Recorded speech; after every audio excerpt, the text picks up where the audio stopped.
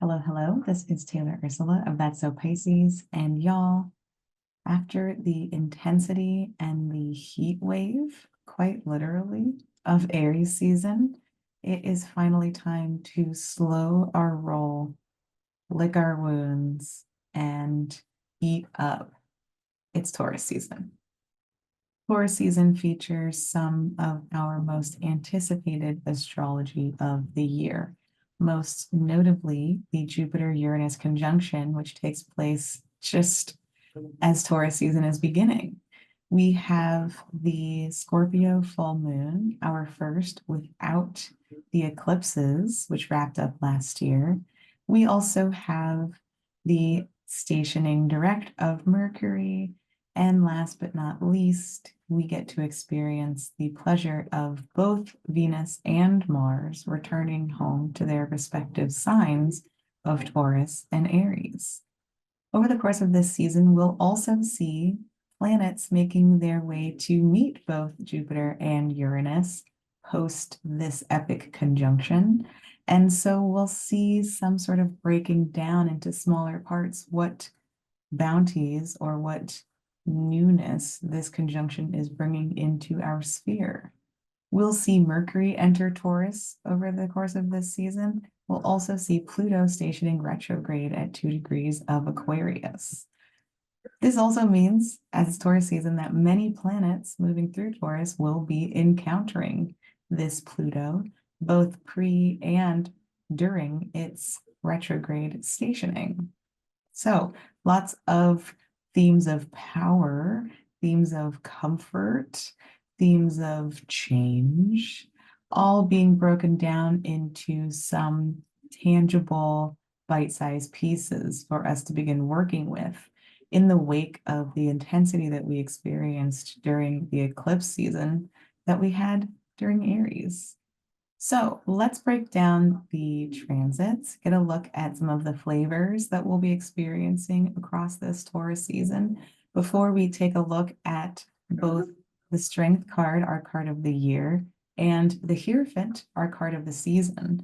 We'll get a sense of how those cards interact with each other, what stories are at play for us before we pull cards for the season. So stay tuned for the transit portion or jump ahead to the tarot readings. Either way, stay tuned for lots of information about what to expect this season. So Taurus season begins on Friday the 19th. And just before the sun officially makes its way into Taurus season, into Taurus, the sign of beauty, of nourishment, of embodiment, we have Venus, its ruler, making a conjunction to Mercury, currently retrograde in Aries at 17 degrees. This is important because, as I just stated, Venus is ruling Taurus season and rules over all entities moving through Taurus. And so, with Venus making this conjunction to currently retrograde Mercury, we have some important information coming through, some important clarity we might be gaining around what this Taurus season will bring up for us. Venus meeting with Mercury is sort of our relationships and our resources meeting our ideas and our conversations. As I mentioned, Mercury is currently retrograde and will, about a week or so after this, station direct. So we are at the tail end of Mercury's retrograde period. We've already had the cazimi, right, in the week leading up to this Taurus season start. And so we've had that sort of moment of clarity around how the retrograde has been impacting us, our sense of self, what we're moving toward, who we are at this time, and who we're becoming. So with this conjunction now to Venus, we see those themes showing up again in those relationship sections of our charts, in the conversations we're having about resources. We're sort of seeing maybe putting our money where our mouth is, to use a common expression. So since Mercury has met with the Sun, has met with the North Node, and has met with Chiron twice by this point, we have a lot of information for Mercury to be passing on to Venus, who will then be overseeing what the Sun is doing while moving through Taurus.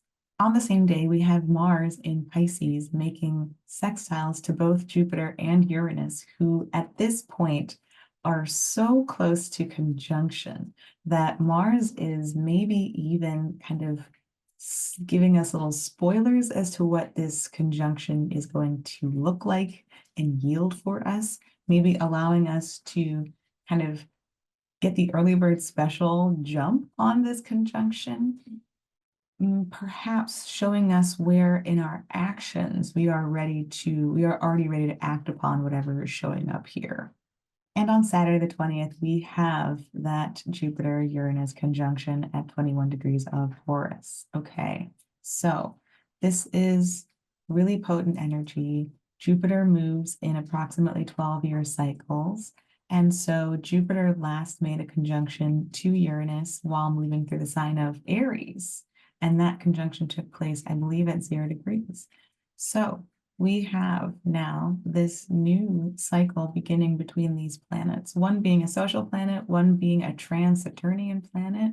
Jupiter shows us where we are showing up amongst our friends, amongst our communities, what sort of social themes and morals we connect with, and how we act upon those themes amongst the societies we are a part of. Uranus is some of that deep, like out there ether kind of goodness or chaos. It's technically a neutral energy.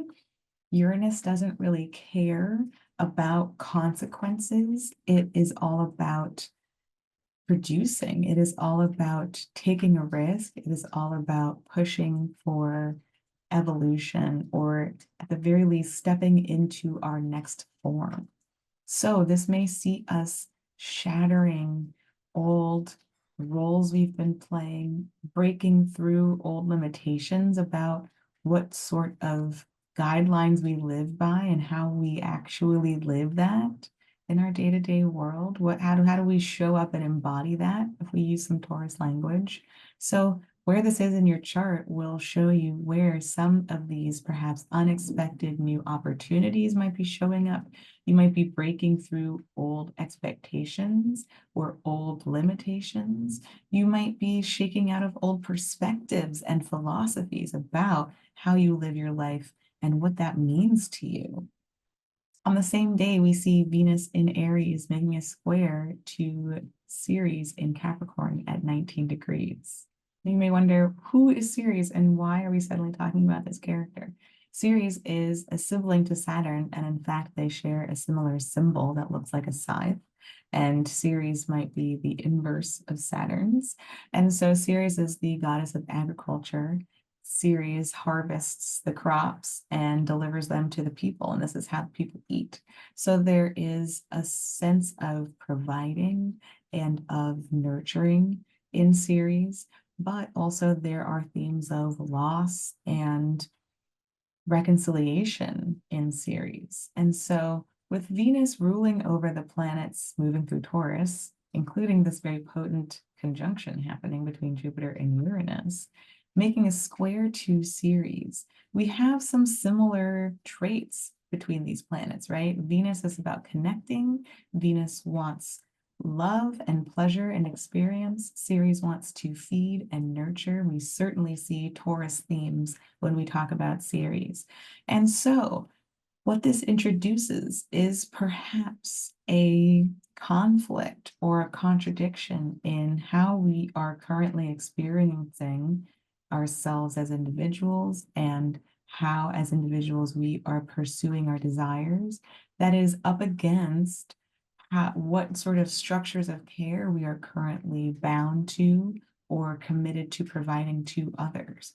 And so I bring this into the chat to kind of allow this conversation to help shape what else is coming up in this Taurus season, what else this Jupiter-Uranus conjunction is yielding for you. Perhaps there is an evolution of how you have perceived or how you're currently navigating both of those themes, how I go after what I want and how I also offer care and structure to others, the responsibility that I take in my relationship to those I care about, while also making room for my own desires. Okay, so things to think about.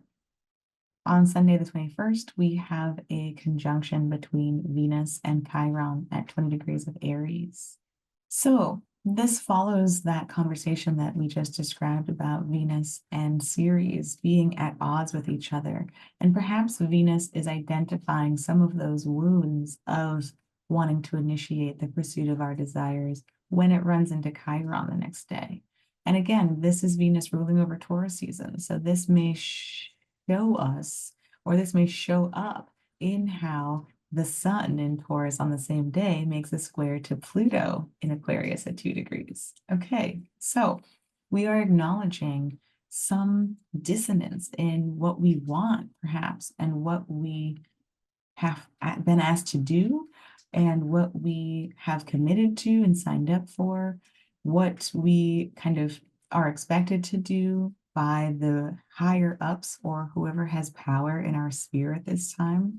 And that certainly shows up in that Sun-Pluto square. So Venus making this conjunction to Chiron may be just an acknowledgement of the pain that we've been experiencing, these cycles of initiation we have attempted that have been thwarted or have been punished or ridiculed or otherwise like cast into exile in some sense. And this shows up in how we then see ourselves kind of butting up against or challenging the powers that be, or our own relationship to our power in this moment. Is some previous experience of powerlessness showing up now at a time when we have more personal agency? And do we then need to challenge those stories within us as we are kind of mourning some circumstances outside of us? One possible explanation of what might be reflected on this day. This conversation continues with our full moon in Scorpio at 4 degrees that takes place on Tuesday, the 23rd. This is because this moon then follows along the same pathway as the sun 2 days before and makes a square to Pluto just a couple hours before it reaches its peak of fullness, where the sun in that square brought up conscious challenges of ego regarding our sense of power within. The moon then brings up the emotional side of that conversation, the intuitive side of that conversation, our known sense of self and our subconscious sense of self.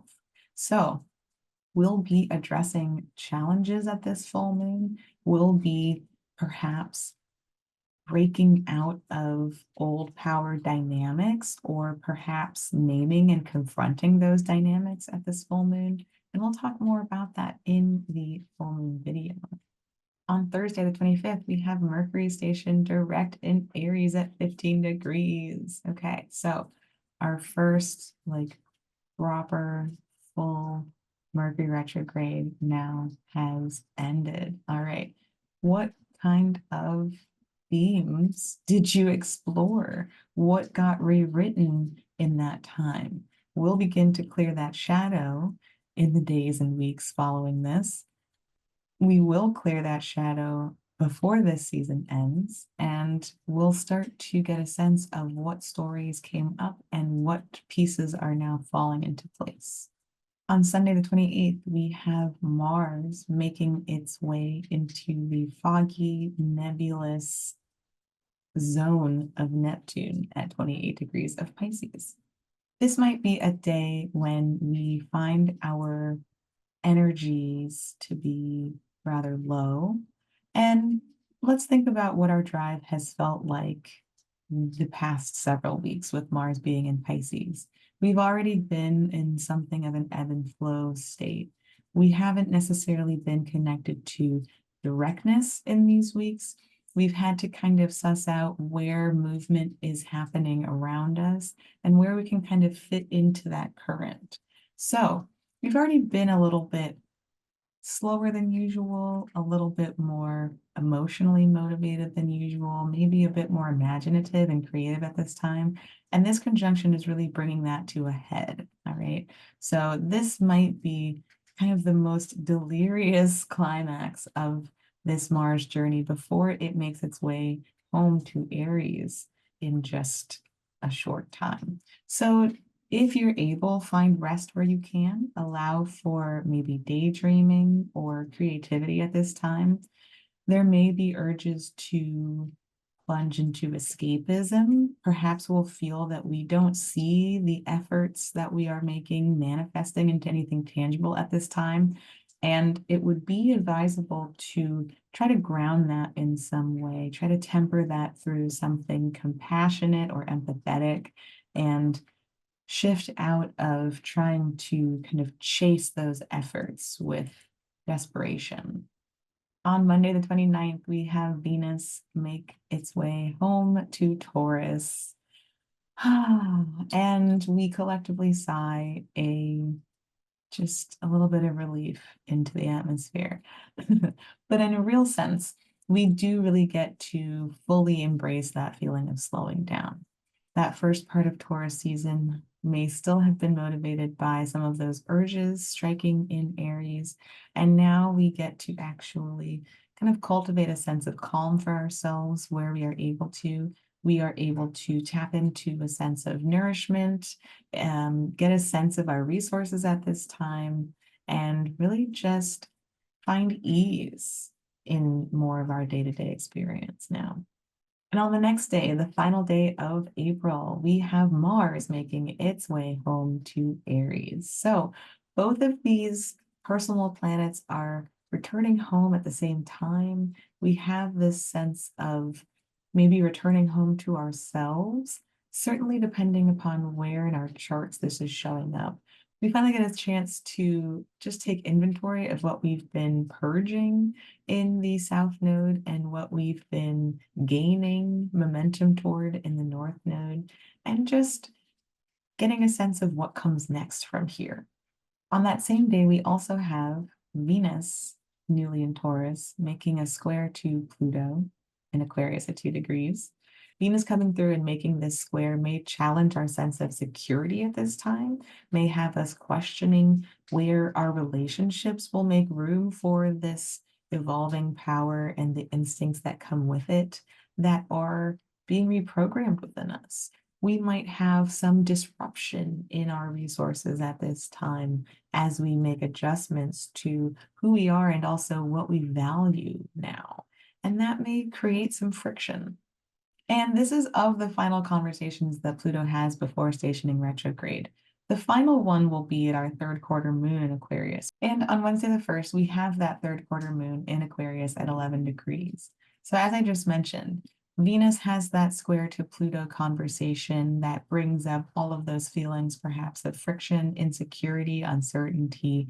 We then have the third quarter moon make a conjunction to Pluto, and we kind of get to hear things from that Pluto perspective. Perhaps that moon in Aquarius has us shifting out of the emotions of what's coming up and has us making sense of what we are letting go of at this time, especially from those themes that came up at that Scorpio full moon. And so we will talk more at length about that in that video, because the next day, Thursday the 2nd, we have Pluto station retrograde in Aquarius at 2 degrees. So this will certainly be the most potent right here around this time of station. So these conversations between Venus and the moon happening with Pluto will probably be the most potent. We'll feel this certainly in this part of our charts that hosts Pluto at this time, wherever Aquarius is in your chart, and we'll be going back through what Pluto's been establishing here. Just a quick reminder, we had Pluto move in here for the first time last spring. So last March of 2023, we had Pluto make its way into Aquarius for the first time. It only made it 20 degrees, right? So it only made it in like a few minutes, okay? We had maybe a couple of months of that before Pluto, while retrograde, made its way back into Capricorn. We will have Pluto make its way back into Capricorn one last time, and that will happen this fall. So more on that to come. But take note of what continuing themes have been unfolding here. What began for that part of your chart last March, and what has grown here in this time since? On Friday the 3rd, we have Mars home in Aries making a sextile to that newly retrograde Pluto in Aquarius. So perhaps that potent station is something that we find ourselves acting on in some way in the Aries part of our charts. We see ourselves making some sort of movement towards. We are able to integrate some part of what this station is bringing up for us, and perhaps see it implemented in our drive in some way. On Monday, the 6th, we have Mercury make its third and final conjunction to Chiron at 20 degrees of Aries. So this is wrapping up that conversation that began back in Aries season, that began back when Mercury made this first conjunction. We had that second conjunction take place during retrograde shortly after the Aries eclipse. So what is the story here? What have you been able to fully integrate into your processing system, into your information systems about what this Chiron narrative has meant for you? What are you now able to make sense of at this time? And how does that become part of how you think and communicate moving forward? This is the same day that the Sun in Taurus makes a sextile to Saturn in Pisces at 17 degrees. So this shows us perhaps where our sense of self, our conscious self, our ego self is able to make some connection to, again, what Saturn's been building in Pisces, what Saturn has been trying to sort of strengthen or deepen the foundation of for ourselves. We may get a sense of what we're ready to take responsibility, which makes sense for that Mercury conjunction to Chiron in terms of the conversations we now need to have about what we've come to understand about this core wound, the ways in which this is showing up in our thinking, perhaps as we've fully made sense of, or at least for this time, this layer of this Chiron wound, we've been able to make sense of what it means to us and how it's currently impacting us. And this Sun-Saturn sextile might show us where we are able to, again, deepen into responsibility around that wound, and perhaps what conversations we need to have in order to create change there. On Tuesday the 7th, we have Mercury in Aries make that same square to Ceres in Capricorn at 21 degrees that Venus made a couple of weeks before. So we see that perhaps some of the values we had that conflict around before in terms of being able to pursue our desires while also maintaining care and responsibility for those within our systems we are a part of. We now have Mercury, fresh out of this conversation with Chiron, to then have this same confrontation with Ceres. So what conversations are we now having around initiating those desires, as well as tending to those wounds that we now understand better? And how does that interact with whatever we are seeing in the care we provide in those structures and systems? This is the same day as the Taurus new moon at 18 degrees. So perhaps with this now ideology and these conversations taking place around where we experience dissonance in these two roles or these two sectors of our lives, we now have some form of commitment or some new idea or prospect that we are able to put our attention into at this time, guide our intentions toward some form of nourishment, pleasure, and embodiment at this time. Let's also acknowledge that this new moon is at 18 degrees and will make a beautiful trine to Ceres in Capricorn at 21 degrees. So there's some sort of perhaps opportunity to imagine and begin to plant seeds around what we want to experience in terms of the nourishment and pleasure that will help support what care we're able to offer to those systems we are part of. On Monday, the 13th, we have Mercury clear its retrograde shadow. Hooray! All right, so by now, hopefully, we've parsed through all of the material that was dredged up at that time. We've integrated how this is showing up in our minds and our ideas and our perspectives as we move forward. And there may be something that we're ready to initiate here if we haven't already. There may be something we're ready to fully speak to now that we've fully moved through this period. This is the same day that the sun makes a conjunction to Uranus in Taurus at 22 degrees, 23 degrees. So Mercury clears its retrograde shadow and we stumble into something brand new. Okay, this really might be when we initiate something new now that we've passed through that shadow period. The sun here is being absolutely electrified and catalyzed in some way. We are integrating, perhaps downloading, perhaps opening up to some very radical possibilities that may have been kind of laying in waiting, hiding in the shadows, something that's been maybe trickling or tickling from the subconscious that we're now suddenly ready to fully step into. It may be surprising to others in our environment, but it may be something that we're actually kind of ready for and kind of like already beginning to embody that now just becomes fully accessible. On this same day, Venus comes through and makes that same sextile to Saturn in Pisces that the sun made just days before. So when the sun made this sextile at the Mercury Chiron conjunction, we were maybe getting a sense of the responsibility that we are ready to take on for who we are becoming and how we want to embody that moving forward. Venus now sees that same energy coming through in how we relate to other people, in what we're ready to commit to for our resources as we commit to that growth and that responsibility now. And since Venus is ruling over the sun meeting Uranus at this time, perhaps some of that newness and that catalyzation is also brought into or inspired by or mutually nourished by that Venus sextile to Saturn, since they're all in the same sign together now. Perhaps by acknowledging some responsibility we want to take, or by recognizing some investment we can make now, we actually free ourselves up to embrace that Uranian influence that, again, has been sort of hanging out in the background, waiting.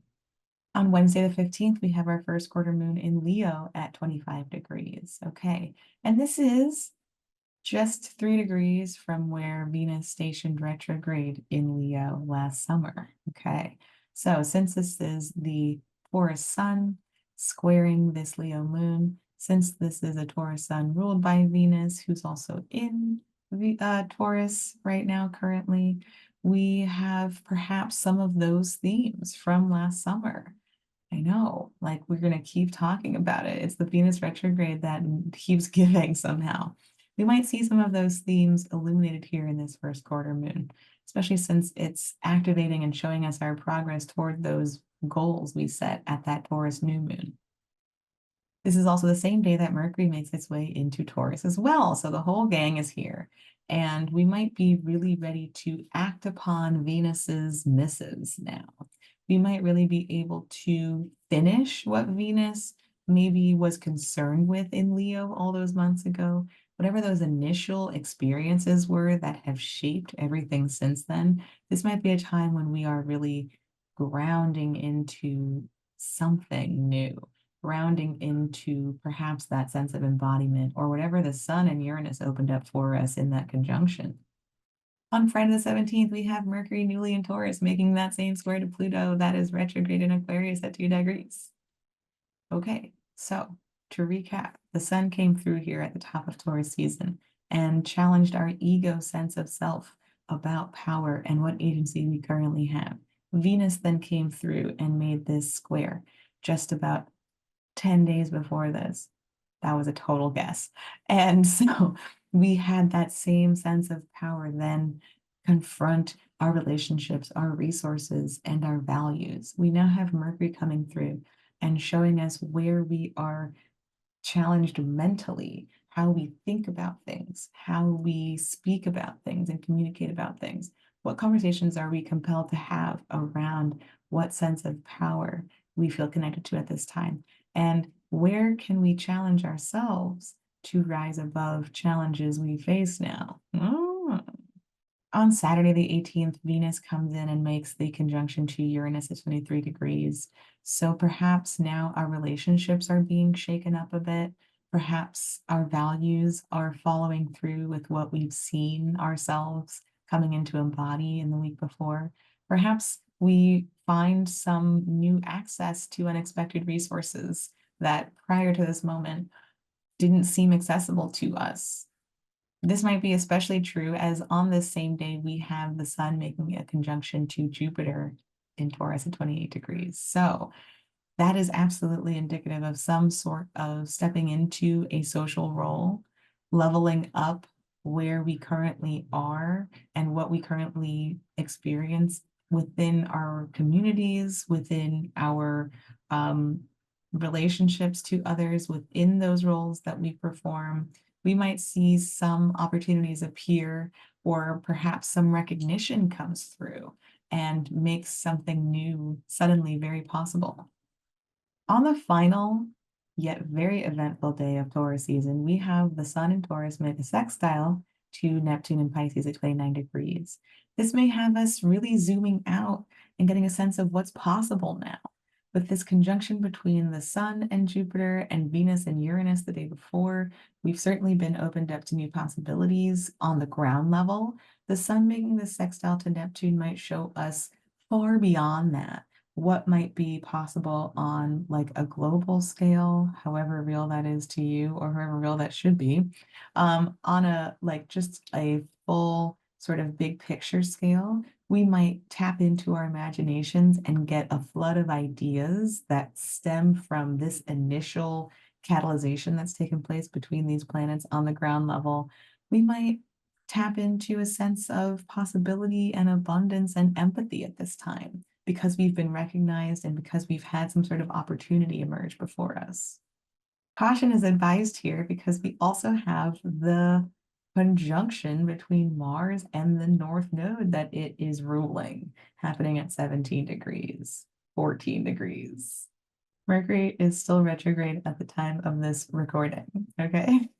So this is maybe the event we've been waiting for since Mars began rulership of the North Node back in July of 2023.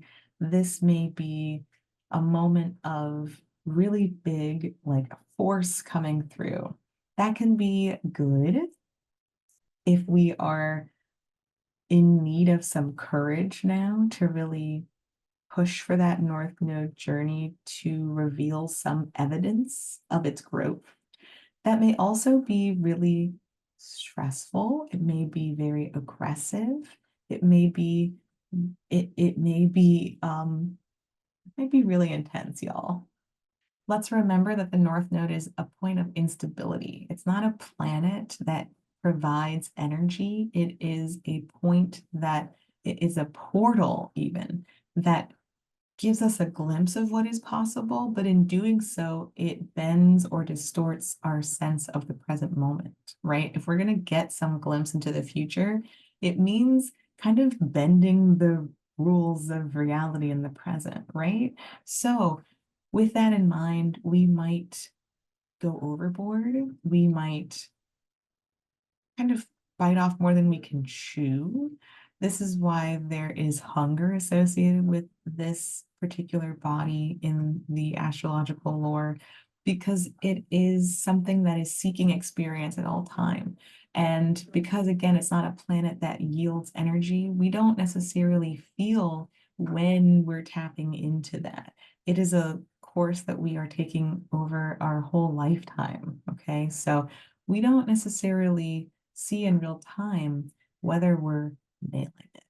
Mars here in particular can be very aggressive and can be very advantageous and might really push a little farther than it needs to kind of get the taste of something that it's really hungry for. That's going to prove that we're on the right path. So be mindful of this energy. It comes just a day after this Sun-Jupiter conjunction, so our sense of self may be very heightened at this time. That Venus-Uranus conjunction might really yield a lot of opening up, and Mars might just be like, I'm gonna force my way through there. So just things to be mindful of. Okay, we've looked at the meaty transits of this sumptuous Taurus season. Let's take a beat now to shift into the tarot portion of today's entertainment. And we'll talk a bit about the card of the season, the Hierophant. We'll explore those themes, and we'll also tie those themes to what we are exploring through the card of the year, Strength. So stay tuned. Okay, let's take a moment.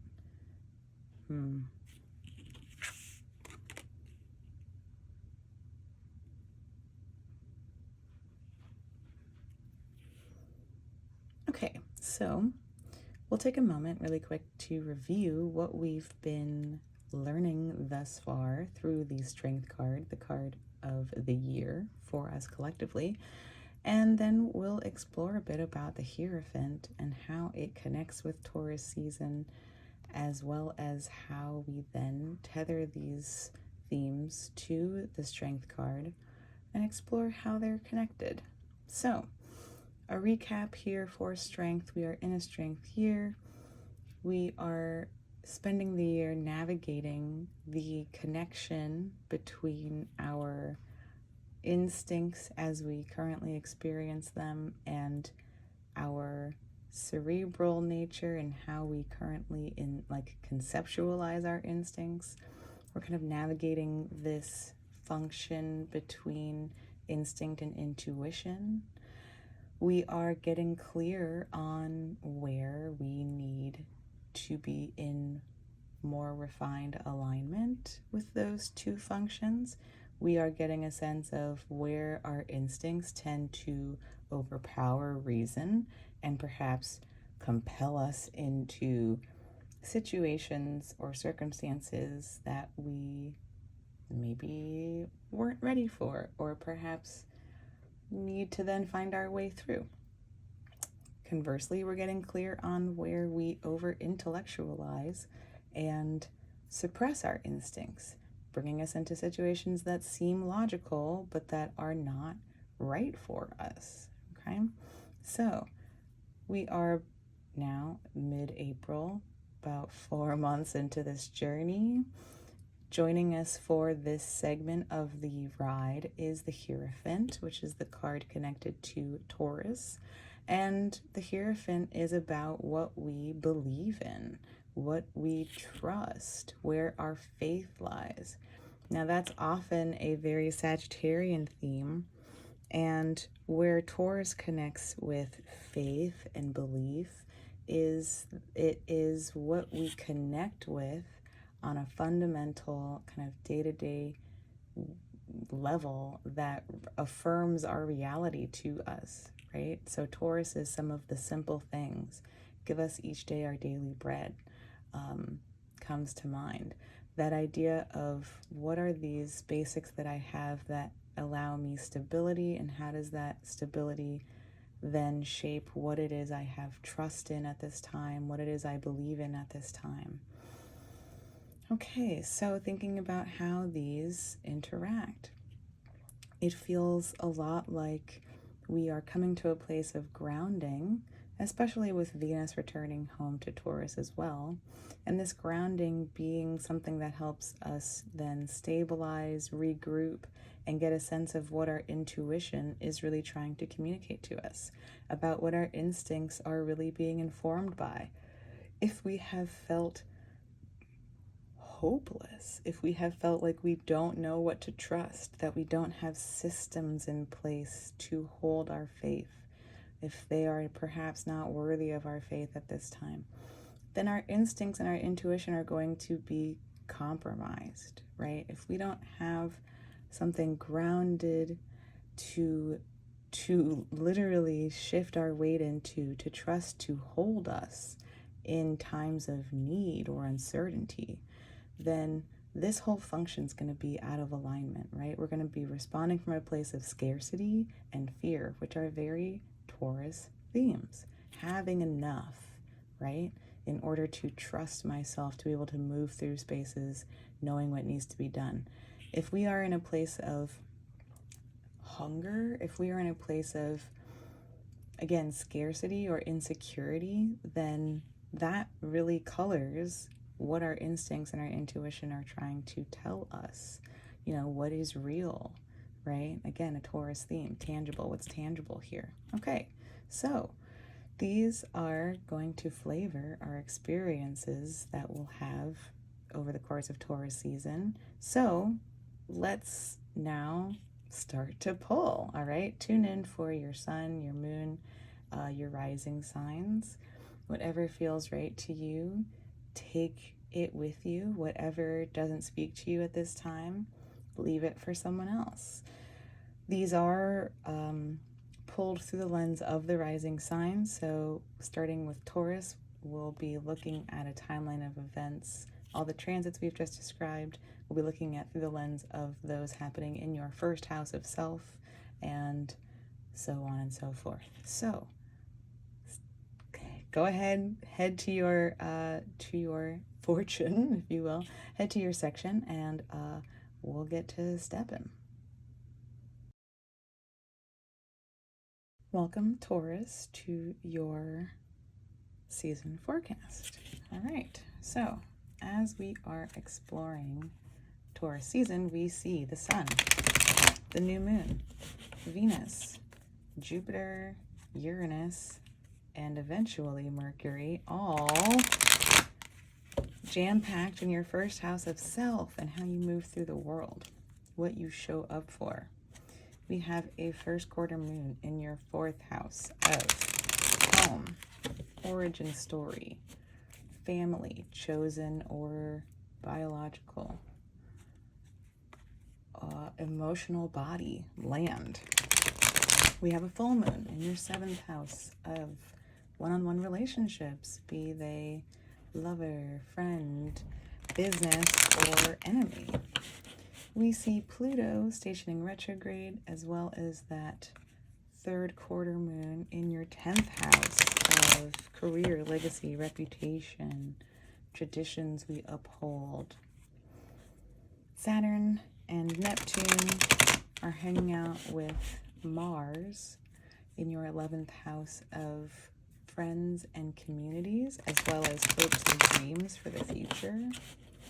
And last but not least, we see Chiron as well as Mercury stationing direct, and eventually Mars moving through your 12th house of endings, karma, self-undoing, what it all means in the end, me and my maker, mental health. Okay, we have some prompts this season for this special guest, the Hierophant. So we'll be looking at resources becoming available now or throughout the course of this season. Right now, we'll be looking at challenges to these resources, whether they be real or perceived. We'll be getting a look at deeper lessons connected to these challenges and how I will know I am acting from self-trust. Okay, if we're counteracting the feelings of fear and insecurity and uncertainty here in these misaligned instincts and intuitive functions, then we're going to be building some self-trust here, as well as getting a sense of what outside of us we can depend on. Okay, so we'll look at the bottom of the deck to see what themes are beneath what we're looking at here today, and we will roll the dice to find out anything else we need to know, anything else particularly special or distinct this season. Okay, without further ado.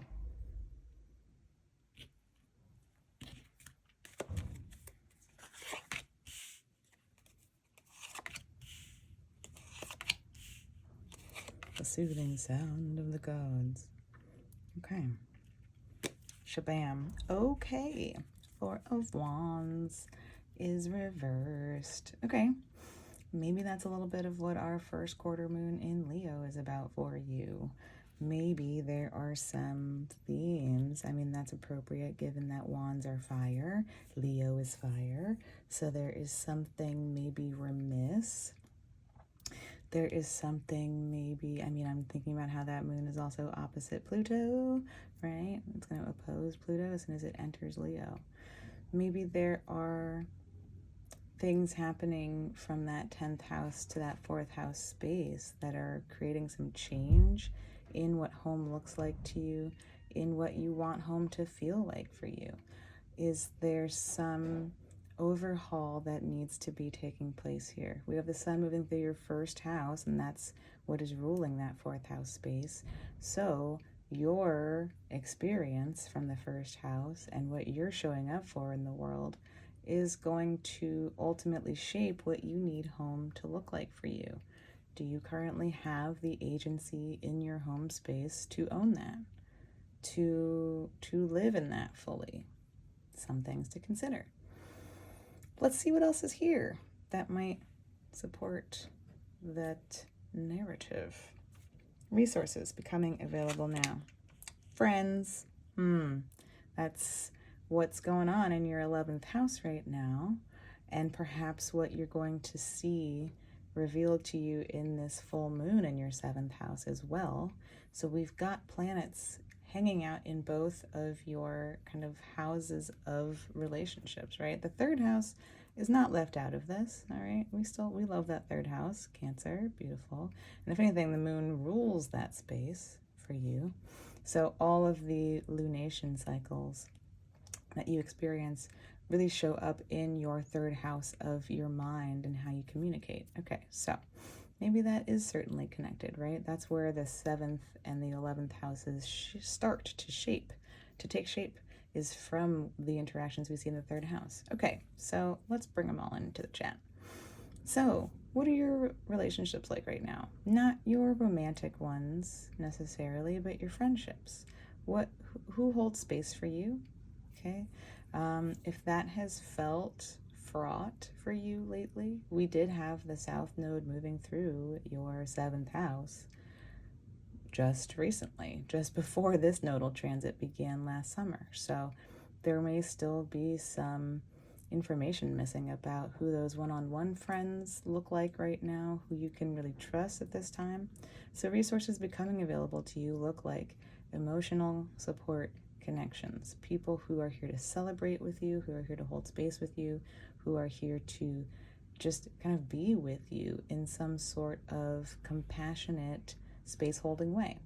So full moon in your 7th, Saturn up to things in your 11th house, right? And we'll have those sextiles from your 1st house to your 11th house. We'll have those sextiles from the 1st house of self in Taurus to Saturn and Neptune up there in that 11th house. So it makes a lot of sense that who you are right now, especially if home is not looking like it's it, or if things need to be overhauled in some way, it looks like your friends are going to show up for you in some capacity. So that's a lovely beginning. Okay, challenges to these resources, real or perceived. Wow, that's an interesting challenge, isn't it? This certainly feels like it connects with the intuitive part of strength that we've been talking about. So do you trust your intuition is a question. Do you trust the new, maybe emotional needs or urges that are speaking to you? There are kind of ideas or downloads or new possibilities kind of trying to make their way to you. Are you listening? Are you tuned in? Maybe I'm thinking back to what we just said about the 7th house and how the South Node was moving through there, so we had eclipses in there, and maybe there's a feeling of, I don't know if I trust the people who are showing up for me. I don't know if I feel safe to share what's coming up here in this space. What is my connection to that intuition at this time? I am thinking about the traditional Rider-Waite image, which features the young kind of androgynous figure holding a goblet, and there's a fish jumping out of the goblet, right? So the question is, like, do you look at the goblet? Do you pay attention? Like, it's clearly there, right? This hummingbird is flitting in and out of this water. It is real. It is showing up. So are you paying attention to it? Are you watching it? Are you listening to it? Or are you neglecting it? Are you casting it aside? Are there things you maybe need to be communicating but aren't, to these spaces, okay? Deeper lessons connected to these challenges. Oh, well, maybe you don't feel like you bring enough to the table when you are in the company of these friends. Maybe you don't feel like you have enough resources currently to bring yourself into these spaces, to feel like you have something to contribute to these spaces, to maybe there's a lot of lack that we're feeling, right? Maybe there's a lot of insecurity that we're connected to. Okay, and maybe there are questions about, like, I'm going to go back to that thing of not being enough. What does that actually mean to you? Do your friends, do these people ask that you bring more or that you be more in order to be with them? Is this something that is new? Is this more of an ongoing feeling? Where does this start for you? What does this connect for to you? What do you feel like you are able to ground into at this time? Okay, and maybe that also brings us back to this 4th house theme, this like Leo first quarter moon of like, hey, wait a minute. Especially because of what I said in the transit portion about this being Taurus season, Venus coming home to Taurus, and this first quarter moon being close in degree to where Venus stationed retrograde last summer in Leo in your 4th house. So is there something that's been maybe on the back burner or had surfaced at that time that hasn't been resolved yet, right? And does it connect to some like your sense of what you have available to yourself? Venus moving through that 4th house while retrograde was making squares to Jupiter and Uranus in your 1st house. Maybe there were some issues illuminated for you around, am I able to give myself what I need in what circumstances have occurred here in this home space for me now? Okay. How I will know I am acting from self-trust. Oh, I don't hesitate. Okay, I love that we're back to cups. I really, like as I was, I make a little outline about where the planets are so that I don't have to think about that in real time, right? And as I was making your outline, Taurus, I was like, wow, this is really like there's really just some very specific birth your chart being lit up. It is you and your friends and your like future space and like the 10th house of, where you're going. And that's a very like external place to be, right? And so I love that we're all like it's earth and water, which is your 1st house and your 11th house and your 7th house, truly. So, okay, we don't feel hesitant, all right? You can know that you are acting from, I was really curious. I was like, there's the one reversal, and I'm curious about what that's going to be. And it's perfect. I feel that I'm acting from a place of self-trust because I don't need to hesitate, right? I know myself. I know this is in alignment. When I have the answer, I trust the answer. I don't feel that question of, is this worth investing in? And I think that word investing is important for you, Taurus, right? It is really like, what do I value here? And I think there may be questions. Saturn, your 11th of hopes and dreams for the future might be like, what is worth it for me to swim into? What is worth it for me to sign up for? What is worth it for me to, what's going to be the sound investment? Again, there's that word. And Saturn can certainly be a fear-mongerer, okay?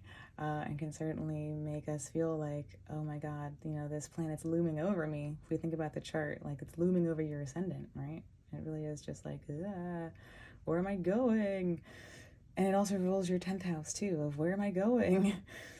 So I love this sort of reinforcement for you of when this is in alignment, I don't feel hesitant. I know myself so thoroughly. And I think about that. Like if your IC is in Leo, cool. If not, totally cool. But like having a Leo 4th house is having a healthy, let's say that, having a healthy Leo 4th house is I just am, and therefore I am comfortable with my feelings, and therefore I know exactly what I feel right now.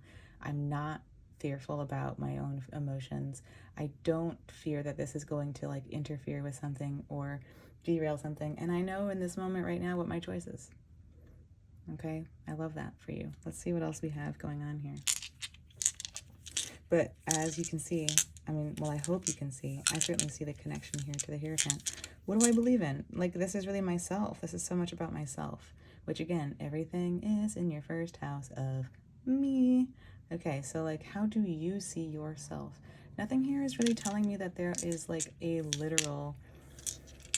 I'm going to be so cautious in saying this. Nothing is showing up here that points toward a dramatic lack of stability. We certainly see the Queen of Pentacles here as a current measure of how I'm able to self-resource, okay? And that certainly can be something that's happening where maybe my self-resourcing is not enough. Maybe I currently don't have enough to take care of all of my needs. Okay, that being said, I think beyond that, there is really a lot about our self-perception and our self-talk, perhaps, and our own receptivity to our own instincts and intuition that is coloring a predominant portion of this poll. Okay, I think I have said that in a way that I feel that I can trust. All right, so let's see what else. Okay, we have Mars. Yeah. All right, Taurus. Right there, it's you. Totally. Like, do you believe in yourself? Even if you're in a place of need right now. And that's absolutely for you, super real, Taurus. Like, if I'm in need, then my pride is connected to my ability to self-resource. And if I don't feel like I can self-resource, then I don't feel like I can show up in these spaces in a way that I can feel proud of, or like that I can feel safe in, okay? So we're working on that. Oh, look who showed up. Is it your little 8th house? Boop, boop, boop. Who's hiding out there? It's Sagittarius. That is a space being ruled by Jupiter, who's currently in your 1st house and can't see that space. Some secret clues emerge. All right. When we talk about trust, like, that is a very 8th house concept, right? That's a very 8th house concept. Because how have we experienced things with other people we've shared resources with? Have they been abused in some way? Have I been left in the cold? Have I not had enough?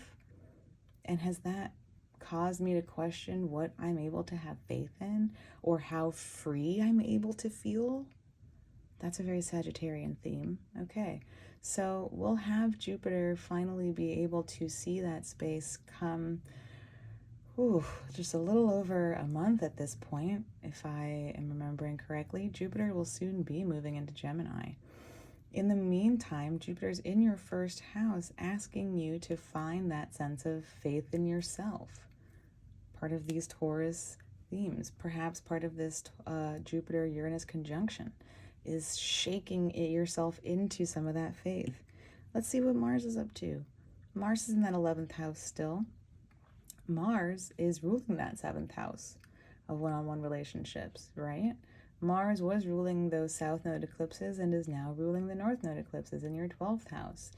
I kind of wondered what we would see from the 12th house for you, Taurus. And as Mars is moving through Pisces, finishing up that transit, merging with Neptune, and maybe catalyzing an ability to release yourself from some feelings of karma in that 12th house, release yourself from those Chiron wounds, and maybe find a route toward what your mental health needs at this time. There's so much here about the physical and the intuitive, but what in your intuitive functions is connected to some mental health themes that Mercury is maybe working through right now, right? Thinking about Mercury ruling that 2nd house of my stuff, my resources, my skills, and how I use them to make my money. Maybe that's connected to some of this sense of like instability. So Mars is going to soon move into that 12th house space and meet that north node. There is some challenge being lit up for you right now in terms of, can I trust what I don't see unfolding in the background right now? Can I trust what is working itself out in the deep ether? And can I maybe get a closer look at what some of that is with all these planets still doing all of this nonsense in your 12th house? And for Venus, in that sense, ruling your chart, you are in a period of wrapping up at like your year, right? And so Venus is still in Aries. So really getting a sense of that Mars. How has that have the activities in your 11th house currently shaped what your 7th house looks like? How do you trust those bonds and those relationships? And what do you need from them at this time? What do you want to connect with regarding those relationships? And then what can you release once Mars is moving through your 12th house so that you can prepare for a new cycle? Okay, Taurus. Thank you so much for tuning in. If you enjoyed this, please like this video. Please share it with a fellow Taurus who may be seeking this deeper sense of self-trust. And please subscribe. We'll talk about Gemini season next and get a sense of what Jupiter is bringing into that space for you after spending a year in your first house. So I'll see you there. Welcome, Gemini, to your Taurus season forecast. All right, so as we explore Taurus season, we are seeing the sun, the new moon, Venus, Jupiter, Uranus, and eventually Mercury, all ganging up in your 12th house of endings, karma, what it all means in the end, me and my maker, my mental health, my self-undoing. Okay, casual, super casual. We have a first quarter moon in your 3rd house of peers, siblings, immediate environment, local neighborhood, and the mind, communication. We have a full moon in your 6th house of time, routine, health, and the body. We have Pluto stationing retrograde, as well as a 3rd quarter moon in your 9th house of far away travel, other cultures, philosophies and beliefs, higher learning. All right, we have Saturn and Neptune hanging out with Mars at the end of its journey through your 10th house of career, reputation, legacy, tradition. Last but not least, we have Chiron, as well as the North Node, and Mercury stationing direct, all awaiting Mars eventually in your 11th house of hopes and dreams of the future, friends, and communities. All right, so we will take a look at the bottom of the deck. Oh, I got ahead of myself. We have prompts for today. We'll be looking at resources becoming available now, as well as challenges, real or perceived, to these resources. Deeper lessons connected to these challenges, and how I will know I am acting from self-trust, because that's what Taurus is all about. All right, so we'll look at the bottom of the deck, and we'll roll the dice to see what else we need to know, what in particular stands out this season, etc. Alrighty, without further ado, okay.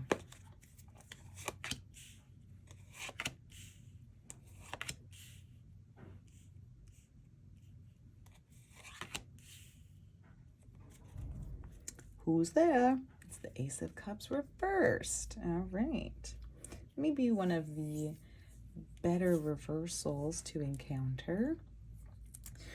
We're looking at, maybe a cycle of emotional renewal within. Again, we see so much activity happening in your 12th house. That is absolutely a very private behind the scenes space. That is a very deep within the unconscious space. All right, that's where unconscious patterns live, and other people can see them often. They're like, oh, there they go doing that thing again. So we are absolutely in a state of endings for you before we step into Gemini season and your year begins, right? The sun moves into your 1st house. You're like, it me, I'm out here. It's the last part of spring. Okay, so before all of that bubbly energy surfaces for you, we are in a period of introspection. We are in a period of going within, getting a sense of, again, emotional renewal within yourself, right? If this were upright, it might be like, oh, I am seeking new emotional experiences outside of myself, or I am opening up now to emotional experiences that have been sort of floating and hanging out on the back burner, and there's space for them now. In reverse, this looks much more like maybe I'm getting a sense of what kind of emotional experiences I would like to have moving forward. So I'm turning inward and I'm reflecting on what that looks like, which again is putting us in a place of closure, which is a 12th house theme.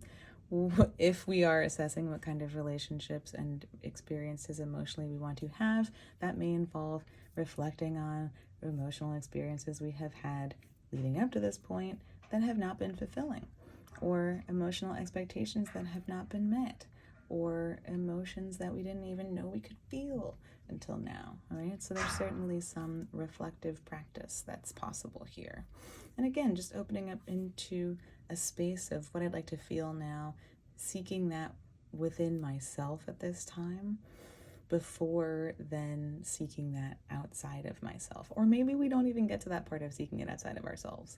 Maybe we're just content at this time to tune into ourselves and be with us. Okay, let's see what else is here. Resources becoming available now. Oh, well, Gemini, if you're not the keeper of the magician keys, so here's your Mercury card. Ta-da! Certainly telling us that this is maybe like a broader sequence, which makes sense because we just acknowledged that your season is next. So when the sun, when Mercury comes home, right? When the sun moves through your first house, when Mercury moves home to Gemini and enters your first house, once Venus is hanging out in there after moving through Taurus, everything's going to be in your first house. Everything's going to be showing you where you can go, what kind of doors are opening up. So resources becoming available to you then over the course of Taurus season are getting a sense of timing. What timing is going to line up for me, and how am I going to best utilize it? What tools do I need for perhaps this Gemini season that's approaching? Or even as I'm wrapping up this Mercury retrograde, right, your chart ruler, in my 11th house of hopes and dreams for the future. Okay, so what tools is Mercury thinking about and reframing up there in that 11th house as we kind of reroute the road ahead in that 11th house? Okay, so absolutely, we're off with a bang. This is great. Resources becoming available are what's going to line up and help me get this ball rolling, get this show on the road. Challenges, real or perceived, to these resources. Well, if it isn't our old friend grief, okay, yeah, and like, you know, it's not really going to be my place to speculate on the realness or the perception of any of these challenges for any of the signs, but I think we can go ahead and say that grief is real. Grief is very, very, very real. We don't really perceive grief. Grief is something that we cannot help but feel, right? Okay. Certainly already making me think about this Ace of Cups, certainly seeing this Ace of Cups and this Magician, right? Okay, so yeah, real challenges. What are we letting go of, right? Again, so much going on in the 12th house, right?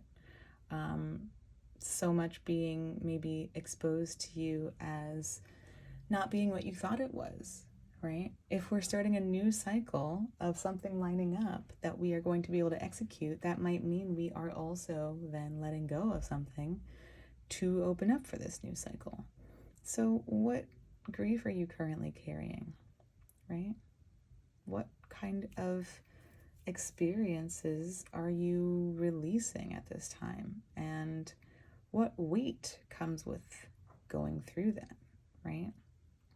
Okay, I'm thinking about You know, that Mars and Saturn conjunction in your 10th house. That sounds really like intense. That sounds really like if there were expectations about what you thought you were going to be able to do or what you were doing that didn't turn out the way you imagined.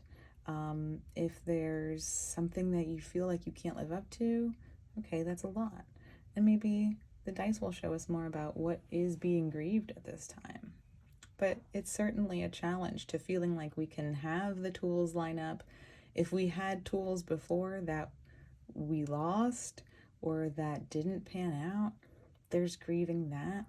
We can certainly see where mourning something and feeling like all is lost is impacting our ability to receive these resources of having the tools to move forward, having the timing to start a new cycle. Okay. Deeper lessons connected to these challenges. Yeah. This took my mind to the first quarter moon in your 3rd house, having that Leo mind, right? Absolutely. All of your houses of communication are fire. The ways in which you initiate things and like think about things, conceptualize things in the 3rd house, and then share them with others in the 7th and 11th house. Okay. I'm thinking about Mercury still being retrograde, stationing direct for you soon. I promise. We're almost there. And making its way back over that Chiron. I mean, let's bring that Chiron into the chat, right? When we talk about this grief. Maybe some plan for your future fell through. All right, that North Node is up there, and like Chiron's up there, and that eclipse just happened up there. Maybe something you thought that was going to happen didn't happen, or isn't possible now, or is going to look very different. Okay, so this is certainly bringing our attention to like where we even feel like we can initiate new ideas, what we think our fire functions are looking like at this time. Do we believe in our capacity to have new passions in the wake of, especially in the wake of loss, right? Even if the tools are lining up for us here, do we even see all of that? Do we feel like we can utilize that? Do we feel like we can communicate that? Do we feel like we can get out of the state of the page and actually move into the state of the night where we act on those ideas? Okay, so there's deeper lessons there about what inspiration functions look like for you.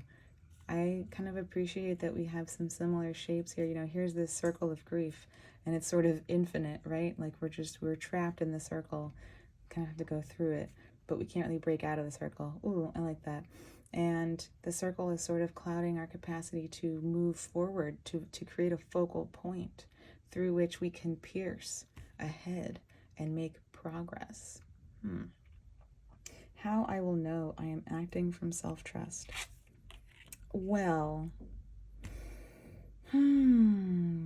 beautiful. When I feel lush, when I feel not only that I can support my own growth and creative urges, but I can also support others in theirs, making me think back to those houses of fire, which are your houses of communication. But also thinking very much about your dark houses and how those are your earth houses, right? Again, Taurus is your 12th house of endings, okay? Capricorn then is your 8th house of shared resources. Virgo is your 4th house of home and emotional body. So all of your emotional functions are where your earth is.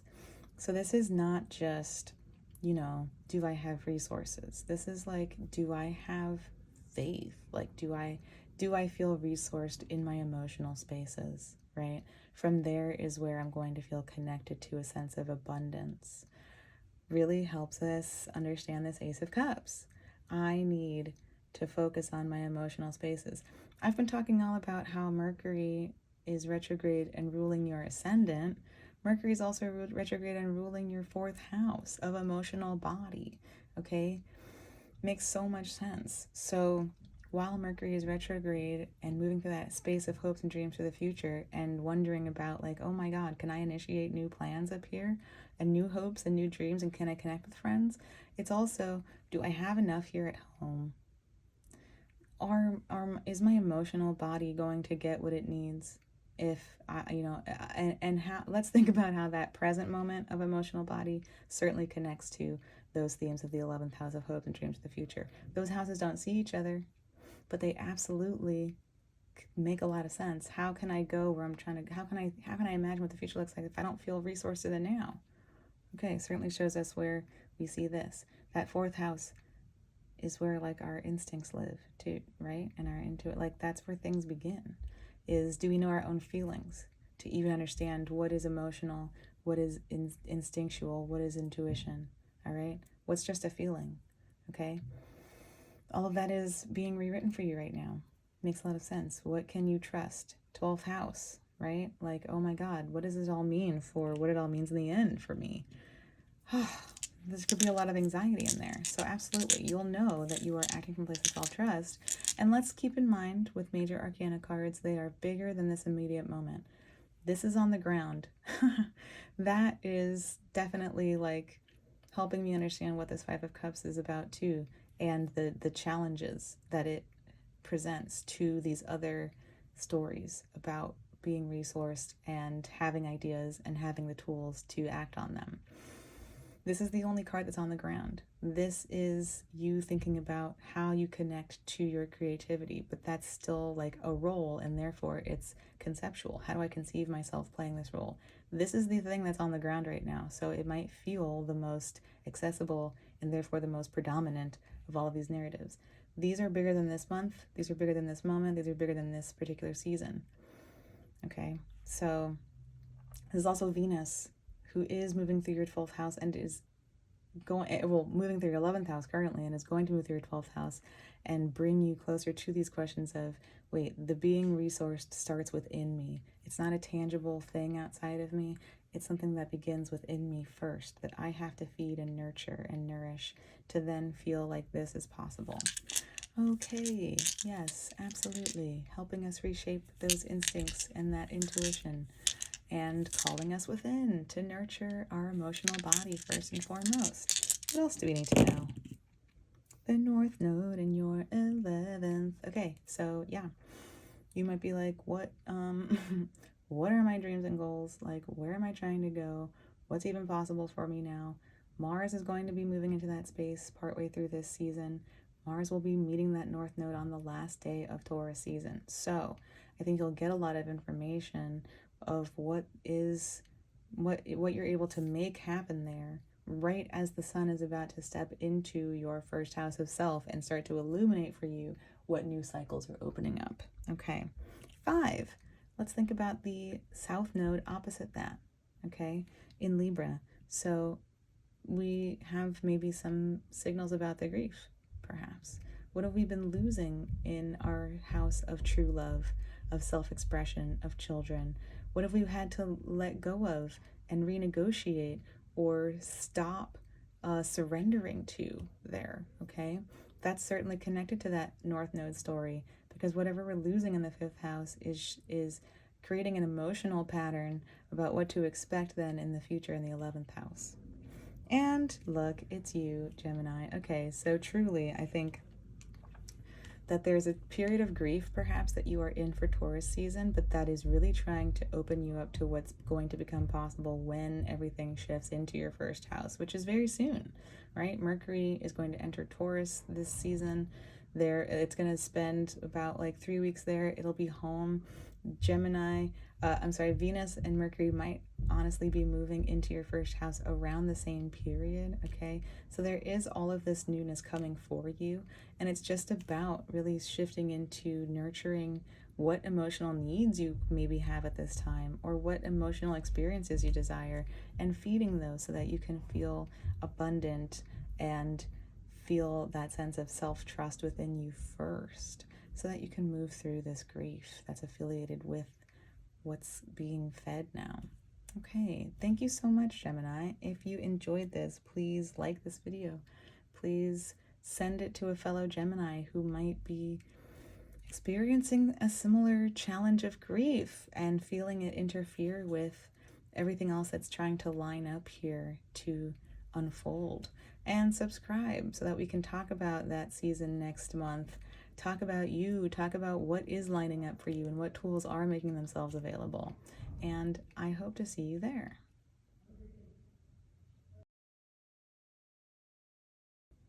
Welcome, Cancer, to your Taurus season forecast. Okay, so as we explore Taurus season, we are seeing the Sun, the new moon, soon Venus, Jupiter and Uranus, all awaiting Mercury eventually in your 11th house of hopes and dreams for the future, as well as friends and communities. We have a first quarter moon in your 2nd house of my stuff, my values, my resources, my skills, and how I use them to make my money. We have a full moon in your 5th house of true love, of children, of some say fate, of self-expression. We see Pluto stationed retrograde, as well as a 3rd quarter moon in your 8th house of shared resources, of my psychology, of ancestry and inheritance. Okay, we have Saturn and Neptune hanging out with Mars at the tail end of its journey through your 9th house of faraway travel, philosophies, beliefs, religion, higher learning, okay, other cultures. And last but certainly not least, we see Chiron hanging out with the North Node, while Mercury is stationing direct, and eventually Mars in your 10th house of reputation, career, legacy, traditions. Okay, so we have some prompts for today. Resources becoming available now, as well as challenges, real or perceived, to those resources. Deeper lessons connected to these challenges, and how I will know I am acting from self-trust. Very Taurus themes. Okay, we will look at the bottom of the deck to see what lies beneath these stories surfacing here this season, and we'll roll the dice to get a sense of anything else we need to know at this time. Okay.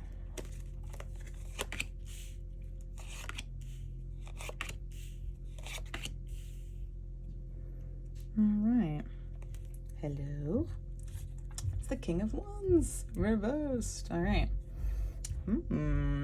Okay. Tell me why my first thought was like, who's being reckless? All right. Maybe that's a story, but let's start from a gentler place. The King of Wands usually has a vision. All right.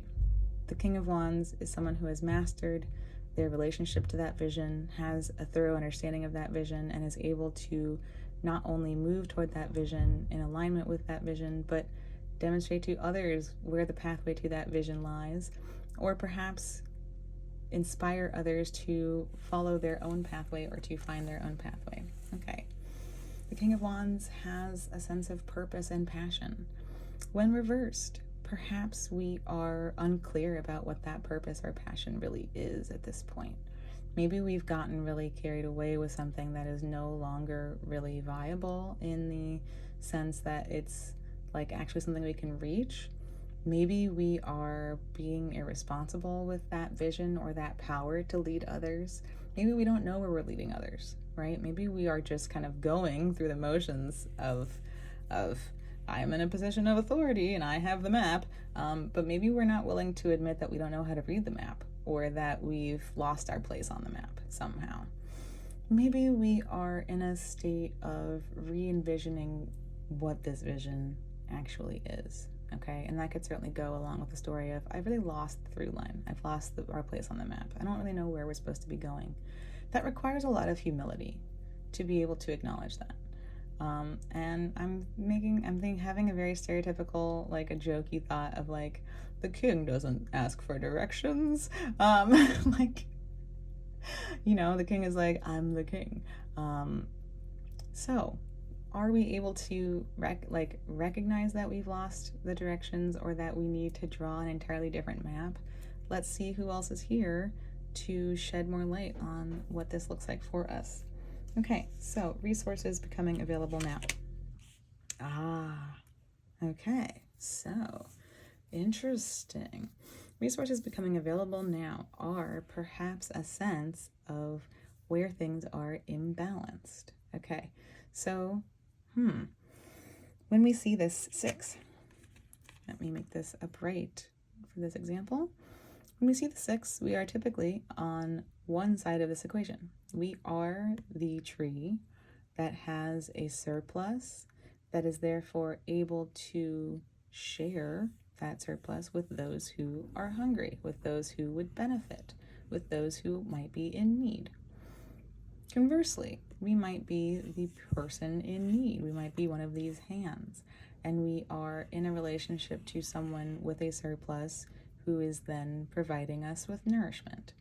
In an ideal situation, we would fluidly shift back and forth between these positions, as is designed to be in a state of harmony and balance.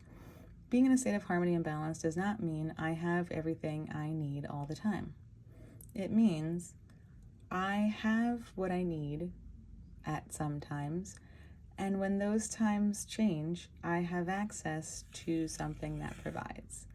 And sometimes I then shift back into being the provider, and then sometimes I shift back into being provided for.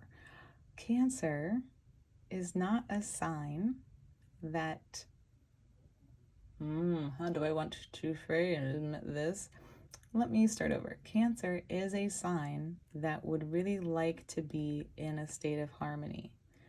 But depending on where your moon is, which is always the trick with Cancer, and the moon moves really quickly, right? Depending on where your moon is, your relationship to actually being able to fluidly embody and move between both of these states of giving and receiving might be very complicated. Cancer, you are someone who has stereotypes about being someone who gives and then doesn't ask in return, but has expectations to receive in return. Where is your moon? That could be really complicated. We are talking about a full moon in your 5th house this season that is square to Pluto. So this is kind of like a literal, I designed this card to address those Plutonian challenges. So this does feel maybe quite literal for this Taurus season, right? Taurus season is your hopes and dreams of the future. Pluto is currently in your 8th house of shared resources.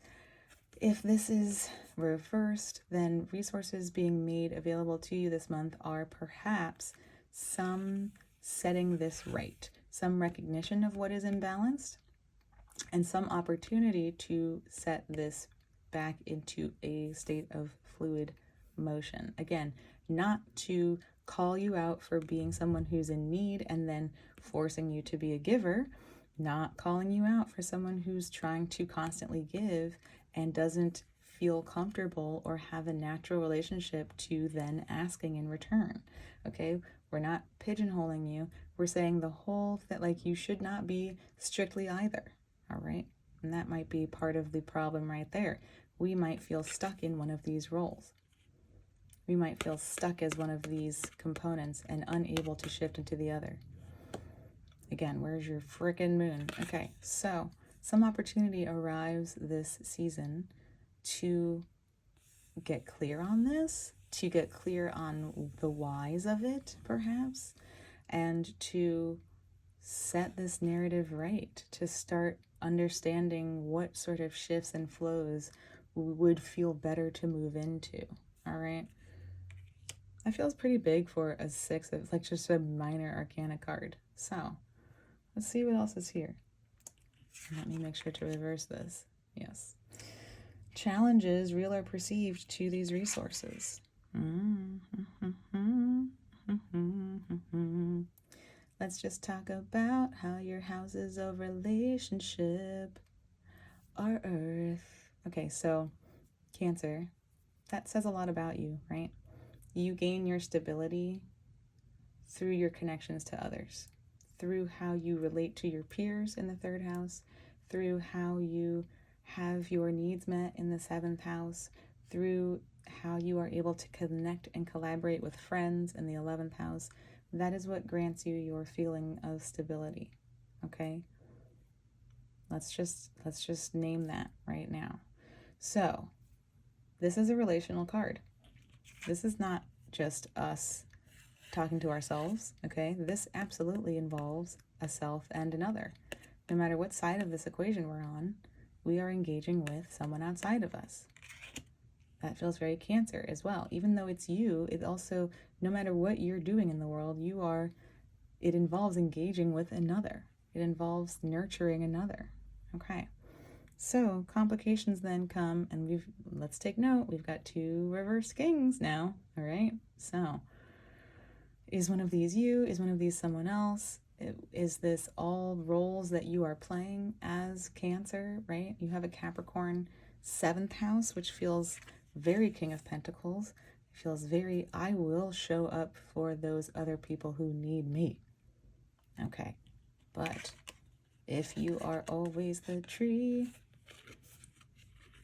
and you're always giving and you're not receiving, for whatever reason, maybe you're not asking, maybe you don't know what you need, maybe you're so uncomfortable with needing as a human act. Okay? But the truth is, if you keep giving from this tree, or otherwise, if this tree keeps being depleted, it's never going to grow. All right, don't get me wrong. I know that a tree doesn't grow into a mountain, all right? But bear with me here on the analogy. It's never going to grow into this, it's never going to feel like this sturdy mountain, all right? That's how I'll phrase this. If this tree is always depleted, this tree wants to be part of this landscape, right? This tree is part of the resources. But if this tree is always bare, or if we have fruit on our own tree, but we're waiting for someone else to give us theirs anyway, if we're not, then this is rotting, right? Then this fruit on our own tree is rotting. We're not even consuming what we have that we could give ourselves. We are acting as though we are in need. Okay, either way, no matter what side of this story you're on, if this is out of balance, you better bet your butt that our feelings of being able to not only resource ourselves, but then also provide resources on a broader scale, on a more ongoing basis, that's not going to be supported. That's not going to feel strong. Okay? Yep, I'm thinking about Pluto moving back into your 7th house for one final showdown. Yep, I'm thinking about Pluto stationing retrograde in your 8th house of shared resources. Shared resources, my dudes. Okay? You are all about the sharing. That is maybe what's confusing about your 8th house being an air sign, right? Because you're all about the sharing, but how do you actually think about the sharing? What is your conceptualization of the sharing? Okay? Pluto is in your 8th house right now. What power do you get from either giving everything away or never giving anything to yourself and claiming things from others, or whatever your pattern is in there of moving between those states? What power do you have in that current relationship? Okay? Where are you selling yourself short on the power you do have? Where are you conflating the power you think you don't have? What is the story there? Okay? Real or perceived. This could definitely be either, right? Maybe you've literally given everything away and you have nothing left. Maybe you don't think you have anything in the first place. Okay. I know, Cancer, but we're gonna end with with a straightforward upfront card, okay? I promise. Deeper lessons connected to these challenges. Ooh, oh, and we see a little bit about that first quarter moon in the 2nd house. I've been talking about healthy Leo so far in some of these readings. So let's bring it up for you. Healthy Leo, regardless of where Leo is in our charts, but we're going to get to yours in particular. But healthy Leo trusts what it is, trusts what it has, knows itself, and knows that it is sound within itself. Okay? For you, that is your 2nd house of my stuff, my resources, my skills, and how I use them to make my money. So absolutely saying abroad, like, this is a whole big narrative here. Do I even feel like I am myself? Can I trust my skills? Do I really actually acknowledge and honor all of my skills, my values, my resources, and how I use them to make my money? That certainly connects here, right? We have a whole story here about, like, do I even have enough? I don't know how to self-resource this, so I seek that resourcing outside of myself. I overgive in order to feel deserving of being given to, etc., etc. All a very second house story, okay? All a very Leo, sun, self story, okay? And let's think about, the sun is literally the sun, right? This is not technically the card that connects to Leo. That's the card that connects to Leo. But we see a story here. We see a through line. Taurus, 11th house. The sun's moving through your 11th house. What do you believe in? Are you free? The sun in the 11th house wants to be free. Do you feel free to relate to others freely, authentically? Or do you feel like you can only interact with others from this place of, do I have what they need? Do they have what I need? Who's going to give it first? Okay. How do you, like, see yourself, right? Do you value yourself? What a loaded question. Sorry, Cancer, but I care, so I have to ask. Do you value yourself? Okay. This is telling me a little bit of a story about how maybe we don't. Maybe we question ourselves. Maybe we're being really pulled into where we don't believe in ourselves. And that's absolutely connecting with our instincts. Oh my God. If our instincts are that we don't are driven from a place of not believing in ourselves and not believing that our authentic whole self is enough, then good Lord, the instincts around who we offer things to and what we deserve or what we need to take from others because we can't give it to ourselves. Whew. And then how that impacts our broader capacity to lead others in a sense of being resourced. The vision, oh my God. Okay. Yes. So makes a lot of sense. I've already picked up these dice and I haven't even flipped over the other card. You can see I'm ready for more information. All right. How I will know I am acting from self-trust. Oh, okay. So everything I said about pentacles, right? Those houses of relationships. New growth in how you relate to others. Okay. Right. We have this like highlighting of all of these communication houses that are substance, that are earth for you. All right.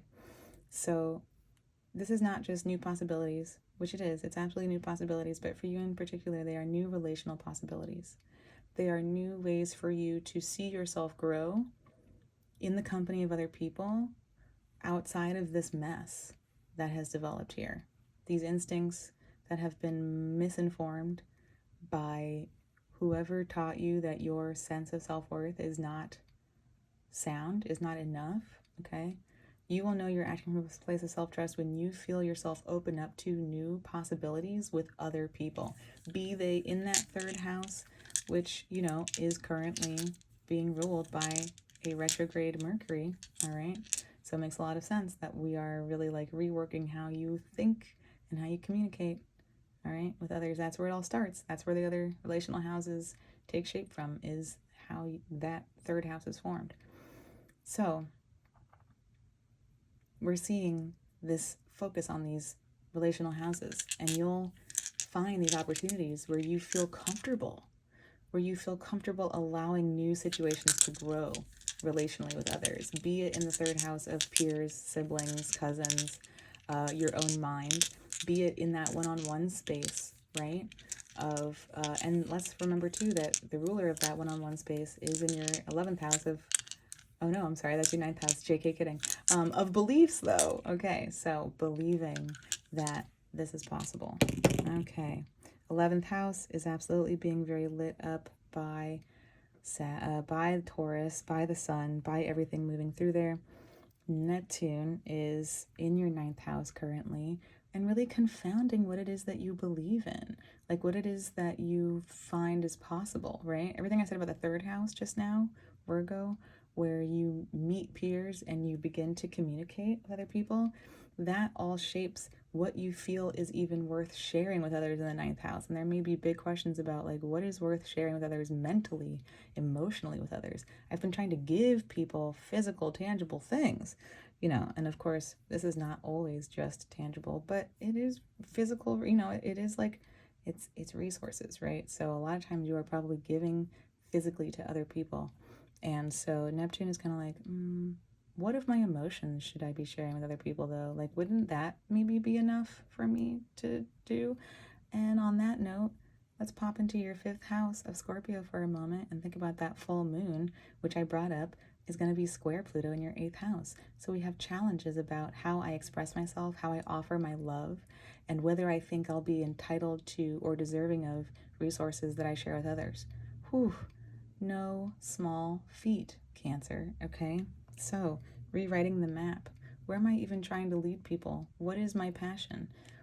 How is it showing up in what I give to other people and what I need from other people, and where there are deficits and where there is imbalance? Okay, Cancer, thank you so much for tuning in. If you enjoyed this, please like this video. Please share it with another Cancer who might be navigating these themes, these relational themes, and subscribe.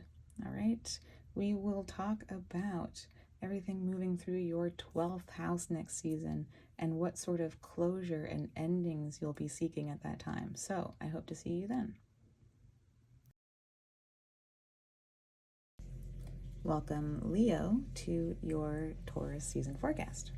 So, as we explore Taurus season, we are seeing the Sun, the new moon, soon Venus, meeting up with Jupiter and Uranus, all awaiting Mercury eventually, in your 10th house of reputation, legacy, career, traditions, expectations.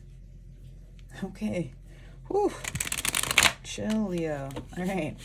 That's a lot. Okay, we have a first quarter moon in your 1st house of self and how you move through the world. We have a full moon then in your 4th house of home, origin story, land, emotional body, family, whatever that looks like to you. Okay, we see Pluto stationing retrograde in your 7th house of one-on-one relationships, be they friend, lover, business partner, or enemy. We have Saturn and Neptune hanging out with Mars in your 8th house of shared resources, ancestors, inheritance, psychology. Last but not least, Chiron and the North Node being passed over by Mercury, who will eventually station direct. And all awaiting Mars eventually. In your 9th house of faraway travel, other cultures, philosophy, religion, creating meaning. I think that's good. Mass communicating. Okay. All right, we have some prompts for today. Resources becoming available now, as well as challenges, real or perceived, to these resources. Deeper lessons connected to these challenges, and how I will know I am acting from self-trust, because that's the vibe here, right? Okay. We will look at the bottom of the deck. We will roll our dice to see what else we need to know, or perhaps what in particular stands out at this time. Okay.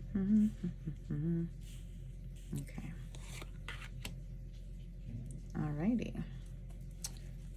Oh, cute. It's the star for you, Leo, which is typically affiliated with Aquarius, which is your 7th house, which is where Pluto is stationing retrograde.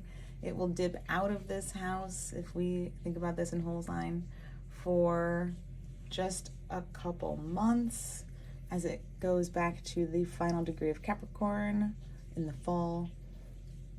Many stories coming up as Pluto continues to cross over this threshold, which it started to do the first time last March, so March of 2023.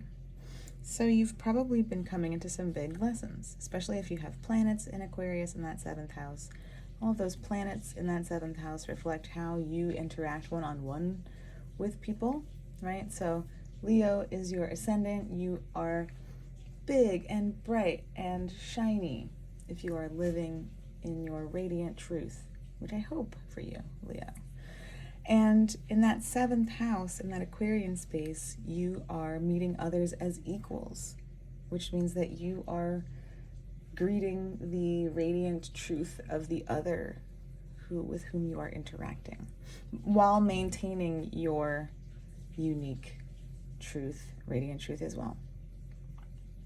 So this represents hope, the star, especially as it comes after the tower and the destruction that it emerges from the tower. From that, we are sort of cleansed and reborn, is an energy we can see here in this card.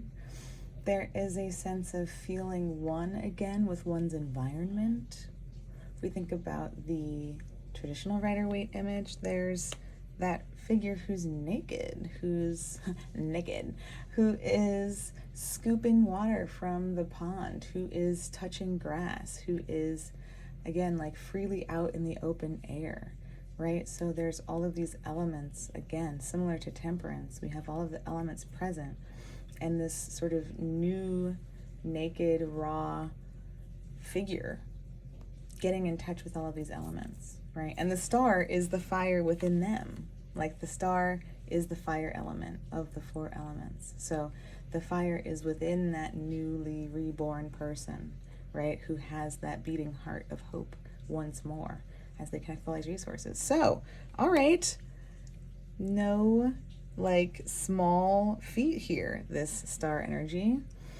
Love that we've got some more major arcana themes connecting in here. Let's see what else we got going on. Resources becoming available now. Oh, okay, Leo, what the F? Like, ooh, you're like really coming out of some big themes, or like entering into some big themes. You're just in like a big evolution, perhaps. Yeah, I mean, right, we've got a lot of planets kind of like angular to you at this point, right? So there's a lot of change happening. There's a lot of pressure, which might be connected to some big archetypal themes.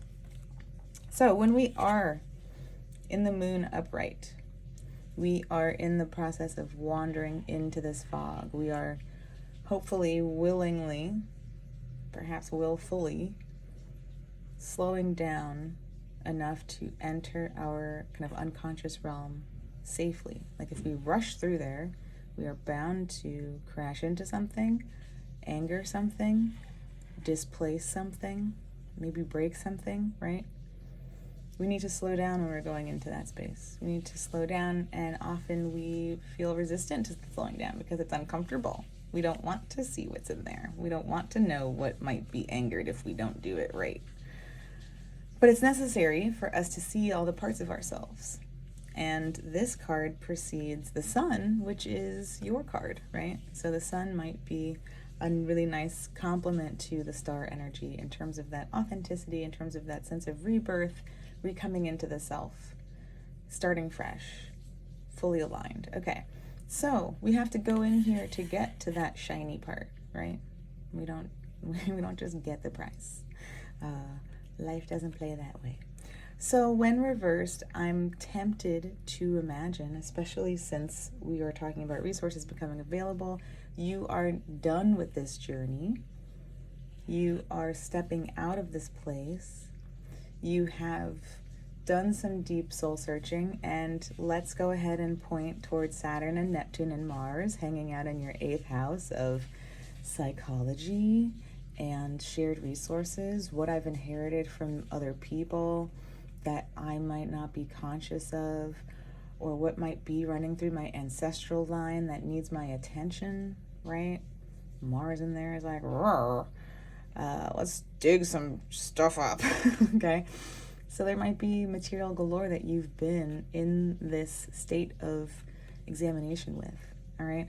And so the resources that you are ready to come out of here, you have seen those pieces of yourself. The resources becoming available are like the finish line of the greeting of the self, or even just the rewards of greeting the self, right? The graduation from this place. And something happens when we graduate from this place. We begin to understand that whatever answers we've been seeking outside of us are actually within us. So we no longer have like the romanticism of, you know, if I keep seeking, like I'm going to find that thing, like the right thing or the right person or the right something. Like there's kind of a de-shrouding, if you will, or like removing the veil as you step out of this process. Anything that was an uncertain influence that may have been like connected to fantasy or like delusion or like, you know, whatever in between that or like around those states, we are stepping out of at this time because we've gone in there to fully assess everything. You can think of this maybe similarly to like the Eight of Swords reversed. It's like there's been things in here we don't want to see. It's more emotional and like interpersonal. Swords is more our own mental process, right? So this is a similar feeling of stepping out of that and saying, I've seen everything and now nothing has power over me. Nothing is leading me astray, right? Because I've seen all these things now. Cute. All right, Leo. Super casual. Super, super casual. All right. Challenges, real or perceived, to these resources. Well, are you going to like where you are when you emerge from this place? That's an interesting juxtaposition. So much fog, so much clarity. Like, I mean, there's clouds, but it's a very lovely blue sky. Like, it's not, you know, this is an ideal atmosphere, all right? It's kind of like night and day to some degree. Also pentacles, which is very grounded, very earthy, okay? So there's some juxtaposition here. And, you know, we love a little contradiction. So challenge is really perceived. Like, when I come out of this fog, where am I? And now that I've seen everything, am I liking what I see? Am I liking where this leaves me? Maybe before I went in here, I thought I was farther ahead, or I thought that I was making better progress. I thought I was at the Eight of Pentacles where I had the formula down and I could just like punch it out and just like keep going at it. And maybe when I've gone in here and I've confronted some things or I've embraced some things, right? I've confronted some fears and I've embraced what lies behind them. Maybe as I come out of this and I realize that whatever fantasies or falsities or like delusions I was having in there were no longer real. Oh, this is really where I am. Oh, this is the bad place, is what just came to mind. But I mean, it might feel that way, right? You know, not literally the bad place. I mean, well, that could be a whole other discussion. Anyway, so looking at this, challenges really perceived to these resources. Let's dive into that. Is this real? Have you actually had a conflated sense of where you are? Have you thought that you were farther ahead in something, or thought that you were on the right path, or like, you know, you were ignoring some signals, and so you just thought, if I keep going this way, it'll be fine.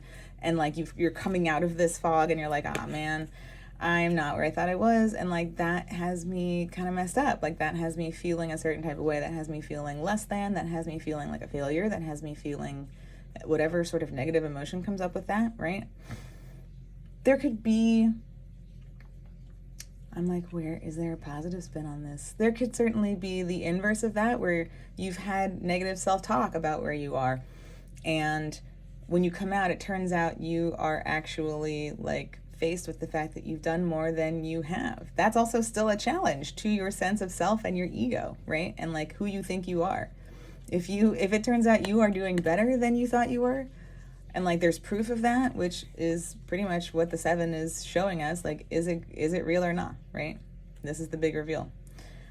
There might be also a confrontation there of, well, it's kind of messed up that I had that perception of myself, and that these, you know, ghosts in my psyche were convincing me that things were worse off than they were.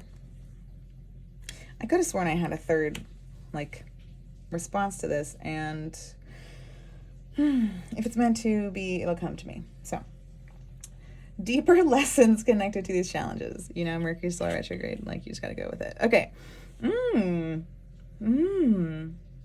Love that. Love that. Okay. Deeper lessons connected to these challenges. So if I don't like what I see when I come out of here, if it turns out I'm farther behind, if it turns out I thought this formula was going to work, but it was based on faulty intel. Like, let's, you know, that's a super real feeling. But some deeper lessons might be what emotional gestures are needed here. Maybe and you know, let's come back to Saturn and Neptune and Mars in your 8th house. Like, Saturn in that 8th house might be trying to help you deepen your understanding of what it means to show up for people, what it means to kind of demonstrate these big gestures of love or of emotion or of care, what it is to sort of, I don't know, like emote impulsively, perhaps.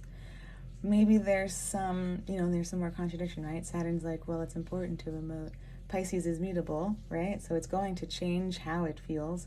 And Saturn might be trying to sort of formalize some process there, so that gestures of love or expression or intimacy or whatever this looks like for you are rooted in something. Okay, they're certainly bringing me back to like this star and the 7th house and what Pluto is going to bring up for you for the next 20 years, about how you relate to others and what power struggles you have one-on-one with people, and where those are projections that you're making onto people and where those are real challenges coming from them. Okay, so what here, you know, this is sort of an esoteric vibe up here. These are the only things, this is the only thing we're seeing on the ground so far. This is more like a concept, right, of how we show up to people, or like what, something that we want to do, some action we want to take. Okay, so we want to be acting more emotionally. We want to be more, maybe investing more deeply into our relationships. But we're figuring out what that looks like. And when we come out of this place of shroudedness, we're like, oh my gosh, that's what was in there? Okay, so maybe I don't know as much as I thought I did about what it is to emote, and about what it is to bond with someone, and about what it is to like show someone I care for them. Okay. We're building a narrative here, bringing this back to like what I believe in. What structures do I believe in? Whose traditions? Speaking about the 10th house up there and all those planets up there in that 10th house, those are traditions.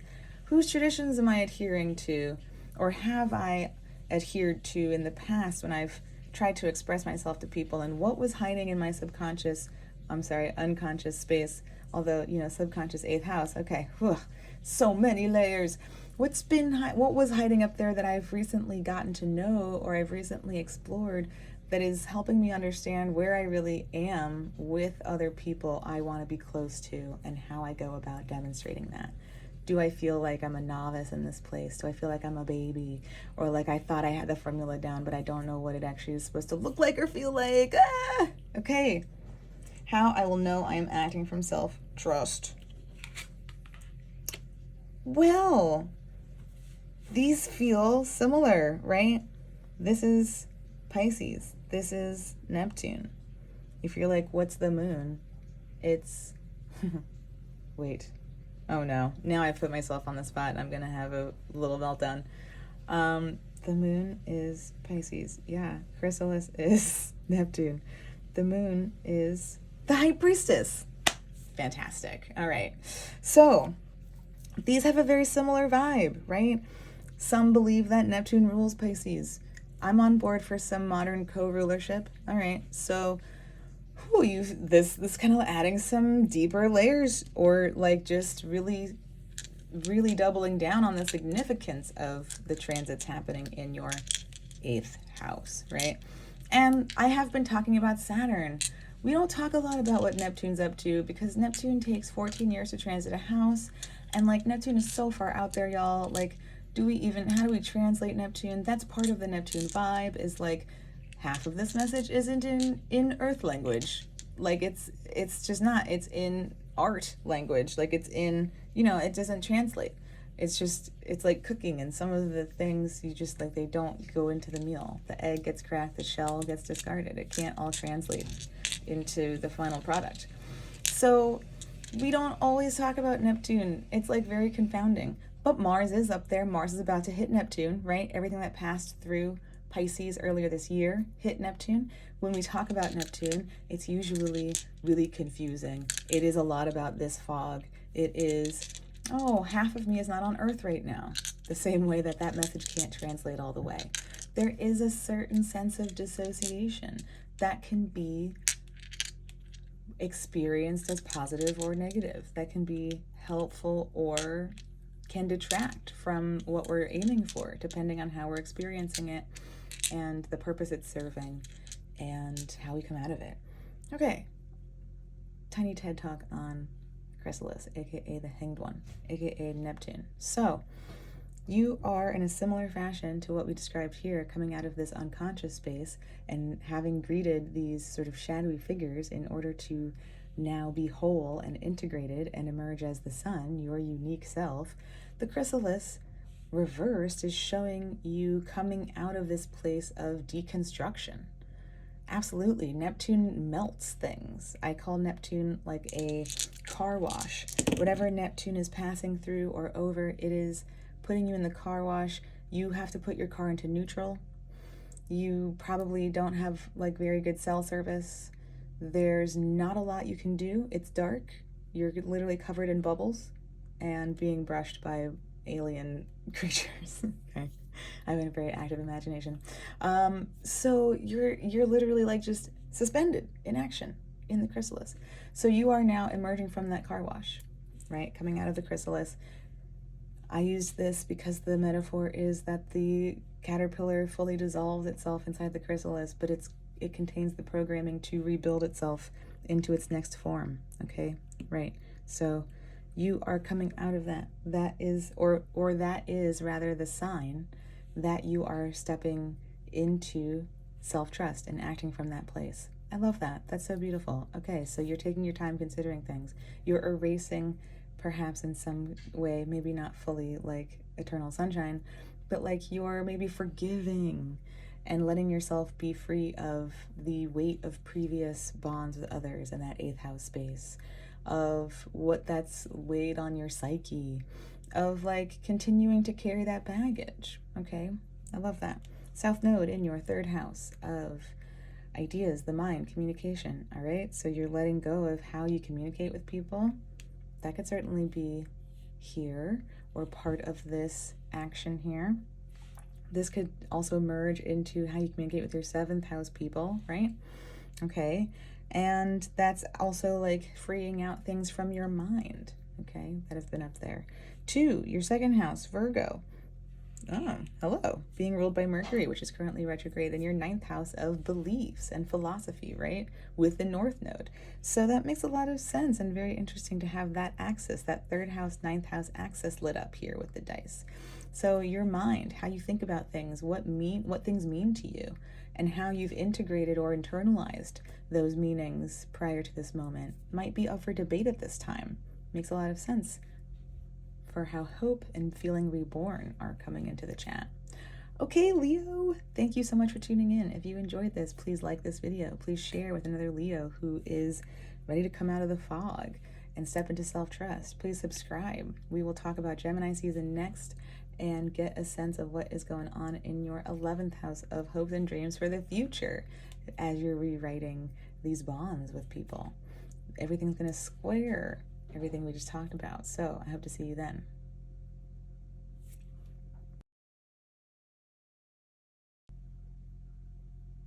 Welcome, Virgo, to your Taurus season forecast. Okay, so as we talk about Taurus season, we are seeing the sun in its house of joy, the new moon, Venus, all meeting up with Jupiter and Uranus, who will all await Mercury down the line in your 9th house of philosophy, higher learning, religion, other cultures, faraway travel, making meaning, mass communication. Okay. We have a 1st quarter moon in your 12th house of endings, karma, what it all means in the end, mental health, me and my maker. All right. Isolation versus solitude. We see Pluto stationed retrograde for the 2nd time in your 6th house of time, routine, health, and the body, as well as service. We have Saturn hanging out with Neptune, And visitor Mars in your 7th house of one-on-one relationships, be they friend, lover, enemy, or business partner. Last but not least, Chiron is hanging out with the North Node, who has been chatting extensively with Mercury, soon to be stationing direct, all awaiting Mars eventually in your 8th house of debt, shared resources, ancestors, psychology. Sounds about right. I think that's enough. Okay, we have prompts for today. Resources becoming available now, as well as challenges, real or perceived, to those resources. Deeper lessons connected to these challenges. How I will know I am acting from self-trust. Okay, we will be looking at the bottom of the deck today, as well as rolling our dice to see anything else in particular we need to know, or what really stands out at this time. Okay.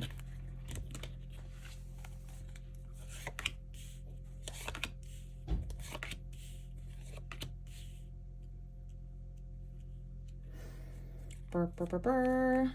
Ooh, okay. The world reversed.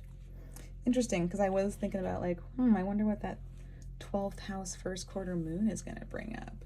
Kind of a contradiction there in terms of it being a house of endings, but a first quarter moon being about beginnings in a sense, or something we have recently started. So the world reversed might be showing us something that has been outstanding for some time.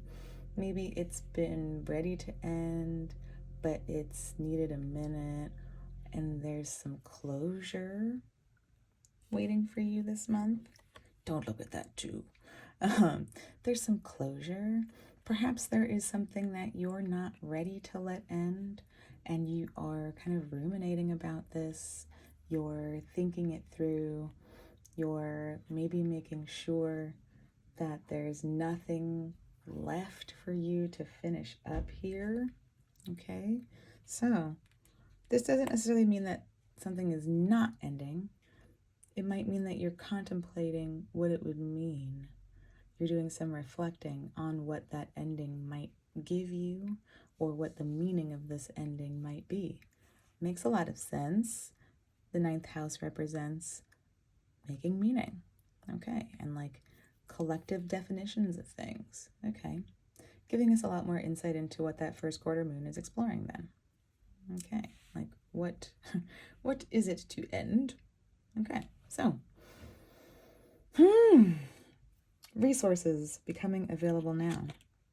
Well, that's so cute. You know, that was on the bottom of the deck for Leo, and haha, you got it in your actual spread. Okay, we know it's not a contest, but Virgo, you're probably winning. Okay, that Leo can sit down.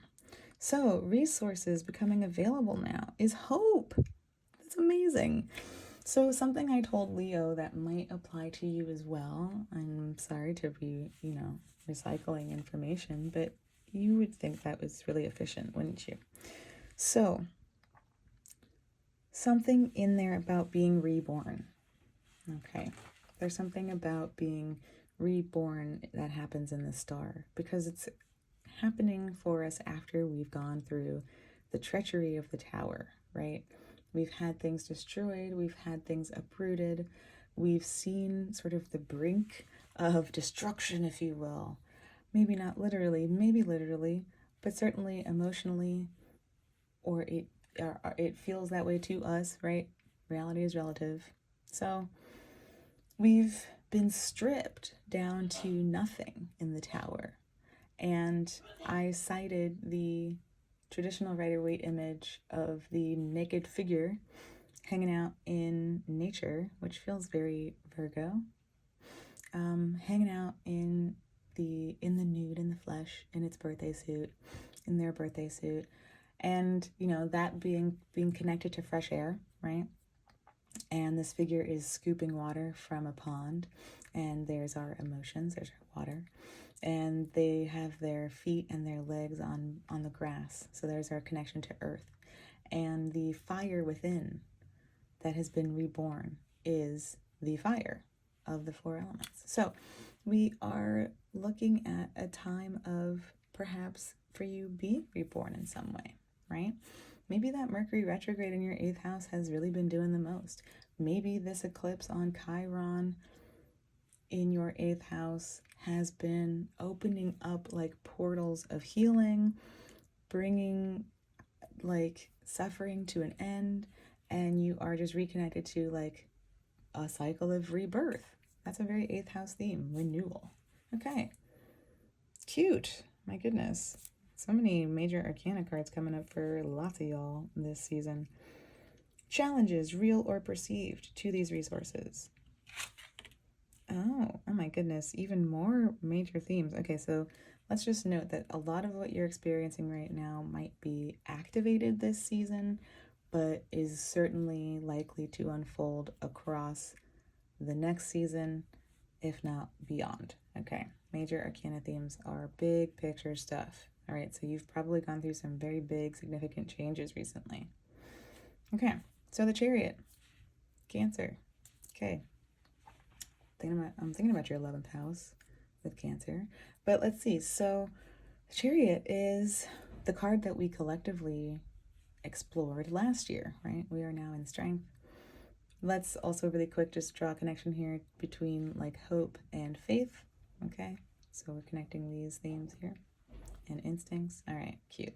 But this is certainly going to make a lot of connection here since they're like neighbor cards. So last year we explored the Chariot together.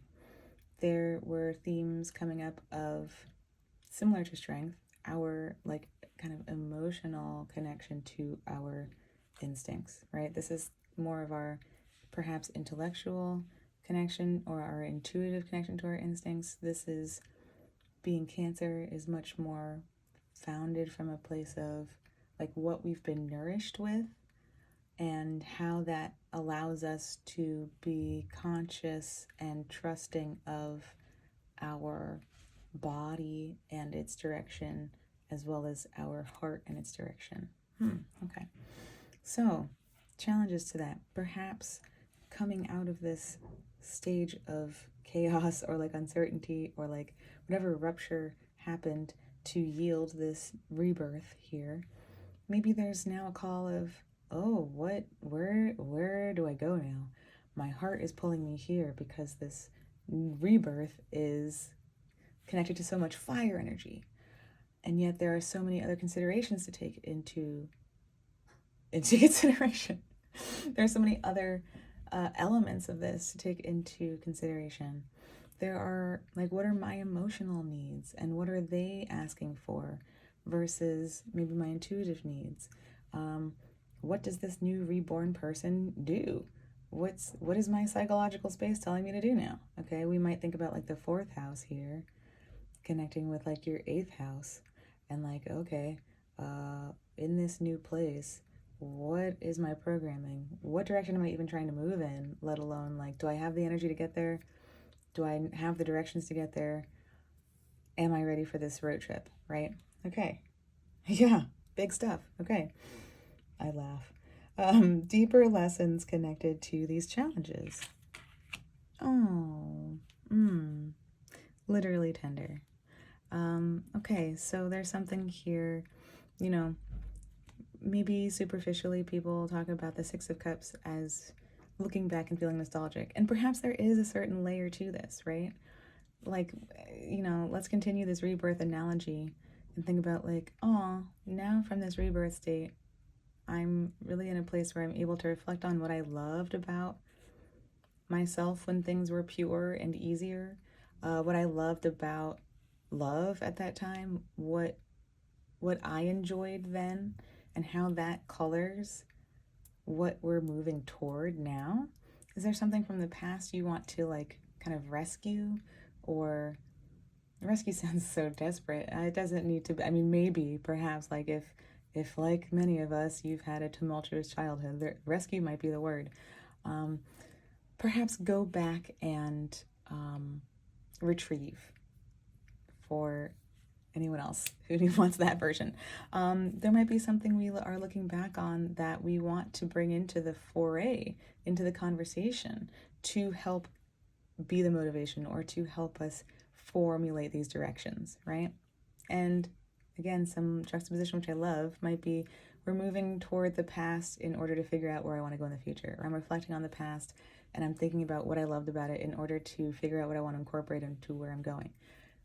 I said Cancer in your 11th house, didn't I? Hopes and dreams for the future. Okay. So there might also be something here about wanting care. I want to be cared for. I'm reborn. I've gone through like an 8th house transformation. All right. I've gone through a sense of rebirth. I'm thinking about where I want and what I'm motivated by and what I'm driven toward. And some of what I need to acknowledge is that I want care, tenderness. That might be from the community. That might be from people who love us, friends, chosen family, okay, etc. Something from the past informing where we are trying to go. Okay. So, how I will know if I'm acting, or how I will know, rather, that I am acting from self-trust. Oh, okay. Just taking on all the big tasks, aren't you, Virgo? Okay, so this King of Swords is not messing around. This King of Swords is, I am mastering my mind. I am mastering a system of information. Is it maybe that in Virgo fashion, you want to read all the books in order to make sure you know all the things, and then maybe like create a system so that you can know exactly what you're doing? Because that would be very Virgo of you. That might also be very Pluto in your 6th house right now, in Aquarius, right? Air. That might be Pluto's urging to you to say, it's time to take inventory in a new way. It's time to master some systems of information that maybe I started long ago, or that might be helpful to how I want to reflect on this, or get in touch with what this motivation looks like. Okay. There might be just a process of mastering your own mind, right? That could be the full moon coming up in your 3rd house. We talked about how all the planets are in your 9th house of making meaning and like processing endings and beginnings and getting closure. So perhaps in that process, there's also a process of consolidating and categorizing all of these experiences and this information and what that means to you. Maybe that is how you are, now that we have like hope and faith, maybe there is something here about realigning these instincts and this intuition, right? Which again makes so much sense for you. Like, not just, I'm not just like teasing you for being a Virgo and being systematic in that way, but your 6th house is Aquarius, which is formal structures of information, and your 6th house is day-to-day, like your day-to-day life. And your 3rd house is Scorpio, which is methodical, right? The 3rd house is the mind, and Scorpio is methodical. It is deep, it is pervasive, it wants to know everything all the way, okay? So, like, I'm not just messing with you, all right? That's very real. There are real things in here telling you this. I'm not making it up. So that might be how you, like, closure is a very emotional thing. The Chariot is absolutely emotionally guided. They're like what we believe in, our sense of hope, absolutely depends on emotion. The 6 of Cups, reflecting on our past, absolutely emotional, all right? So there's a lot of emotional processes happening here, and for you, having the organization of the mental side of things might help, might be the thing that allows you to trust your instincts being aligned with your intuition in this way, and being connected to your sense of drive and motivation. Okay, phew. What else is happening? All right, I wondered about Pisces. I was thinking about your 7th house and Saturn, and that is a house of communication, right? Let's come back to what I said about Scorpio and your 3rd house being intense and driven and like emotionally motivated and very thorough and pervasive. All right, the third house is the first house of communication. Sorry if that was confusing. There are 3 houses of communication. For those who have trouble keeping track of houses, let's do a recap, because it's a lot of information. The third house is the house of the mind, communication. It's where we begin to form ideas. It is the house of peers, which is how we get to know ourselves. So the way we start to think about the world starts with other people our age who we start to interact with. That can be siblings as well, or cousins, whoever was small like you, growing up with you, all right? And that's where we start to shape our minds and start to communicate. That feeds into the 7th house of one-on-one relationships, which is Pisces for you, and is ruled by Jupiter for you.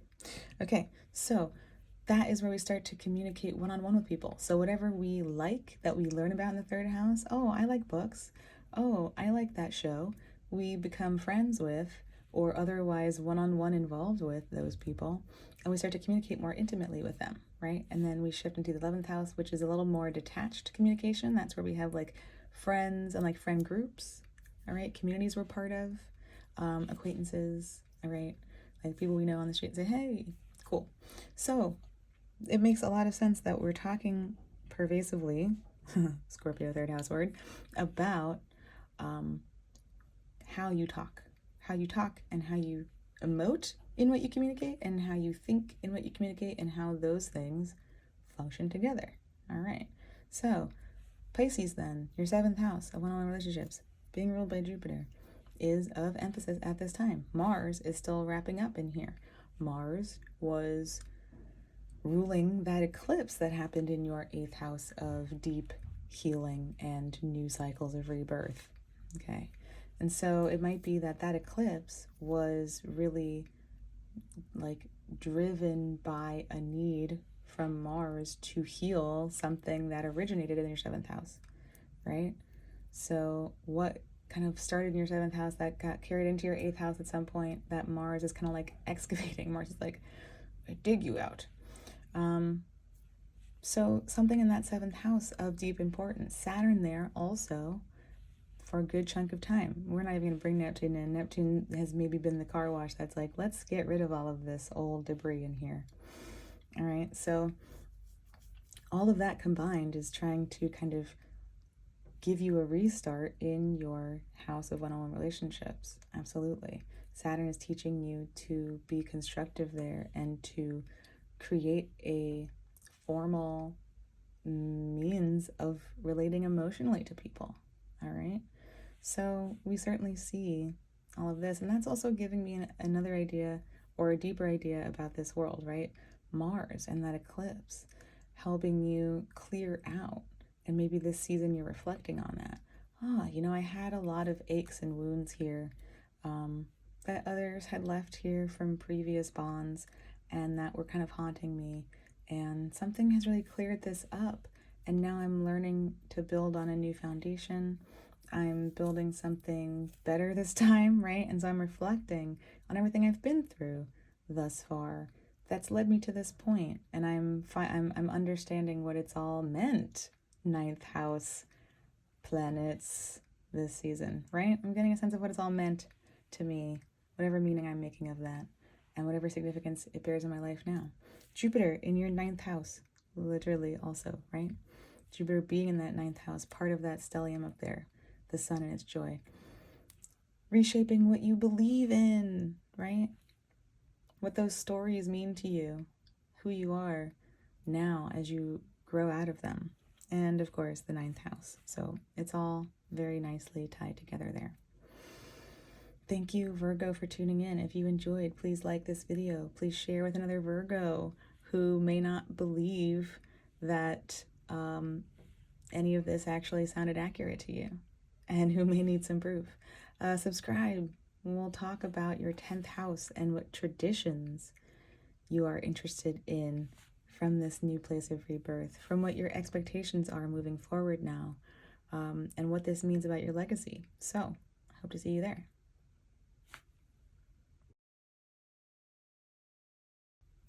Welcome, Libra, to your Taurus season forecast. All right, so as we talk about Taurus season, we are seeing the sun, the new moon, and Venus all meeting up with Jupiter and Uranus, and awaiting eventually Mercury in your 8th house of shared resources, debts, bonds, psychology, ancestors. Okay. We have a 1st quarter moon in your 11th house of hopes and dreams for the future, and friends and communities. We have a full moon in your 2nd house of my stuff, my resources, my skills, and how I use them to make my money. We see Pluto stationing retrograde in your 5th house of true love, children, self-expression, play, joy. Saturn and Neptune have been posted up, and Mars has been passing through your 6th house of time, routine, health, and the body, as well as service.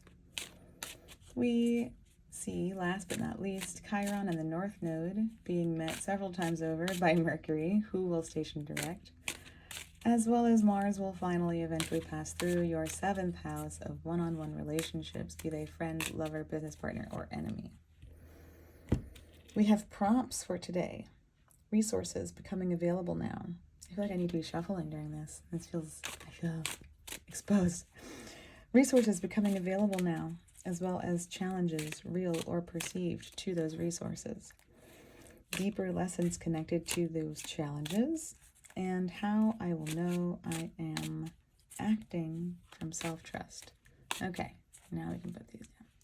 We will be looking at the bottom of the deck. We will roll our dice to find out what else is beneath these themes coming up here today, and what stands out, what is especially significant, or what else we need to know. Knock, knock. It's the Hermit reverse. Okay, cute. All right. Everyone's been getting a major arcana on the bottom of the deck. All right, so this is a big time for everyone. Shocking with some of the astrology we have. Haha. So, the Hermit reversed. All right, we're going to answer this question further as we go along, but there are a couple ways this might play out. Are you ready to come out of the hidey hole? I don't know. There's a lot of planets moving through your 8th house, so that makes me wonder, maybe not. But let's roll with it. Perhaps you're ready to come out of this hidey hole place. Perhaps you've been reflecting. Perhaps you've been within yourself and you've been tapping into that which only you know, right? Perhaps you've been realigning with your kind of inner voice and inner wisdom, and you're ready to come out of here. You're like, all right, I've gleaned much information. I'm saying that apparently in Spanish. And I'm ready. I'm ready to kind of come out with it. This feels a bit Libra in the sense that the Hermit is Virgo energy, and Virgo is the sort of perfecter. If we think about the flat chart, Virgo in the 6th house is that last house before we emerge to show things to people in the 7th house in Libra. So there is something very Libra about that in that sense. The other side of this might be perhaps you kind of feel the call to trust yourself, to go within, to find those answers, and you're resistant. You're like, I don't trust it. Could we be seeing some themes about faith coming in? I don't believe in myself, or I'm not sure I'm going to have that answer. I don't really know that I know enough to know what I need to know. Okay, so let's find out what else is going to show us some more about this story. Resources becoming available now. A path is alighting. Okay, that's interesting. Where are you going, Libra? Where are you going? Maybe that becomes clear to you in Gemini season when these planets, when the sun moves into your 9th house. I believe that Venus will get there. I'm going to have to check my books on that one. But Perhaps that becomes really like clear to you when your ninth house begins to be lit up, right? If you hear me flipping pages in the background, it's me going through my ephemeras because I need answers now. So it might be that that pathway is like a resource becoming available to you over the course of the season. You might be getting a sense of where it's time to go next, right? It might be that you are kind of maybe, I'm getting some more ideas about this. Like, are you the only one who knows where the path begins or like where you need to be going?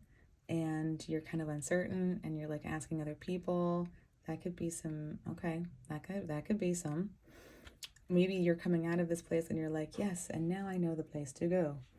Okay, so still not pinpointing a specific answer.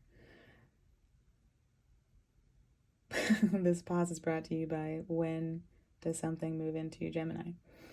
Okay.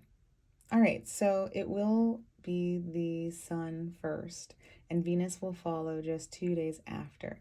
And then Mercury will be there soon because it will have just entered Taurus a week before. So it's going to catch up right by the end of Taurus. Or, yeah, okay, cool. It's going to catch up at the end of Gemini season. Great. All right, so that supports my theory then of that first interpretation of perhaps as the season unfolds and things start to like move into that ninth house space eventually. That's becoming clear to you. Okay. Challenges, real or perceived, to these resources. Thanks for allowing for that moment of research. Ooh. Okay. Yeah. All right. Yeah. Okay. So, not going to discredit or discount the first interpretation of this, but if this is a challenge to the resource, whether real or perceived, then it certainly makes me think a lot about that second one, which is I don't trust myself to know the answers. I don't trust myself to go in there. I'm resisting going in there. I'm gonna ask everyone else first. Libra, we're working on this. Come on now. And maybe that's what Venus has been bringing to your attention in the seventh house as it's hit the north node and it's ruling the south node. Maybe it's bringing to your attention where you defer to others or where you doubt yourself and continue to collect answers and like you're waiting for the one that feels good. I'm thinking about Aries things and we're looking for the one that like lights you up or something. This is very Aries energy, right? So maybe you're waiting for someone to give you that one answer that's gonna like kind of allow you this, and you need to be going within. Okay, so back to this queen. So this queen is certainly in a healthy state, fully aware of and connected to their powers of, I'll use the word manifestation. I do so with like a big heavy asterisk, and maybe you've heard me talk about that before. So when the Queen of Wands is feeling themselves, the Queen of Wands knows that they can create whatever they need. Hell, they can create anything they want that they don't need. That could certainly be like a downfall of the Queen of Wands is like, well, I just made that for the sake of it. Like I just made it for the fun of it. I just wanted to. Like I didn't need to. I got carried away. I mean, maybe the Queen doesn't see it that way, you know. So challenges might be believing in that. Do I believe myself to be able to create this pathway if I go in here? And maybe that's where I resist going in there because I don't believe it. Am I maybe fearful that I'm not going to create what I want? It's not going to come out the right way. I don't have these powers.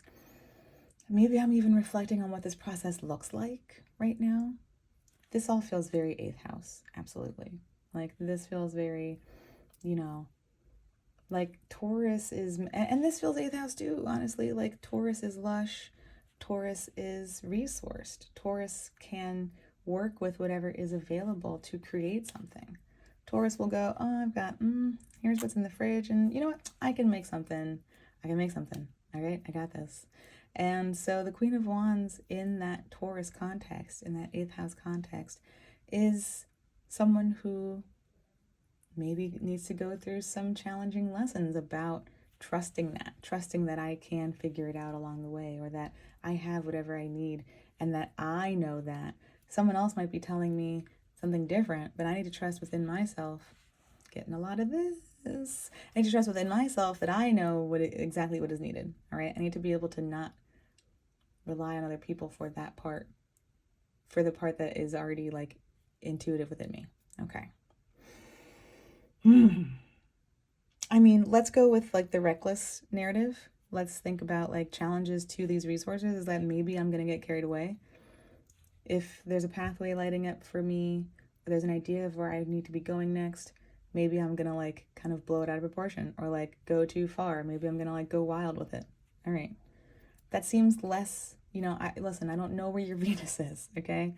I don't know you like that. So don't let me finish that sentence where I think I'm going to make a judgment about you that I don't know. Perhaps someone might stereotype you as not really that type, but let's be real. There's all kinds of Libras, right?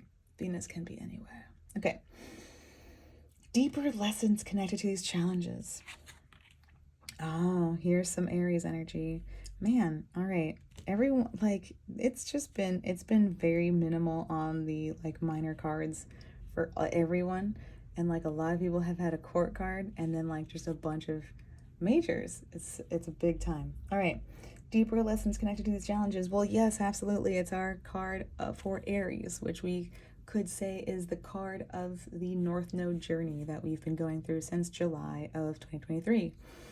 Your seventh house, where I mentioned you might, as Venus has been moving through there, you might have been made aware of where you give authority to other people or where you project your authority onto others, where you want to please others but secretly don't really enjoy that and want to like do what you want to do.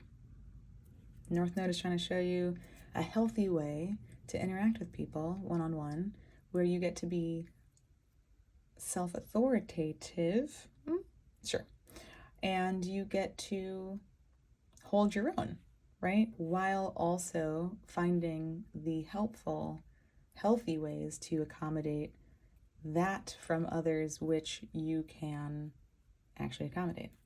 I know that was kind of a loaded sentence, but I think you got it. So deeper lessons connected to this is where are you cutting yourself off from your own authority? Taking me back to this second explanation for this.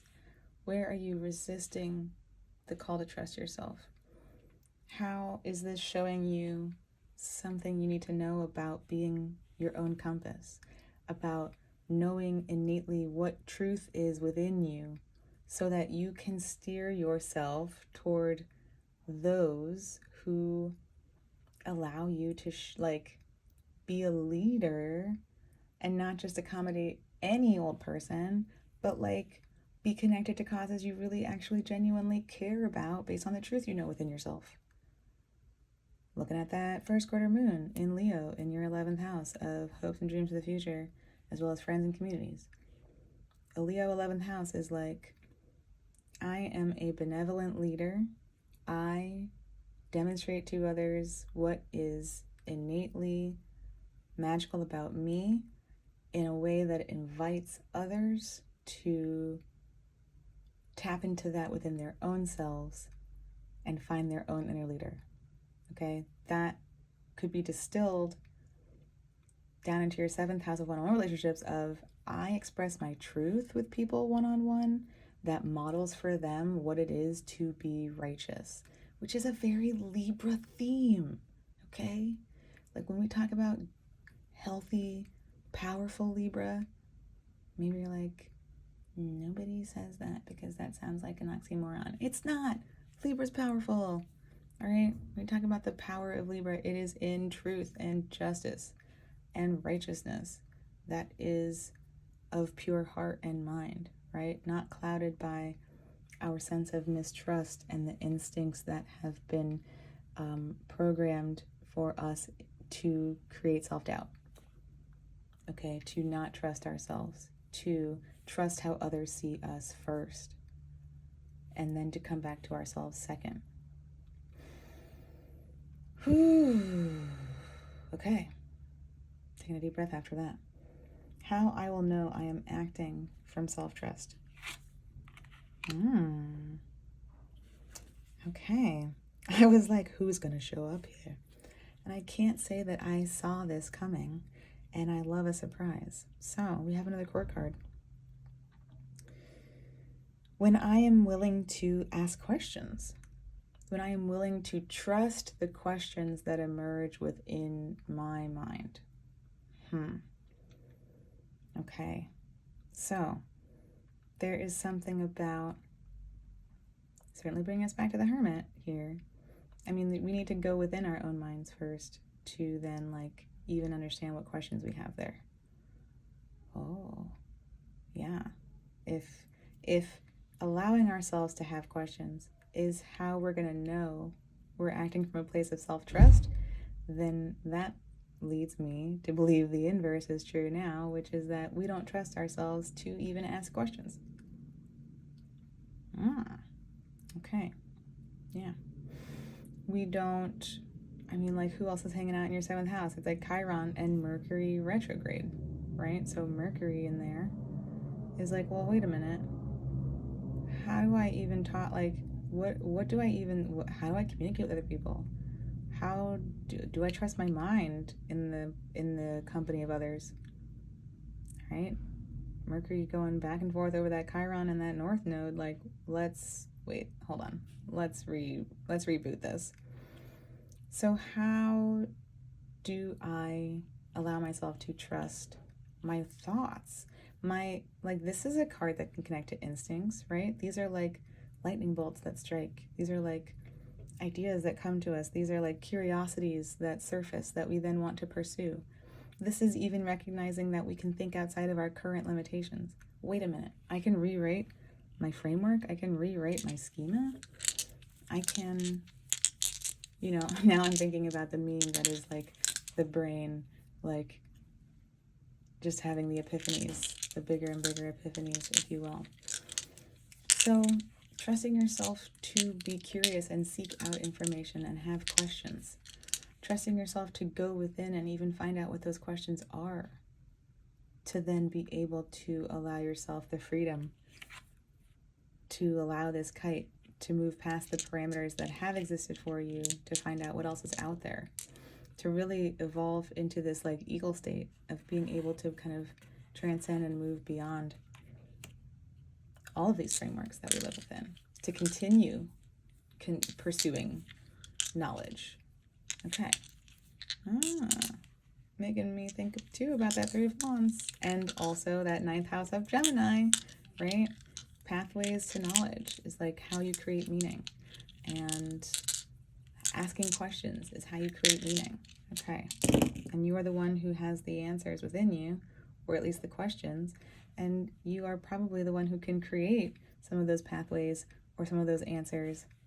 All right? But you have to believe. Leo, I knew it. I freaking knew it. All right?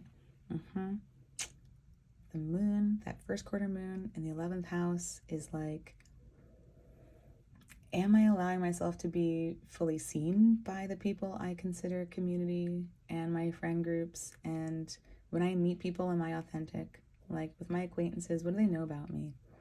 Am I aligned with the communities that really see me for who I am and that I trust myself to be seen in? Okay. I wondered about this full moon in your 2nd house. I was thinking about that.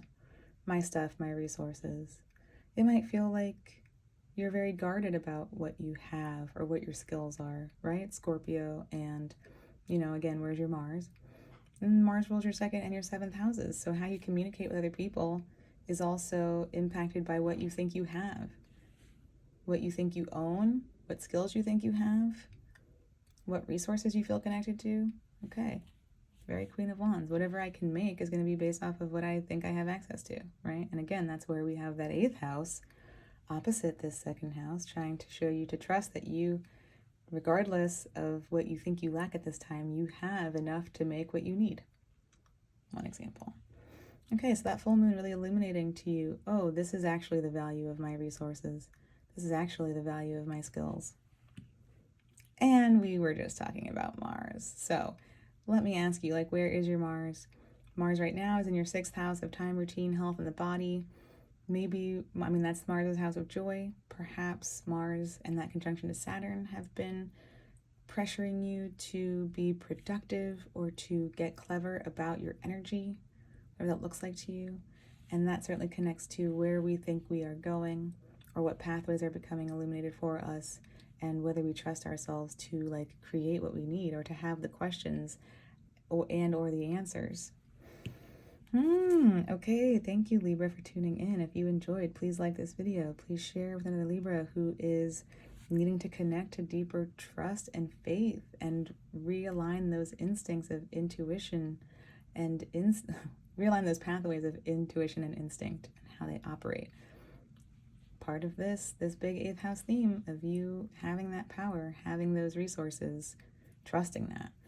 And next season, well, I hope you'll subscribe, because next season we'll talk about that 9th house. We'll talk about what everything means and what that pathway looks like that's opening up for you, and you having those questions and the right to find the answers. All right, I'll see you then. Welcome, Scorpio, to your Taurus season forecast. You'll hear hammering in the background because Mercury is retrograde in my 4th house of home. So, pardon the construction going on elsewhere in my periphery. All part of the journey. So, as we explore Taurus season, we are seeing the Sun, the new moon, and Venus all meeting up with Jupiter and Uranus, who are awaiting, eventually, Mercury, in your 7th house of one-on-one relationships, be they friend, lover, enemy, or business partner. We have a 1st quarter moon in your 10th house of legacy, reputation, career, traditions.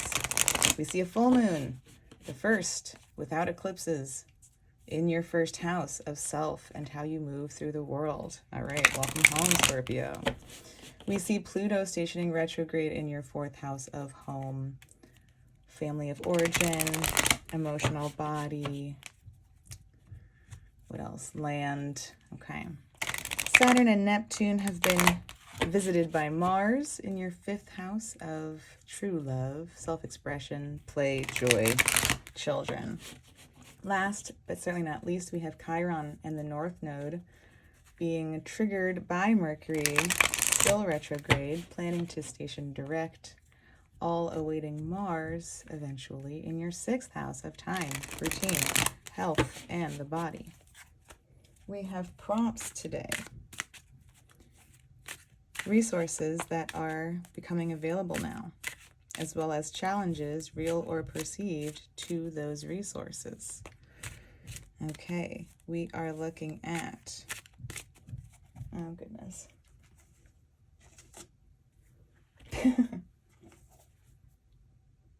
Oh my God, okay. We are looking at deeper lessons connected to these challenges and how I will know I am acting from self-trust, Scorpio. You know more about me now than any of the other signs. I don't let anyone see me make these sort of bigger, oopsies, but now we're bonded, so here we are. Okay, we will look at the bottom of the deck. We will roll the dice to see what lies beneath these themes and what else we need to know, respectively. Okay, I think we're ready to go.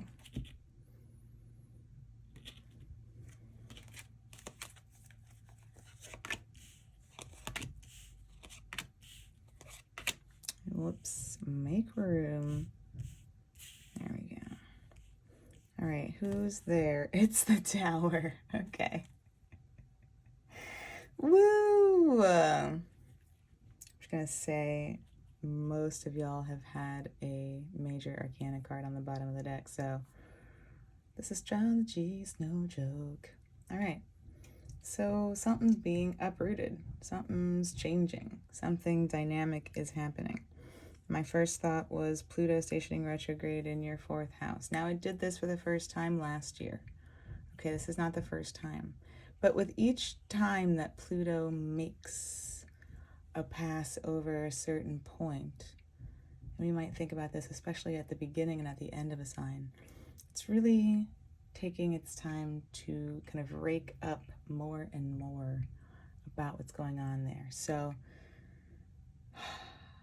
there's something about Pluto passes that are just like, they get more and more potent with each pass, right? So you've already seen these themes awakened here. Now you're getting a much deeper sense of what lies beneath.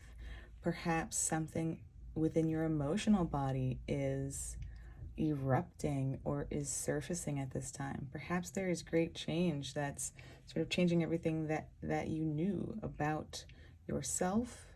What else can we, Mars is typically tower related, and so we do see Mars in that 5th house making its way into your 6th house. It's going to meet the North Node right at the end of Taurus season, and that might be a big shockwave to your sense of routine, what you've been putting your time into, how you've been using your body, what the health of your body has been like. So perhaps there's something you are really ready to take charge of, or otherwise like break down and destroy. Let's see what else shows up here to tell us more about that tower. All right, I feel like, yeah, there we go. Just need like more of that visibility. Okay, resources becoming available now. Closure. Okay, interesting. We've just talked about like the tower sort of opening something up or destroying something. Maybe that becomes like facilitated by reaching this place of closure. Okay, so this is reversed, right? And there is something about, I mean, okay, let's think about how the South Node is passing through your 12th house. That is certainly a house of endings, like a final boss when we're thinking about this being the final card in the major arcana. Okay, so maybe something isn't quite ready to end just yet. We still have about 9 or so months left with the nodes where they are. The nodes will change signs in January of 2025, so there's still a good chunk of change. We still have the rest of the year to really parse through and make sense of what is clearing out of your 12th house space. So perhaps this is a big period of what that journey has been about, and perhaps you're getting a sense of what needs to be wrapped up and what closure would look like, and that as a resource becoming available to you at this time. So the thing itself is not quite ending. We're not quite wrapping up. I'm thinking about Saturn as well. Saturn's not done in your 5th house, right? Saturn has at least another year, has quite some time left in that Pisces space. So we're not quite done. We're in a state of nearing completion, or contemplating what completion might look like. Okay. Challenges, real or perceived, to these resources. Well, when the 5 is upright, we might be in a state of lack. And so if this was upright, I might say, all right, maybe that lack is real or perceived. I think in this economy, we can establish that a lot of us are in a state of lack in some place in our life. So upright, we have a story of I'm in need and I don't know where to look for these resources. Reverse, we might have a story of I don't want to know where to look. I can't look. It's dangerous to look. There's simply no way for me to reach out to anyone for these resources that I need. So if the resource is closure, or like getting a sense of how something's going to end, maybe there's a perception or a reality that there's not enough information. Maybe there's not, I mean, literally this would be like, I don't have enough money. I don't have enough money to end this thing. Perhaps I don't have enough resources on my own, nor do I have anyone outside of me who can give them to me to help bring this thing to an end. But perhaps this is also a resistance to seeking help.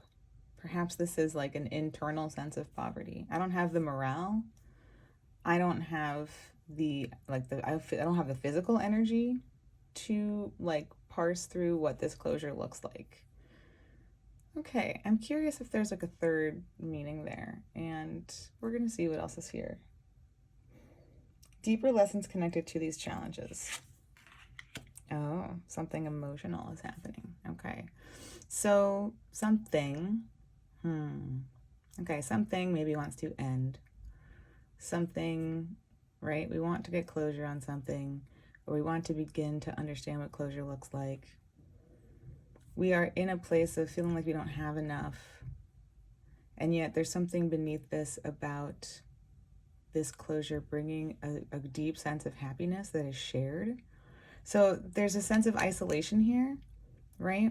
Upright, it's like these oranges are dehydrated and all they need is to like submerge within this water to be like the water is in reach, right? But they are dried in this moment and they feel dehydrated and a sense of lack. If they can move through these rings, which this design is meant to inform, we can move inward here and we can find that. Okay, so reverse, then there's a feeling that I can't reach that. So maybe there's a sense of I have to do this alone. There's a sense of I can't reach out to the help that I need, and yet something about reaching out will connect me to joy that I'm not otherwise experiencing, and that might be coloring or shaping this experience over here. So we have, I think, something about isolation here happening. We have something about resistance to connect. We have fear of perhaps being judged.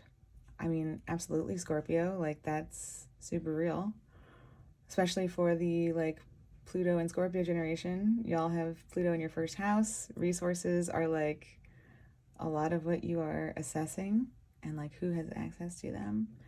And yet there might be something about if I seek this, then I will bring joy into my life, actually. If I risk this vulnerability, perhaps, then there's an opportunity for emotional abundance. Like if I risk being perceived and judged for not having what I need, for needing this closure, for wanting to end this, then I could reach something deeply emotionally fulfilling, actually. Okay. How I will know I am acting from self-trust. Well, that's really cute. This feels like a lovely kind of, I don't want to say antidote necessarily, but a counter to the world, right? We're thinking about something ending. We're seeking closure about something ending. Maybe we are finally ready to acknowledge something is ready to end, okay? And yet we are afraid of what kind of lack or what perception of lack we will experience. So we are withdrawing from others when really the connection to others is what we're seeking. And how we'll know that we're acting from trust is when we are open to those new emotional connections. Okay. So I love that there's like a singular instance of this pentacle energy, giving us a sense that like tangible resources might definitely be involved, but the focus isn't necessarily on the tangible resources so much as it is on the emotions that can be connected through perhaps those tangible resources, or the emotions that are possible around these resources. Okay, so definitely feels like some sense of instability, right? Here with this Five of Pentacles energy and this Tower energy. Maybe we've been resisting an ending and it's time. Like this is kind of like, listen, it's time for something to like happen here. It's time for something to be dislodged or to break through in some way, and to be able to reach this lesson awaiting us about this emotional abundance that we want to connect to. And what a beautiful omen here. Like, I'll know I'm acting in self-trust when I'm open to new feelings. And that's not necessarily just like, oh, a brand new emotion I never knew I had. Okay. But it can be, oh, I've been wanting to feel this. I've been looking for this and it's finally here. So this can be something from the past that we've been seeking, or something from the past that we've been wanting to recreate. All right, this doesn't need to be brand new information to us. This can be something that we've been conceptualizing or in some way, or have felt before in some way, and are now like ready to tap into in a solid way. And tying this into the Hierophant and strength, absolutely, like what we have faith in right now may need to be more rooted in this emotional abundance and fulfillment and instincts might have us really focusing on the tangible part, whether that's like a scarcity mindset or whether that is, again, like economically, tangibly, immediately real. Okay, so there is some call here to challenge these instincts to stay kind of hidden and to get a sense of how that's impacting our ability to process what needs to be processed here. Okay, let's roll our dice. What else is happening here? What else do we have here? Leo. Let's look at that first quarter moon in the 10th house. Okay. Yeah. So that 10th house is a lot of, like, you know, I said traditions in the beginning. It's like career, legacy, reputation, traditions that are often put in place by like the most visible parent we see growing up, or the most visible caregiver, whoever that most prominent kind of like person was in our day-to-day life as young people. We build some sense of their set of expectations into our own world, right? So those can be reflected in the 10th house. So this first quarter moon, right, we have this new moon taking place in your 7th house. So there's new possibilities about one-on-one relationships. Those can be coworkers, right? Like business partners, like people who we are making business arrangements with in some way.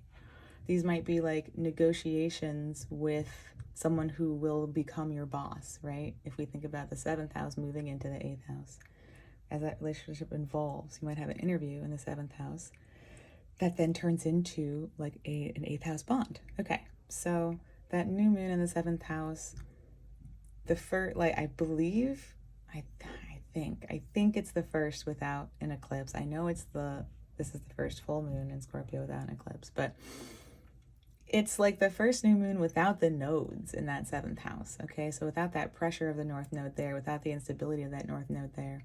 So there's something that is possibly building there in a new way, right? That is like permanent, or like more rooted in the immediate. And so then that first quarter moon in that 10th house is then showing you what steps this is pushing you to take regarding those traditions, those expectations, that career, legacy, reputation. Okay, so what in there is coloring this story? What in there is maybe connected to a sense of lack, or not wanting to be perceived as being in a state of lack, but needing more emotional fulfillment? All right, this could be work related, this could be partner related. Okay, this could be like needing more from a partner or from a business connection, and feeling like, I don't want to show how much in need I am of this, or I don't want to reveal, you know, my weaknesses perhaps in this moment. And yet, like, there's something emotionally pervasive that I really need to honor in some sense. Okay, but there is something about my fulfillment that I need to like bring to the forefront.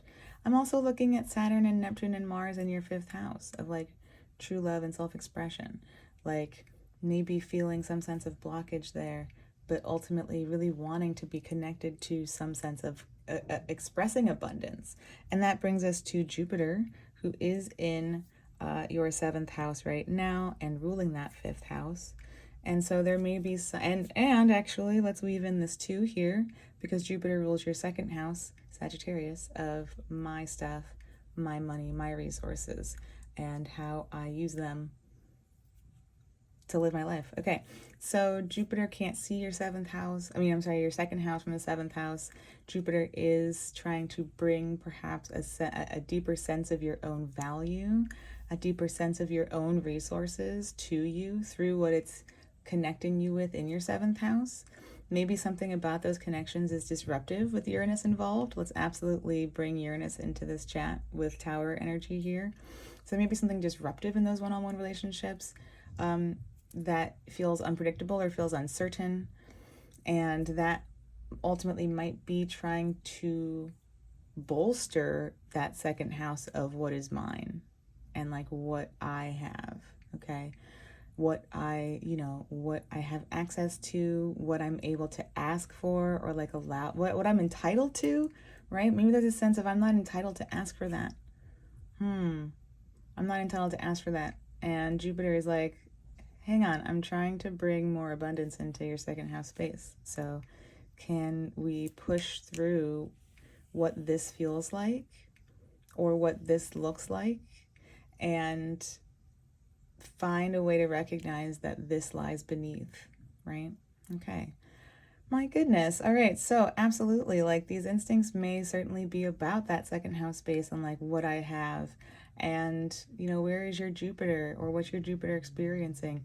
Is Saturn going over your Jupiter right now, right? For example, and maybe causing you to question what you have access to at this time, but really trying to actually firm that up for you and like bolster that for you, right? And Jupiter in real time is bringing you access to that through perhaps your business dealings or perhaps your relationships.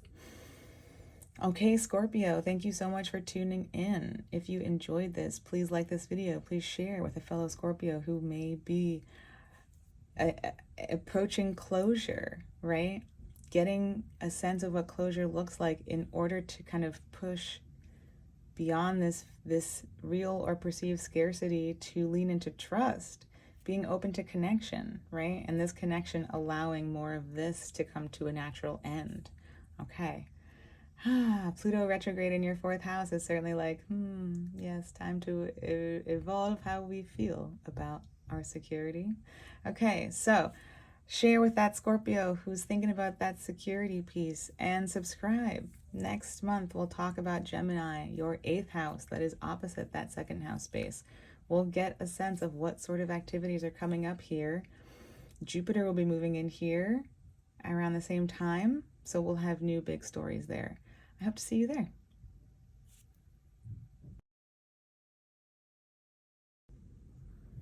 Welcome, Sagittarius, to your Taurus season forecast. So as we talk about Taurus season, we are seeing the Sun, the new moon, and Venus all meeting up with Jupiter and Uranus, who await Mercury in your 6th house of time, routine, health, and the body. We have a first quarter moon in your 9th house of higher learning, religion, philosophy, other cultures, faraway travel, making meaning. There's a full moon in your 12th house of endings, karma, what it all means in the end, me and my maker, mental health, isolation versus solitude. We see Pluto stationing retrograde in your 3rd house of the mind, communication, peers, immediate environments, siblings. We have Saturn and Neptune being visited by Mars in your 4th house of home, emotional body, family of origin, land. Okay. Last but not least, we have Chiron and the North Node being visited many times by Mercury, who will soon station direct, all awaiting Mars in your 5th house of true love, children, self-expression, play, and joy. We have prompts today. Resources becoming available now, as well as challenges real or perceived to those resources. Deeper lessons connected to these challenges. How I will know I am acting from self-trust. All right, we will look at the bottom of the deck to see what themes are beneath what we're exploring today, and we'll roll the dice to get a sense of what else we need to know, what stands out, what is really significant here. Okay.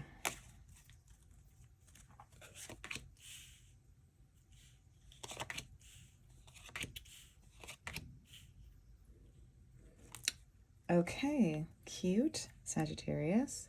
Definitely shows me a lot about that 6th house stellium you're about to experience, all right? So we're here thinking about balance, thinking about something new is entering the sphere, and now we are incorporating it into our day-to-day life. Makes a lot of sense for planets in your 6th house of time, routine, health, and the body.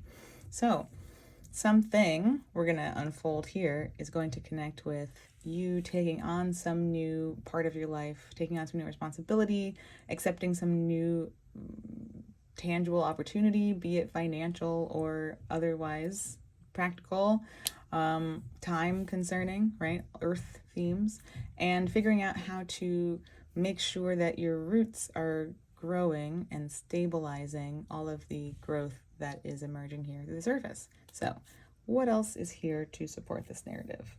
Resources becoming available now.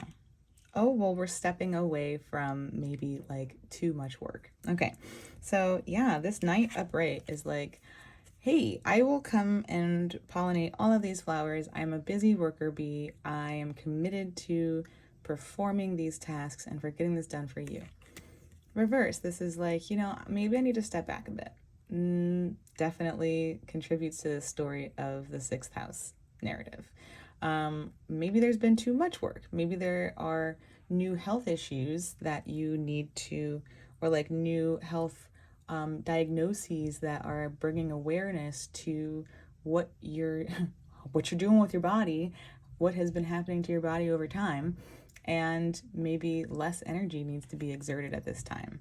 Maybe you are able to do less work and like maintain your finances. We'll see what else is here to see like what else is going on. But for all intents and purposes, this is certainly saying like putting something down.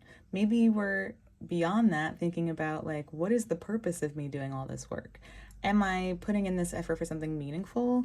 Or is this just, have I just been doing this for the sake of it? And maybe I'm thinking more about what it means to show up and do this work and where I want to do that work and what I want my day-to-day life to look like. Okay, so we might be in the conceptual stages of this right now. Resources becoming available, maybe an opportunity to reflect on this and step out of at some point eventually something that no longer suits you in the interest of better distributing your time, okay, or better taking care of your physical needs and body. Challenges, real or perceived, to these resources. Oh, well, we don't want to walk away from something. We've invested a lot in it. We're not sure if it's emotionally fulfilling or not. So when this is upright, we are pretty aware. We're like, all right, this sucks. I really don't want to set sail on this. I really don't want to leave this behind.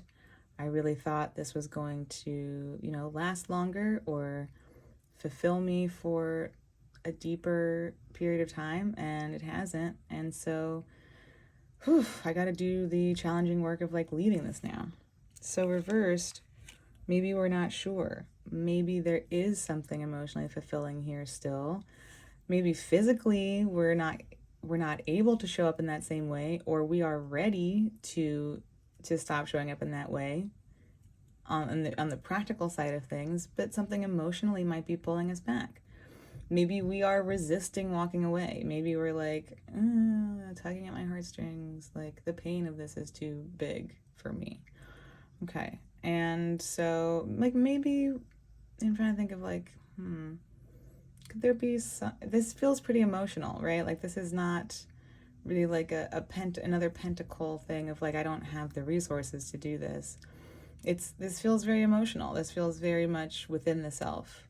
I am like, you know, this moon here, I'm really not ready to like see what's being illuminated to me here. Okay. Let's see. What else is here? Deeper lessons connected to these challenges. Well, it's time to put in some like extra effort here. Okay, it's time to put in some extra effort. All right, I'm thinking about a few things. Pluto retrograde in your third house of the mind. So like how you think about things, the power of your mind. Are you disciplined? Okay. Sagittarius, depending on where your Jupiter is, you might be very like fly by the seat of your pants. You might be very like, I want to go with what feels good. I don't want to stop and think about it. Or like, I just want to hope that it's going to pan out. Okay. No judgment. Like, as very Jupiterian people, we cannot help ourselves. All right. So there might be like, I just want things to work out. And maybe there needs to be a bit more mental discipline there. That Pluto in the third is like, what is the power of your mind currently? Do you exercise the power of your mind? Or like, do you let your mind roam free? Then I want to ask, like, where's your Saturn? Okay, so Saturn rules that third house. Saturn right now is in your fourth house, and that's another place I was looking for this, right? Saturn's in your fourth house with Mars and Neptune, trying to kind of solidify your emotional sense of self, your emotional body, okay? Like what is, I'm thinking about the moon, right? Ooh, the full moon in your 12th house. Okay, yeah. So I'm thinking about all of your water houses, which is what we think about the moon, because the moon rules your 8th house of bonds and like emotion and like emotional connections to people and like intimacy, right? And then that 12th house is that house again of karma, what it all means in the end, me and my maker. And so we have all of these watery parts of you being very activated this season. So there's something here about like putting in this work, right? Upright, it's like, okay, you've been putting in the work and now Jupiter's here to spin the wheel and let's see where it lands. This might be, oh, I need to be putting in a little more effort, actually, which is what's making me think about like, there's something you do need to put down, but you are feeling hopeful perhaps about it, that it's still gonna like be fulfilling or meaningful to you. And this is telling me like, actually maybe we need to move away from that. I mean, the fact that it's reversed is what's telling me that we need to move away from that. But the Wheel of Fortune here is like, it's time to put in a little extra push. Like maybe we've been slacking and now the wheel is turning and we're like, oh man, this is the opportunity. I'm not really prepared for this. So it's time for me to put in a little extra effort here. All right. Into like figuring out how to empower myself to put down what I know hasn't been fulfilling for me, but over which I am still ruminating, or I'm still allowing myself to give this a lot of emotional energy. Okay. Whew. All right. How I will know I am acting from self-trust. Oh. When I put down some of my like false hopes. Okay. So let's look at these cards in sequence, right? Okay. There's a big story even just here with both of these cards reversed. What happens upright is that this is hard. Okay, it is hard. We are already 8 cards into this suit. Do you know how long it's taken us to get to this point? Do you know how long and how challenging it has been to like build this ship, okay? And to like travel here and to get here. And so we can stay stuck here in this 8, right? I'm going to even make a parallel to the 8 of Swords, which is where we kind of stay stuck in the unknown. We stay stuck in the uncertainty and the anxiety. We don't want to look. This is like we don't want to walk away. We don't want to think about what we might miss out on if we leave now, even though we're already missing out in the present moment. Oof, that hit me. Okay. So what happens here is we leave this place so that we can open up to these possibilities. The 9 of Cups, this moon here wants to spill abundance into us, wants to praise you for creating this space for all of this possibility to begin to emerge. There's not necessarily a promise of any one thing being the best thing, and that's not really the point. The point is that there's a sense of possibility. We have 2 very Jupiterian cards here in the fold for you, Sag. So there's meant to be possibility that is sensed once we leave behind what is no longer fulfilling us. And the thing is that there's already emptiness. Oof, wow, there's already emptiness. The fact is that here we are finally ready to leave the emptiness behind. It's not that this is fulfilling for us and we have to like risk losing it in order for this to enter. It's like, no, you're already feeling the emptiness, okay? The point of this moment is to leave that behind and like use that emptiness for something possible. Let this fill that emptiness. But here we're just sitting in the emptiness. Okay, so reverse then, we have a story of if I'm not walking away from this, even though I recognize that I have felt empty for some time, then I'm really missing an opportunity here to find connection elsewhere, to have this fulfillment met by other choices. Maybe it's like I really wanted this option to work out, or my heart is really set on this it coming from this place. And so I'm like not even aware that I'm kind of blind to the other opportunities around me. So how I will know I am acting from self-trust is when I am able to tap into myself and recognize where I've been closed off. Or let's maybe think about like where I'm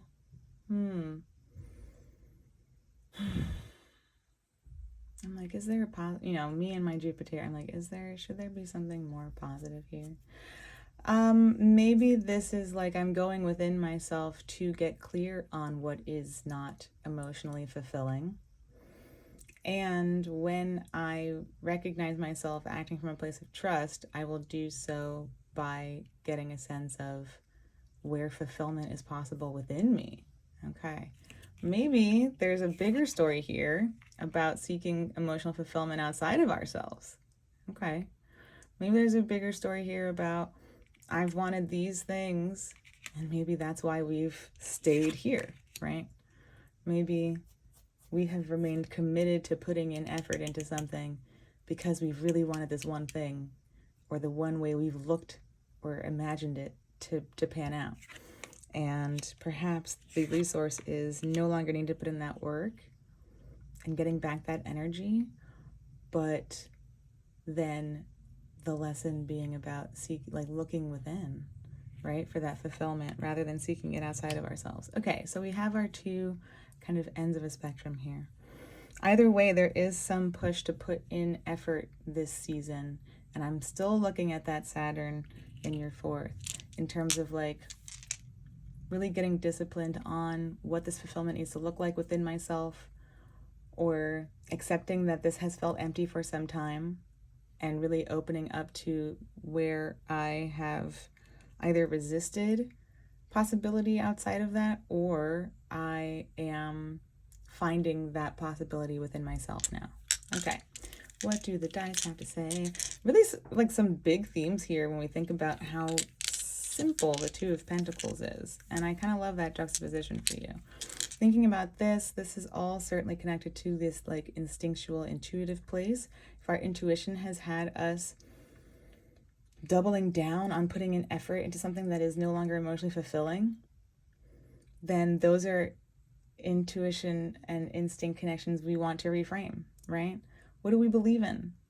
All right, do we believe in ourselves, in our time, in our body, in our routine? That sixth house space is often about unequal relationships, okay?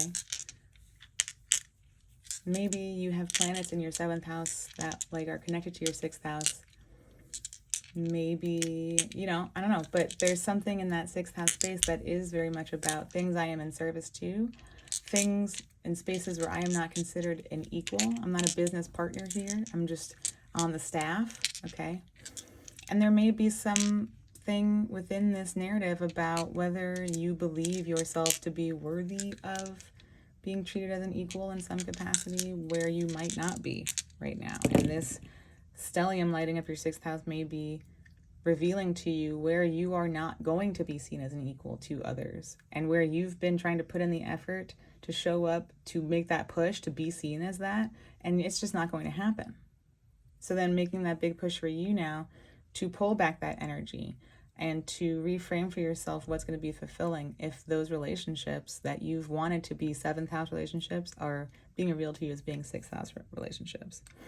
Okay, Pisces, yes, where Neptune is. Okay, Neptune in that fourth house. Yeah, what's been going on there? Is Neptune maybe trying to clear out some old emotional like patterns stored in your emotional body that were created in childhood? Is there something about your childhood that Neptune's trying to like bring to your attention, or like pause to bring to your attention, to show you like this is where you then form these relationships to people from something within your fourth house and that early patterning that needs your attention now, that Saturn's trying to get you to push out of, right? 11th house, and then of course, so Neptune, sorry, I know I ended on Saturn and I was like, wait, but we started with Neptune. So to wrap that up, like Neptune kind of cleaning the slate, if you will, and Saturn coming in and trying to establish some new foundations. There we go. Okay, 11. Nothing is passing through your 11th house in this particular moment, except for the South Node. Okay, so that Libra space being ruled by Venus. Venus currently in Aries, just met the North Node several days ago. And so there is something, perhaps friendships you are releasing. Ah, yes. Okay. Yeah, so friendships you might be releasing. Being part of friend groups that are not treating you as an equal, perhaps. Being part of friend groups that are not seeing your authenticity in that 5th house where Mercury is retrograde. Mercury retrograde in your 5th house, ruling that 7th house space of one-on-one relationships where you should be an equal. Okay, so how you express yourself, how you offer affection to those 11th house friends or those groups of friends, right? And how you give yourself, express yourself to those one-on-one relationships, right? Getting a sense of where Mercury in your 5th house is figuring out for you, like, oh, who in my equal spaces is like showing up for me in a way that feels good? How am I showing up for them in a way that feels good? And how is that impacting the friend groups I'm a part of? How is that impacting what I'm letting go of in terms of communities I'm part of or friend groups I'm part of, acquaintances that actually I don't need to be acquaintances with? What hopes and dreams for the future am I releasing at this time based on what's becoming revealed to me now? Okay, all themes showing us back to this, my day-to-day life is going to change. I'm going to stop putting energy into these things. I'm going to start putting this energy back into myself, into my own growth, into my own stability and wellness. Okay, thank you for tuning in, Sagittarius. If you enjoyed, please like this video. Please share with a fellow Sagittarian who is leaving behind some of those spaces that are no longer fair. Okay, and to subscribe so that next month we can talk about that Gemini 7th house. We can get a sense of what Mercury wrapped up in regards to that space and see what relationships look like at this time. All right, I'll see you then. Welcome, Capricorn, to your Taurus season forecast. Okay, so as we explore Taurus season, we are seeing the Sun, the new moon, and Venus all meeting up with Jupiter and Uranus, who await Mercury eventually in your 5th house of self-expression, true love, children, play, joy. We have a 1st quarter moon in your 8th house of shared resources, my bonds, my boss, ancestors, psychology, transformation. Okay, we have a full moon, the first without eclipses, in your 11th house of friends and community, as well as hopes and dreams for the future. Pluto stations retrograde in your 2nd house of my stuff, my money, my resources, my skills, and how I use them to make my money. We see Saturn, your chart ruler, with Neptune being visited by Mars in your 3rd house of the mind, immediate environment, sibling, peers, communication. Okay, yeah. Neighborhood. There we go. I knew I wanted one more. I think, yeah. And last but not least, we have Chiron on the North Node being visited by Mercury, who will station direct and eventually be joined by Mars in your 4th house of home, emotional body, origin story, connection to land. We have prompts for today. Resources becoming available now, as well as challenges, real or perceived, to these resources. Deeper lessons connected to these challenges, and how I will know I am acting from self-trust. Okay, we will look at the bottom of the deck to see what stories lie beneath these themes we're looking at today, and we'll roll the dice to see what else stands out, what else we need to know, what else is important. Okay.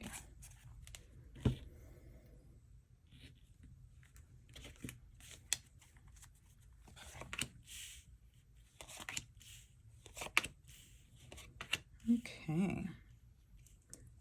Knock, knock. It's the Two of Wands. All right. I don't know about y'all, but this card has been showing up for me a lot this year as a Capricorn rising myself. Okay, so we're thinking about where to go. All right. We are making a plan about where we're headed. Okay, we are thinking about what happens next, right? If the Ace of Wands is a spark of a passion, a new idea, a possibility, energy available to us at this moment, then the 2 is, so where am I going to apply this energy? Where would I like to go?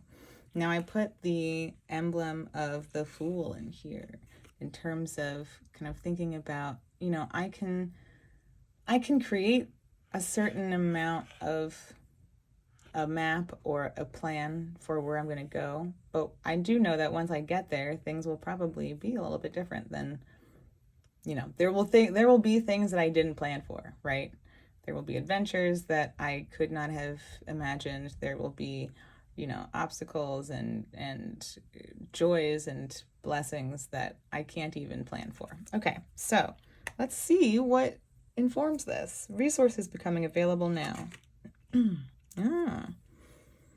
Okay, so we've been inside ourselves for some time, right? In that very like Capricorn way, like I need to go within and I know, you know, I know myself. And I kind of love thinking about like our fire houses being our house, like, you know, those dark houses, the 4th house, the 8th house, the 12th house being those fire houses, that like energy living eternally within us and really like tapping into ourselves to find what motivates us, you know? Maybe like it depends on where your, you know, the planet, you know, where your sun and where your Mars and where your Jupiter are. But there is some sort of, something begins with us, right? That kind of fire starts within us. So we've been spending this time within, listening to our inner voice, listening to what only we can answer, right? Probably very connected to a lot of the things in our 4th house right now. Chiron, North Node, Mercury retrograde. Mars will be here soon to meet the North Node. So there's certainly something brewing within the emotional body at this time that connects to this narrative. So the resource becoming available is being able to step out of that internal space, out of that internal process, and being able to apply what we've learned. Knowing that we had the answers in there, right? So we've maybe been in this time of reclusion or like deep thinking and planning, deep like inner seeking, and we're now like, okay, I'm ready to come out. I'm ready to share what I've learned in there. I'm ready to apply this, right? Okay. Yeah, if I'm thinking about this correctly, yeah, okay. So, right after this, we have the Wheel of Fortune, right? So if we think about the Hermit and coming out of the Hermit, then we do so in order to greet that Wheel of Fortune energy. So we are essentially going within ourselves in order to figure out what we need to know to like apply to the change that is about to happen or unfold, or to make the most of the opportunity that we are about to approach. Okay, so then challenges real or perceived to these resources. Shut up, 2 of Swords. Okay. I've also seen this rude card many times this year. Okay, so challenges real or perceived. Do we trust ourselves though? Where's your Mercury, first of all? Okay. But truly, I mean, really, maybe let's think about that 3rd house and where Saturn is, right? Because really, where's your Jupiter? Because your 3rd house is Pisces. So like your mind is everywhere, okay? Like kind of a juxtaposition for a Cap rising to be like, I am so structured and like formally put together here, and I've done my, you know, I've done the research and I've taken the responsibility. And a 3rd house Pisces is like, there are infinite possibilities. There's magic everywhere. Like, anything could lead to anything. I could walk down the street and stumble into the, you know, exact person I need to find at this time. My life is a symphony. Okay, so there's a lot of magic in that 3rd house space. There could also be a lot of confusion in that 3rd house space, right? Because Pisces is kind of boundaryless. Saturn and Capricorn are all about boundaries. And Pisces is all about diffusing boundaries. Pisces doesn't know what boundaries are. Pisces erases boundaries. And so Saturn in that third house right now, especially co-present with Neptune, which has been like, doodaloo, doodaloo, what are thoughts? What do you feel? What does that mean? How are you processing that? Did you really hear that correctly? Did you even like process that in your mind the way that the person who said it meant for you to? Okay, there's a lot of questions there. So Saturn there, Mars has been there, ruling that North Node, ruling that Chiron. Mars trying to kind of swim through things and figure out like, how do I move, and what's the best, like, you know, how am I going to time this, and like what's the best flow to get into. So okay, like, yes, I've gone within and only I have the answers. I am the one who carries the truth, and yet still I doubt. I don't know what to go in there with. I don't know what to arm myself with, right? Sometimes the illusion is like, oh God, I'm scared to go in there. And like, really the reality is like, no, you're gonna go in, but what are you gonna take with you? Okay, so Saturn in that third house, the planets in that third house right now might be bringing this sense of doubt. There might be so much fear and uncertainty and a lot of unpredictability, and we might be thinking, even though I know the answers within myself, I can't control what's going to happen. I don't know the outcome. Even though I'm going to set out and make this plan, there are things that are going to happen that I'm not going to be aware of, and that makes me anxious. What if I'm not prepared? What if I didn't bring the right tools? Okay. Deeper lessons connected to these challenges. Oh, sometimes you gotta rip off the band-aid, is what I just thought. More eloquently, Capricorn, this may mean, you know, we're coming back to those fire houses. We're back to wands as well. Only we know the answer. We maybe spend a lot of time dwelling on the thing. Should it be now? Is this the right moment? Is this the right thing to say? And sometimes things just have to unfold. Sometimes things just have to happen. Maybe the thing is that once you choose the thing, no matter what it is you choose, things will just happen on their own. Okay, things will rapid fire, things will unfold. But maybe the lesson is that we need to be willing to set them into motion. We need to be willing to release, like send those birds out, right? Like send out the messages, okay? We can't sit in this kind of mental paralysis forever, right? And that is kind of like also something that came up when I first revealed this card. And I didn't say it because I was like, well, it's supposed to be a resource. So let's acknowledge maybe the resistance of like coming out of here, okay? Like we went in here, or maybe we've been resisting going in there. Maybe the resource available to us is the willingness to actually go in there. The resource is the pushing out of the resistance. Only you know the answers. Okay. Only you know the answers. Mercury rules your 9th house of meaning. Only you can make meaning from like what you are living. Okay. So if we've been resisting this going in, it might be that like once we go in, oh, the truth is really going to reveal itself. And like we think we might be holding off exposing ourselves to the truth by staying in this state of, I don't want to go in there. I don't know what to take with me. And actually it's like, see, the thing is like once you go in there, you're going to know, and it's going to be like, oh, I gotta make this happen. Like I have to put this out. Okay. This has to be real. And maybe there is something too about Mercury being retrograde for part of this season, but stationing direct about a week or so into this season. All right, maybe there is still this like hesitation, this uncertainty. Am I making the meaning? Am I doing it right? Whatever that looks like. And it's like, okay, Mercury's like, all right, girl, like we gotta speak our truth, right? Mercury is in your 4th house, retrograde in your house of emotional body. So it's like, I'm getting clear on the emotions, and now here they are, and whoops, I gotta let them be. I gotta let them be free. I have to speak this into truth. I can't just hold on to this. How I will know I am acting from self-trust. Ooh.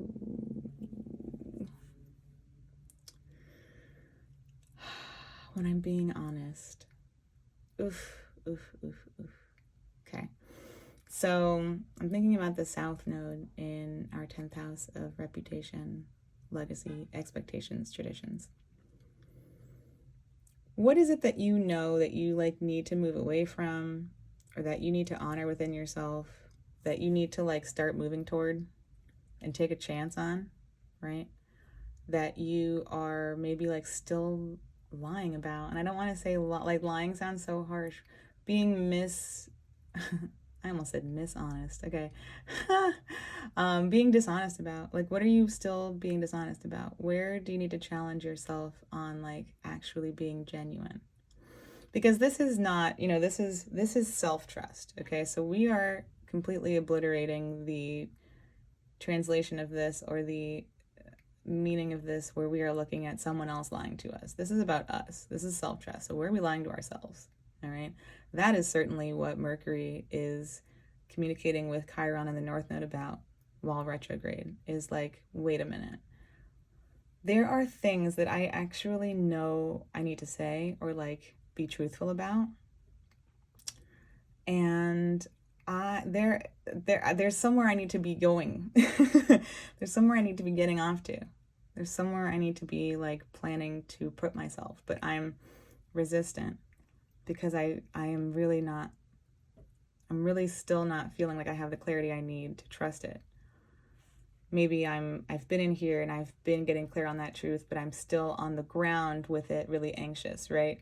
Abstractly, major arcana, I can acknowledge what is true for me, but in this moment, in real time, on the ground, Two of Swords, I still can't trust myself to act on it or to choose the sword that I know within me is the one. Or I'm scared to go in here to find out which sword I need. But like I'm scared to go in, and so I'm still being dishonest. The South Node in that 10th house is like, it's time to let go of what people think of us. It's time to let go of other people's expectations.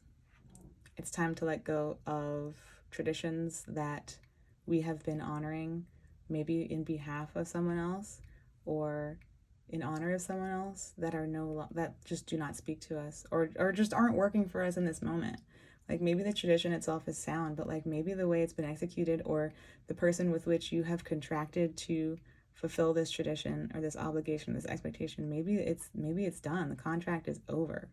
All right, like that's a void. We have fulfilled that. It's done. It's over. Makes a lot of sense. Oops. Got so worked up there. Makes a lot of sense seeing this here in this Hierophant Strength narrative. What do you believe in? Do you believe in your own self-expression? There is something that needs to come out in that 5th house. Jupiter and Uranus are like, we are going to do it. I'm going to do it. Like, I'm going to say it. We're going to make it come out somehow. Whether you are like ready for it or not, right? Uranus doesn't care if you're ready. And deeper lessons here with strength. Like, what are my instincts around trusting myself and being honest, trusting that my honesty is acceptable here, trusting that I do know that it's time to speak my truth and to put this into motion, but I've been scared. And like, where's that fear coming from, right? Let's get a sense of what that instinct is trying to reveal, about what that instinct has been shaped by. Whose opinion or whose expectations have you been stuck having to honor before? Who have you not been able to walk away from in the past, right? When you knew deep within yourself that there was something true that you weren't acknowledging. Maybe you weren't safe to acknowledge it. Maybe nobody cared back then. Okay, Chiron and moving to the 4th house. Nobody cared about how I felt. I was just left alone. Nobody cared to come find me or listen to me. And Jupiter in that 5th house now is like, it's time to express ourselves. So it's also time to get clear on where that fear came from and to think about whether it's real now in this moment and to discover what agency we have now. Okay, I knew it.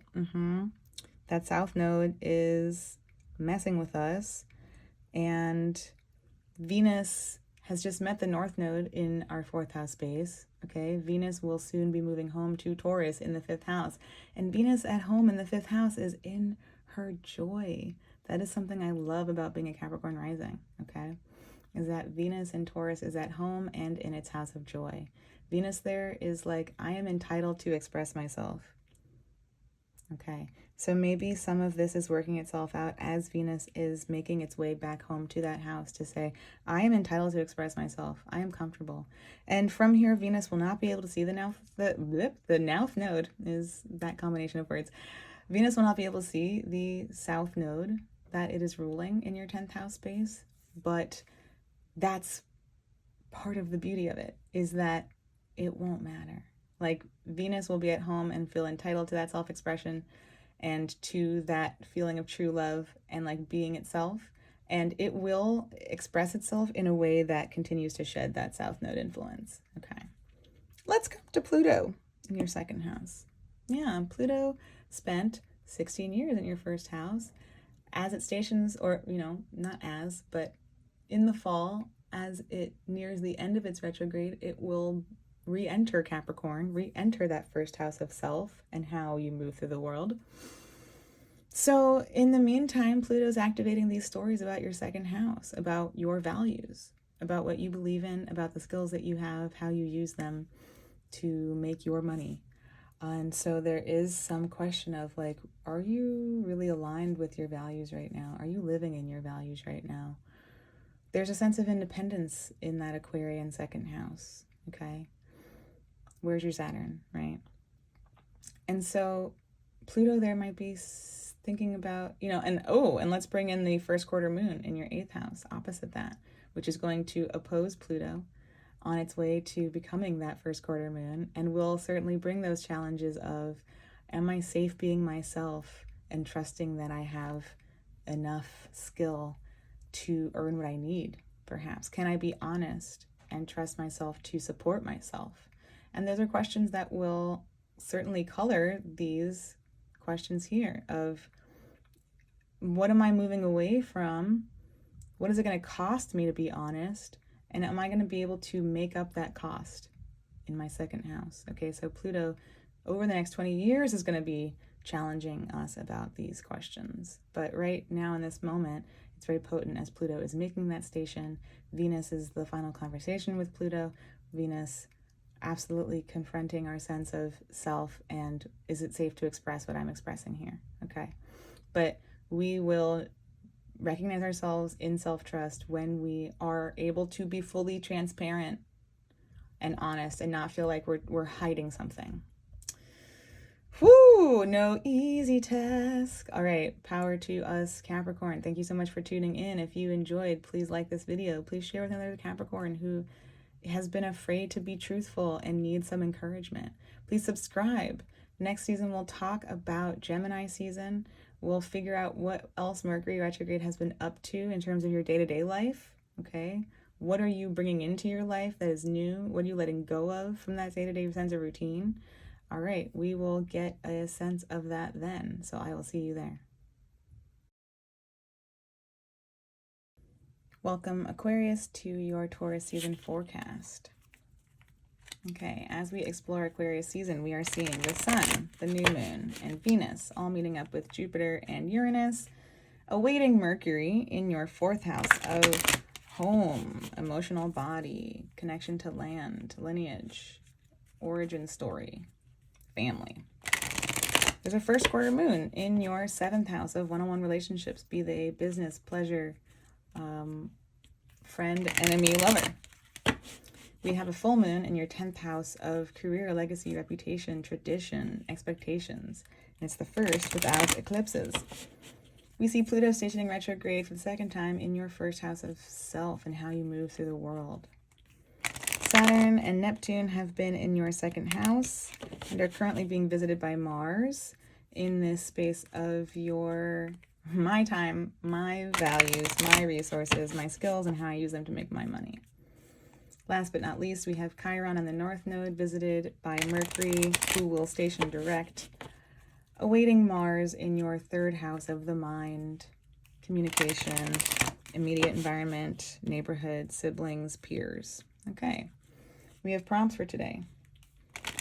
Resources becoming available now, as well as challenges, real or perceived, to those resources.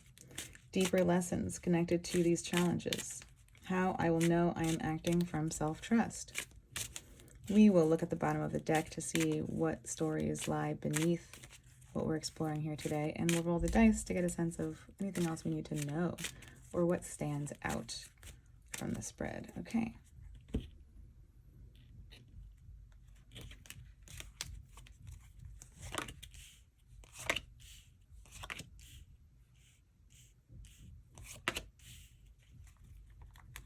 Okay, so something is coming to an end. Maybe it has been like long feared or long awaited. Maybe it has been building up. Maybe it's been creating a lot of anxiety, but it's time for it to pass. It's time for it to finally be wrapped up. Okay, that's pretty straightforward. So let's see what else is here to get a sense of what that looks like. Resources becoming available now. Interesting. Typically, we see the Seven of Wands as like, I am finding out how to stand up for myself. I am figuring out how to assert myself, how to protect and defend what I need. Maybe a resource is no longer needing to do that. Maybe getting to soften your defenses is a resource. Maybe the resource is turning that energy inward and maybe like getting a sense of what is worth fighting for you. Okay. Interesting. I'm thinking about that first quarter moon in your 7th house. I'm thinking about Pluto being retrograde in your 7th house. I'm thinking about something in your 10th house coming to a culmination, being done with something. Maybe like I've lived up to something, or I have protected something, or like I've created this legacy and now I can put this down. Okay. Challenges, real or perceived, to these resources. What do I build here? What do I want to see unfolding? Maybe I don't have any ideas for what I'm going to do next. Maybe I don't have any ideas, or there's no like possibilities emerging on the horizon in terms of what comes next if I put this down. Maybe I've been fighting so hard for something to like make something happen, and like now the fight is over. But what comes after that? Will I have money if I stop this fight? Like maybe I've been doing this because it's been sustaining me, and if I'm going to put this down, or I'm going to turn this energy inward, then what energy is going to keep growing to sustain me? Okay. Maybe I'm worried about opportunities not coming through, or that maybe I'm overwhelmed by the idea of needing to come up with opportunities. Okay. Deeper lessons connected to these challenges. I feel like we're like speeding through this, but everything feels pretty like, okay, there it is. There's that. I'm like, everything's feeling really straightforward and like, all right, okay, so where are you resisting some sort of like deeper transformation that is awaiting us? Okay. That's pretty interesting.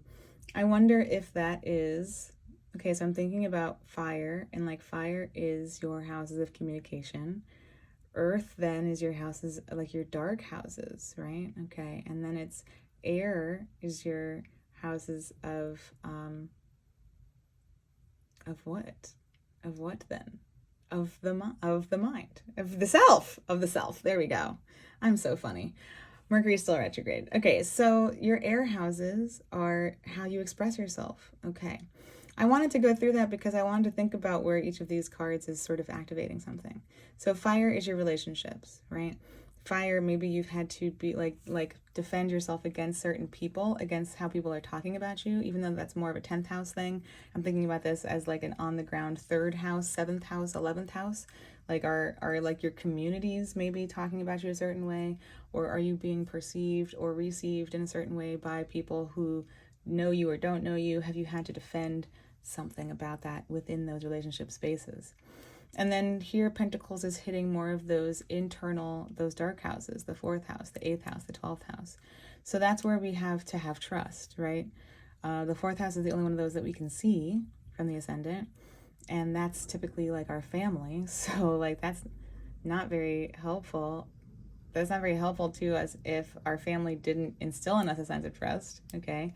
And here we have all these planets moving through your 4th house, right? So we are trying to get a sense of faith and what we believe in, what structures we believe in outside of ourselves. Okay, so if we didn't have a great 4th house experience growing up, if there was not an installation of a sense of trust or opportunity or possibility deep within you, then perhaps your relationships have been the source of where you think that comes from.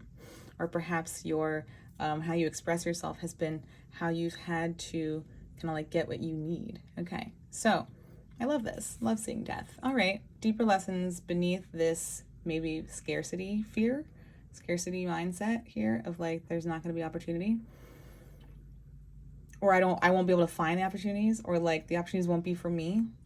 I don't trust that. My instincts are telling me that there's not going to be anything available to me. My instincts are telling me to keep fighting, to keep this battle up. Then we're resisting some sort of transformation. All right, if we are remaining in the place of scarcity, then there's something within us that's actually calling us to surrender to something. Upright, this is like, okay, the deeper lesson is that's where you are. You're going in there now. So upside down, we are kind of thinking about this as like the deeper lesson is that maybe you are very scared. Maybe there is, let's come back to like Scorpio in that 10th house space and that full moon, that first one without eclipses. Maybe those eclipses really challenged your sense of security or stability. Maybe you have gone through lessons of stability and security, and yet there's still something about how others are talking about you or what those expectations are that you are resistant to, that is connected to what the real opportunities and possibilities are about. So there's something being resisted here, and for, not for any shallow reason, like the death card is intense. It is truly like surrendering to a complete possibly a complete destruction. It's not necessarily guaranteed that, I'm thinking that's more maybe appropriate for the chrysalis, and that's like more of a spiritual thing. But the death card is kind of more of those emotional bonds perhaps being severed or reformatted in some way. And again, these houses of communication where we've had to like defend ourselves or put up a fight or like be, defensive or guarded has served a purpose, right? But it's also preventing us from going deeper within. Okay. How I will know I am acting from self-trust. Oh, my anxiety will lessen. Okay.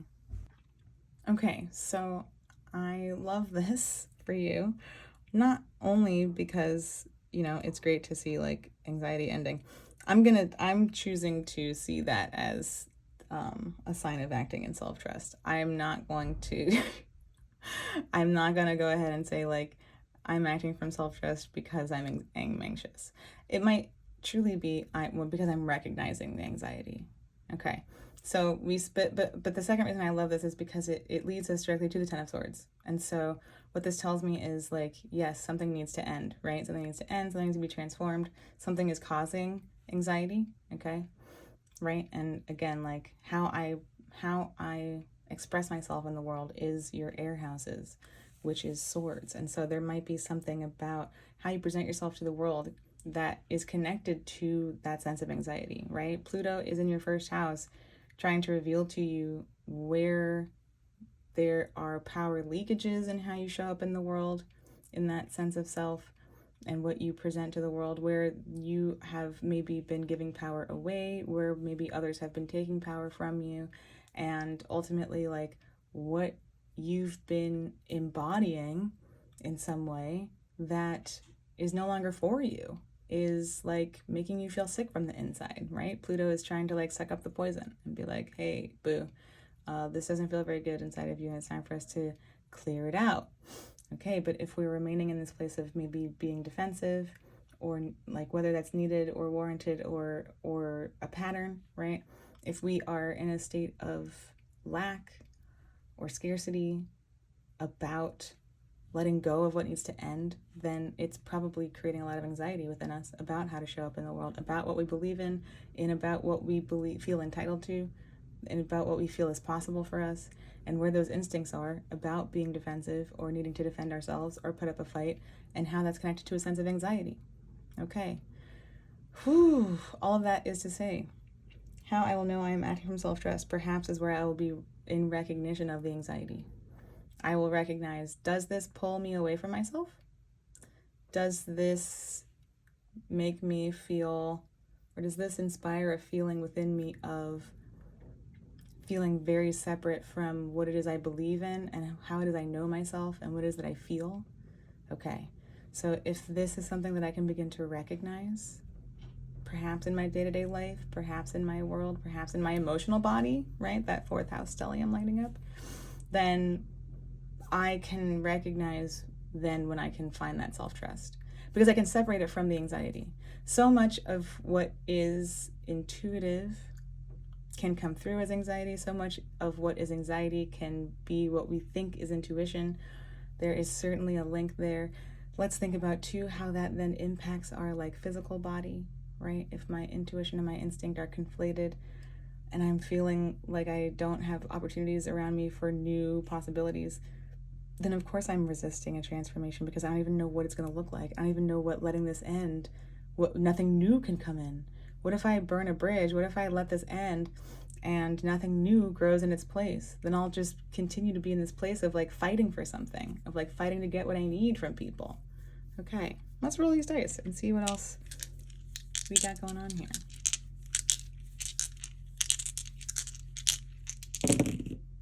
Okay, I was thinking about your third house. That's funny. And here's Mars. Okay, so yeah, really highlighting that fourth house, that emotional self, that emotional body, as well as that like early conditioning, those early patterns that you learned from whoever raised you. Did you have to like defend yourself against them? Did they withhold or like make it feel like you couldn't have things that you needed? Is there something there that needs to be like surfaced and processed, and like that finally needs to end? Okay. And so really paying attention to that fourth house, really paying attention to that Jupiter Uranus conjunction. Thinking about Uranus maybe co-ruling your ascendant if you're into that kind of thing. Uranus trying to shake you out of some role, perhaps, Jupiter, or being a teacher, or like believing in something, right? Morals, okay, and beliefs, right? Shaking you out of like feeling a certain way in order to show up differently, right? And thinking about Jupiter ruling that second house from your fourth house currently, wanting you to believe in yourself, to believe in what you have, to believe in your skills, your resources, your values, and how you use them to make your money, right? Saturn's there right now, ruling your ascendant as well. Saturn is there and trying to help bolster that second house space, trying to get you to believe in the power of your resources, believe in your ability to create opportunity. Okay. Thinking about Mars. Mars is in that second house right now. Mars will move into your third house. It is ruling of Aries. Okay. And so Mars in that second house may be making you spend a little to get what you need, or making you push to like get some more resources, right? And maybe that's creating a sense of fear here. Mars ruling that third house of immediate environment, of peers and siblings and like neighborhoods and the mind. Certainly, when Mars comes in there might be a lot of clarity, right? And it makes sense that Mars in Pisces right now, ruling that third house, maybe doesn't have a lot of clarity. Maybe is caught up in what other people are doing or how they're feeling, and having to navigate from that place in order to strategize getting you what you need, right? But when Mars moves into that third house, there will be a sense of drawing all of that off and re-individuating, right? Focusing back into your mind, into how you feel, into what you want. Okay, and so I think there's like a purification process that happens there. So we're sort of carving out anxious thoughts, okay? We're sharpening instincts here. We're sharpening our sense of what I know to be true. All right, that's a very Aries, like third house thing. Maybe no one else knows this to be true. That is absolutely the marker of like an Aries third house, is that I'm the first one to think this. Or maybe I'm at least the first one to say it.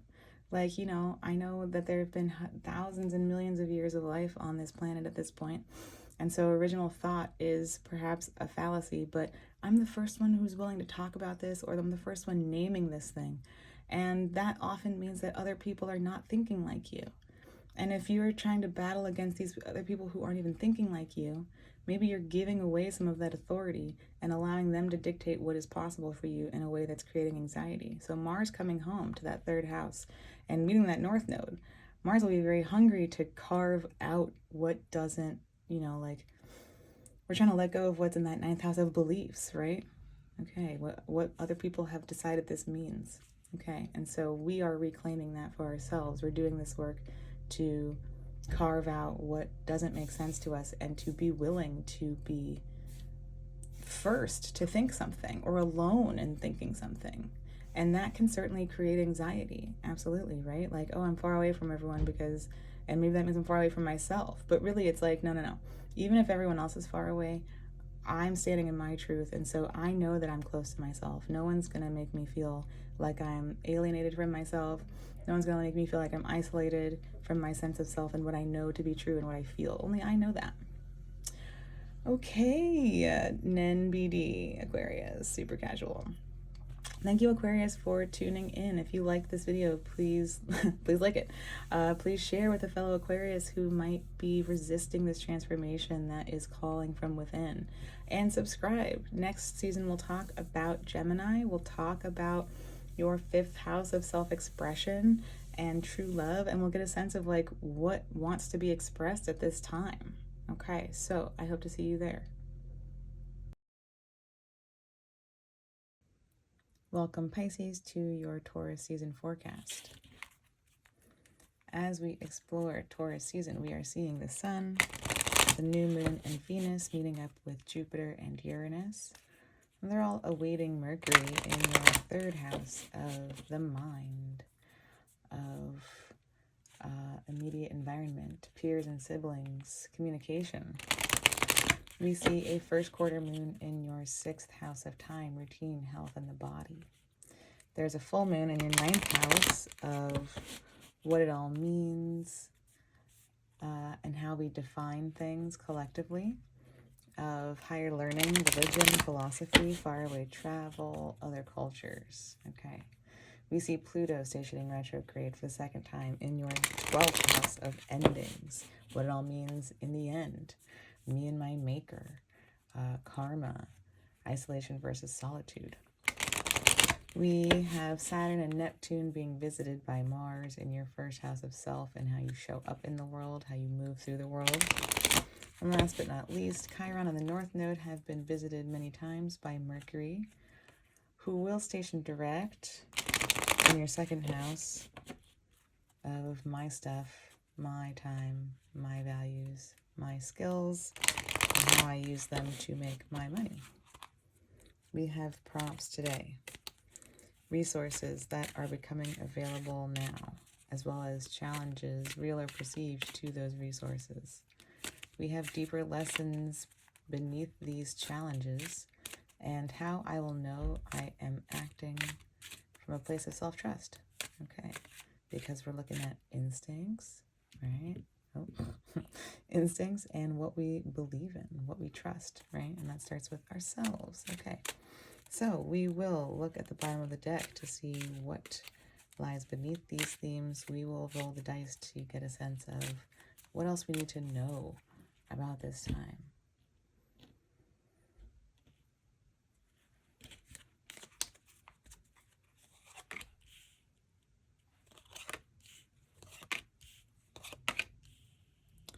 It's like I watch myself every time and I still don't don't move it over far enough. Okay, Queen of Swords. All right, my mind goes right to Saturn in your 1st house, but there are other stories here. There's also the Chiron North Node narrative that Mercury has just been like spreading all over the place.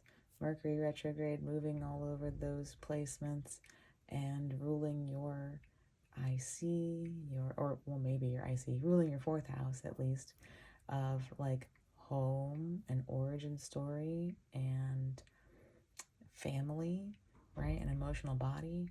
Mercury also ruling your 7th house of one-on-one relationships, be they friend, lover, enemy, business. Okay, so like there's a lot of information here that could be contributing to this Queen of Swords narrative. And this narrative is all about the need to create boundaries so that you are kind of impenetrable to others. No one can get to you in the sense of your mind, your instincts, and intuition. We have like an inversion. Oh, wow. I love these cards together. It's kind of like a mirror there, okay? So we have like an inversion of this triangle, right? There are two triangles here. There's one triangle here.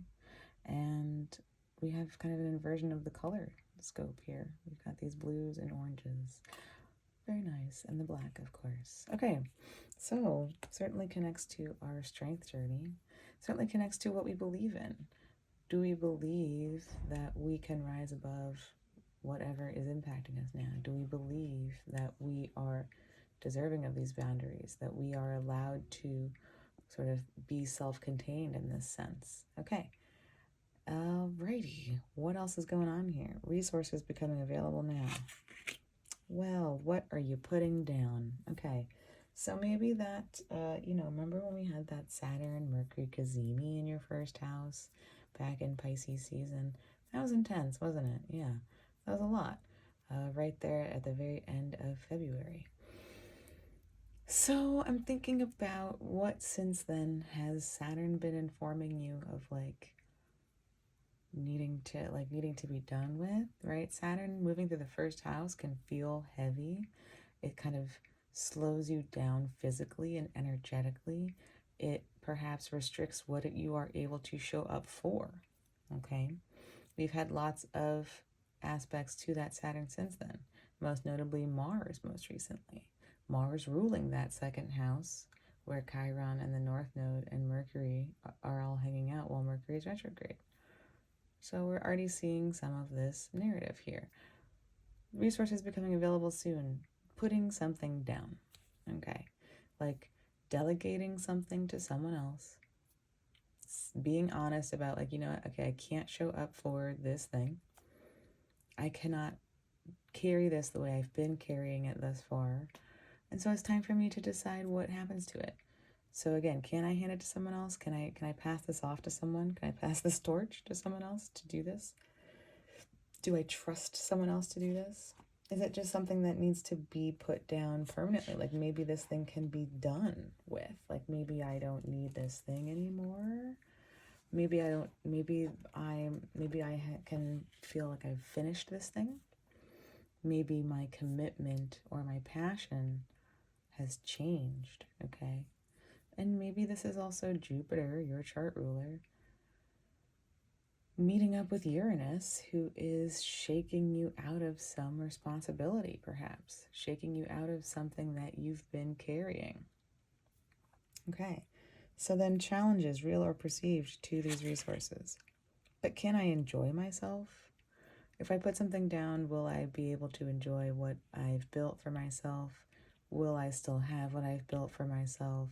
Do I have enough here? Like, have I made enough to maybe support myself if I decide to put this down? Like, is this thing that you're considering putting down, is this what has caused you to need these boundaries? Have there been like just boundary crossings happening with something that you've been sustaining or, like, again, carrying? And maybe that's been very real to your sense of livelihood, right? Let's go back to that second house. My resources, my skills, and how I use them to make my money. Have you been carrying so much because there's this, like, real or perceived lack happening in your second house? I need to carry this because I need that to pay my rent, right? This is a very, like, self-sustaining card. This is me and my house, okay? Nobody else is here. Nobody's helping me pay for that. So maybe I've been carrying this because I need to pay these bills, and maybe I've had to harden myself in order to endure all of this. Okay. Okay. It's making some sense. Deeper lessons connected to these challenges. Okay. This is all very on the ground, Pisces. There's been lots of polls before this where, like, 2 or 3 major arcanas are here, or like it's majors and court cards, and it's been kind of very abstract and, like, very much like, all right, let's see what we can figure out is happening here in this moment on the ground. And your reading is refreshingly immediate. It's refreshingly accessible. Okay, so where are you going? Maybe this is a question of, where do you want to go? Okay, maybe you've been so wrapped up in sustaining, like, this is the end of the journey. love that is wands. Okay, so this is like, I've been carrying this, I've been trying to get this off the ground, I've been committed to this, it's been a lot to endure. Okay, so like, have you had the opportunity to think or to allow new influences or ideas or passions to enter the chat? Have you made room for like what can maybe refresh your sense of self? Okay, so we're not necessarily just putting things down for the sake of it. Like maybe it's to make room for where you want to go. And so let's think about this then as, how is this like a deeper lesson connected to this challenge here? The challenge is not this, right? This is connected to this. So deeper lessons connected to the challenges within the 9, feeling like I don't have enough. Where can I go find enough? Maybe this can be reframed as an invitation instead of holding on to everything. Maybe this is an invitation to get creative about where I can go next to find what it is that I need, that is new, that is better resourced, that is not something that's connected to me having to put up all these boundaries. And like, maybe these boundaries are important, right? Like Saturn is stealing you for the world, right? STEEL, like, no, Saturn's not stealing you. I don't know, maybe Saturn's stealing you. But there's some sort of strengthening happening here, right? So perhaps these boundaries were like inevitable, but also maybe before we get so rigid in those, maybe it's important to think about, where else do I want to be taking myself? This was on the bottom of the deck for, I believe, Capricorn. And I was talking about how I specifically put the little, like, this is part of the Fool, okay? So I've put a piece of the Fool here in the 2 of Wands. And there are mountains here, which gives us a sort of like Saturnian vibe of like, all right, what land am I going to traverse? And like, what's going to be worth it out here for me to do all of this traversing for? And there is a like, what chances do I want to take out here? What new thing do I want to connect with? And so there may be something about holding on to what you have to try to combat this sense or this reality of scarcity. And the lesson behind it or beneath it might be that this is the opportunity to get creative. Thinking about Mercury ruling your 4th house of home. Do we get creative about where home is, or like that 7th house space of one-on-one relationships, people we work with? Do we want to get creative about who we work with next? Where am I willing to go work with someone who's going to make this more viable for me and will like help me get out of this thing? Okay. All right. How I will know I am acting from self-trust. Oh, well, if it isn't the Home card. All right. So this is all about like, again, having the resources to take care of myself. And this is home. Like, this is a celebration. This is having a space. This is celebrating having a hearth. This is like, maybe, this can be something like a wedding or like a big to-do. But here it's certainly like just feeling really good and connected to home, feeling really safe and secure, feeling like I have a home. I mean, look at all these wands, okay? So like feeling like I have a safe space for my passions, right? I've done the 2. Let's think of this progression. I've done the 2. All right, I did the planning. I went on the journey of the 3, and I found exactly where I wanted to be. I found my place here, okay? I found what is for me. I found what holds me and supports me. Okay, so this could be metaphorical. Like maybe this is a sense of home within you, right? Maybe Mercury stations direct. Maybe we move through that Chiron North Node narrative for the last time. Maybe we get a sense of, okay, I feel safe within myself. I feel like I trust myself to hold space for myself because I'm not demanding so much of myself. Okay, maybe this is literal where we're like, all right, I pursued a new opportunity and now I am feeling secure in like being able to pay my rent and having what I need. And so I just feel very cozy here. I know that this is like where I'm able to establish a sense of trust. This is where I'm able to celebrate something. All right, so how I will know I am acting from self-trust is I will be engaged in celebration. I will be engaged in like initiating home for myself, perhaps in a new way, again, perhaps in a new space, perhaps within, all right?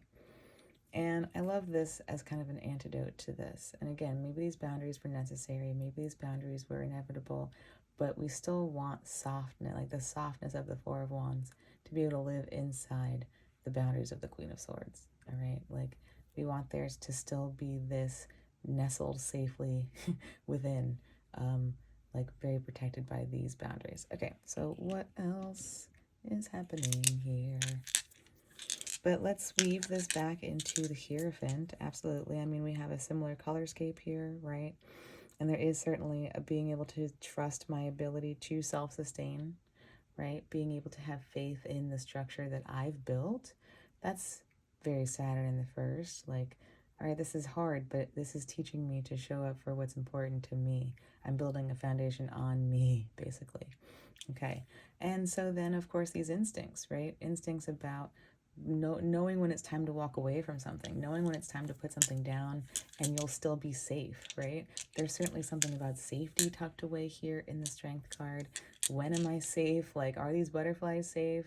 At any moment, these eyes could become hungry or aggressive or vengeful.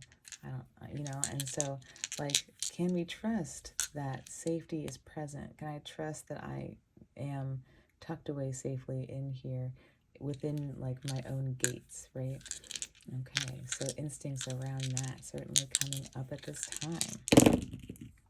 Okay, so we have Uranus, yes, and that's moving through your third house of the mind, of immediate environment and neighborhood and peers and communication. Okay, so maybe there, and you know, swords are air as well when we think about communicating. And so perhaps there is some narrative here, Jupiter being your chart ruler, Uranus and Jupiter being together in your third house. Perhaps there is some breaking you free from some way of thinking or from some need to communicate a certain way. Perhaps it's shaking you out of connections with your peers, okay? Maybe there is some, let's tie in this 11 here, talk about your 11th house, which is Capricorn, all right? You know, Pluto stationing retrograde in your 12th house, and it's going to move back into that 11th house for that final degree in the fall. Perhaps there are final, like, power struggles with amongst your friend groups or your communities that you are going through one more time to finally kind of make sense of. Perhaps this is like third house, 7th house, 11th house related. Maybe there's something big happening starting in the third house of your mind that then shifts into how you communicate into those other spaces. That would make sense. Jupiter is making the conjunction to Uranus. Jupiter is your chart ruler and is currently ruling Saturn. Saturn rules that 11th house of friendship, community, hope, and dreams for the future. Okay. So there's absolutely this trickle effect of what's happening in the third of how I communicate and how I think about things is impacting how you then think about those friend groups, show up for those friend groups, getting a sense of what communities you even want to be a part of. Maybe you're actually like moving yourself into new neighborhood spaces, finding that home is many places, or finding home in new places, right? Recognizing that there are different resources around you outside of just what you have, okay? Maybe that third house is reminding you, like, hey, I'm here too. You are connected to these sort of neighborhood spaces. You can connect with these kind of ideas and these kind of peers. And that changes something about the friend groups and the communities you're a part of. That changes something that you are considering now as a hope or a dream for the future. Okay, and Leo, let's talk about that 6th house where that first quarter moon is going to show up. So whatever's starting in the immediate environment, right, the new moon in that 3rd house of, again, neighborhood, peers, neighborhood environments, immediate environments, there we go. There might be something continuing or growing in that 6th house space. Are you going to spend more day-to-day time somewhere in a new environment that you're being exposed to? Are you going to start a new job in some way now once you meet some new peers in your immediate environment somehow, right? The 6th house is like my routine. So I'm going to work. If you think about the second house, feeds into the sixth house, feeds into the 10th house. So my skills and how I use them to make my money, me literally going into work to make my money, and then like what my career ends up building up to, or how people know me, or what my legacy is, what that day-to-day work has built up to over time. Okay, so thinking about that, maybe there are opportunities there that we're seeing. Maybe there are opportunities in that Leo first quarter moon that allow you to step into a role that feels more authentic for you, right? Certainly activating a lot of this, a lot of this wand activity for sure. Okay, Pisces, thank you so much for tuning in. If you enjoyed this, please like this video. Please share with a fellow Pisces who is ready to put something down and just needs a little bit of trust in their resources to do so. And subscribe. Next month, we'll talk more about Gemini and your chart ruler moving into that space, into that home space, getting a sense of what is going to be activated there for you over the next year. So we will talk about that then.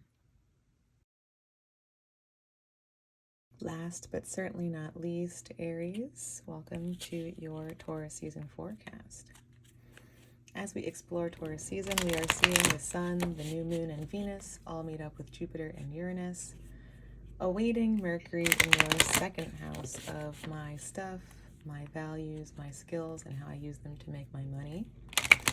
We have a first quarter moon in your fifth house of true love, children, play, joy, self-expression. There's a full moon in your eighth house of shared resources, ancestors, psychology.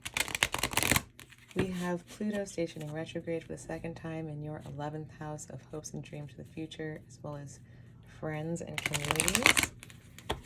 Saturn and Neptune have been visited by Mars in your 12th house of karma, endings, what it all means in the end, me and my maker, isolation versus solitude, mental health. And last, but certainly not least, we have Chiron on the North Node being visited by Mercury, who will station direct in your first house of self and how you move through the world. We have prompts for today. Resources becoming available now.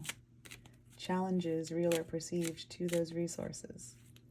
Deeper lessons connected to these challenges. How I will know I am acting from self-trust. Okay.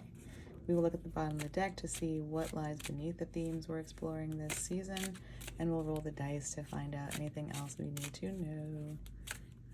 Okay.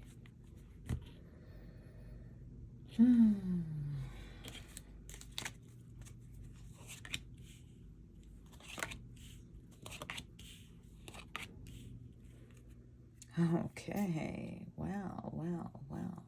Welcome the devil. Okay, so the devil shows up when we are feeling helplessly bound to something bigger than us. And when we are in the sphere of the devil, we feel chained and we feel helpless. We might feel like something is bigger than us and therefore we are powerless against it.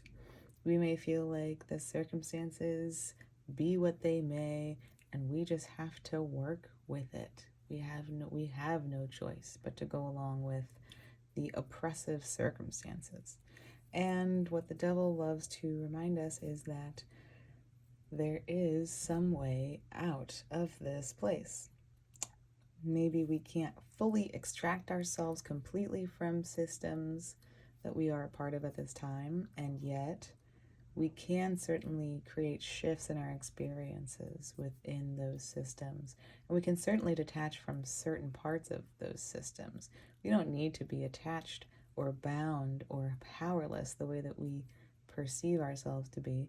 And in the devil, we are invited to step into discipline in order to actually recognize where there is space for change and to then take advantage of that space. What else lies amongst these tales? Resources becoming available now. Well, okay. Aries, I don't know where your Mars is. Mars will be in your first house at some point mid-season, right? Okay, so it's funny to see the Fool reversed as a resource becoming available, an opportunity to reflect, perhaps, on where you have felt called to leap into things. Maybe there's a couple ways to look at this. One interpretation could be, where have I been reckless and leapt before I've looked? And the resource becoming available to me is the ability to reflect on that and the ability to create change. The devil. Well, I had to jump in. Well, I had to react that way. Well, I had to do that thing. The devil. Okay.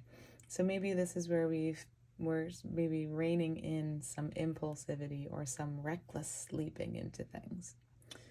Perhaps this is an invitation to reflect on where we've held ourselves back from things. Maybe there's an opportunity or a resource becoming available to hold yourself back. Okay, so there's a couple things that could be happening here. Challenges, real or perceived, to these resources. Oh, well, we're resisting pain. Oh, well, we are not willing to go through the motions, perhaps, of mourning. Okay, so sometimes when this is reversed, we could say that we have finally accepted what is ending or what is painful, and we are stepping away from that process. But if this is a challenge to reflecting on where we leap before we look or where we refuse to take chances, there's also grief attached to that we might be hesitant to explore. I don't want to think about what makes or compels me to be reckless or to jump before I know where I'm going to land. I don't want to make room for the pain of why I have held myself back from taking chances on things. The devil. Either way you slice it, it's going to feel like the devil made me do it. Okay? The devil made me reckless. I didn't ask to be born. Okay? The devil made me reckless. Or like the devil chained me, right? Like either way, there's a trap. The devil chained me and held me back from being able to take chances. I can't because I'm trapped to this thing. I'm bound to this thing and I'm powerless. Or I had to leap. I had to be reckless because I'm bound to this thing. Okay, I don't want to examine the pain of that. The pain of that is too great. The pain of that will undo me, etc. Okay, I mean, we have Chiron in your first house, right? Let's acknowledge that. Chiron in the North Node and Mercury has again just been spreading all that Chiron and North Node narrative all over your sense of self, maybe bringing a sense of wounding to you, maybe making it very evident where you have felt or where you have neglected to allow yourself to feel this pain. This all feels very first house, actually. Aries rising is like, I will just go. And again, where's your Mars? But what story is here about? And like, what story is Chiron bringing up for you about where initiating things has gone wrong or has been painful? Okay. Deeper lessons connected to these challenges. It's time to tap into like the broader journey, perhaps. Maybe this is Saturn in your 12th house ruling your 10th house right now, and getting philosophical about like what's really important to you to show up for, what's really important to you to keep driving toward, right? So we have this sort of like beginning energy that we're questioning, whether we are repressing our ability to begin things or we are overcompensating for something by forcing beginnings or just like leaping into new things. And then we have this sort of contradiction here about the long term, about what you are willing to like continue to sustain. Okay, this is actually also making me think about Jupiter in your second house ruling your 9th house. That 9th house space feels very 9 of Wands. What sort of faraway journeys stir me and I feel passionate about? What sort of big picture visions sustain me? What sort of big picture visions motivate me? What am I willing to dedicate all of this journey to? Okay. I'm thinking about Jupiter in your second house right now, tapping into that Uranian energy, thinking about like your skills and like how you use them and what you use them for and what sort of resources you gain from that process or that practice. Okay, so there's pain that we don't want to make room for, or there's pain that we've been lingering in that we haven't been able to move through. Something happening here around acceptance or the pain of acknowledging what's been experienced here. And the deeper lesson beneath that avoidance of pain is that there's more to life than this is a 3, right? Like the 3 is still early. The 3 is like there's still time. Thinking about like what you really care about in the long run and whether this grief is enough to like fully, I don't know, strip you of this power, or like maybe there's a sense of failure, like I've failed at these beginnings and therefore I have no idea what this looks like. Oh, I have failed at so many beginnings and I have no idea what my long-term vision looks like.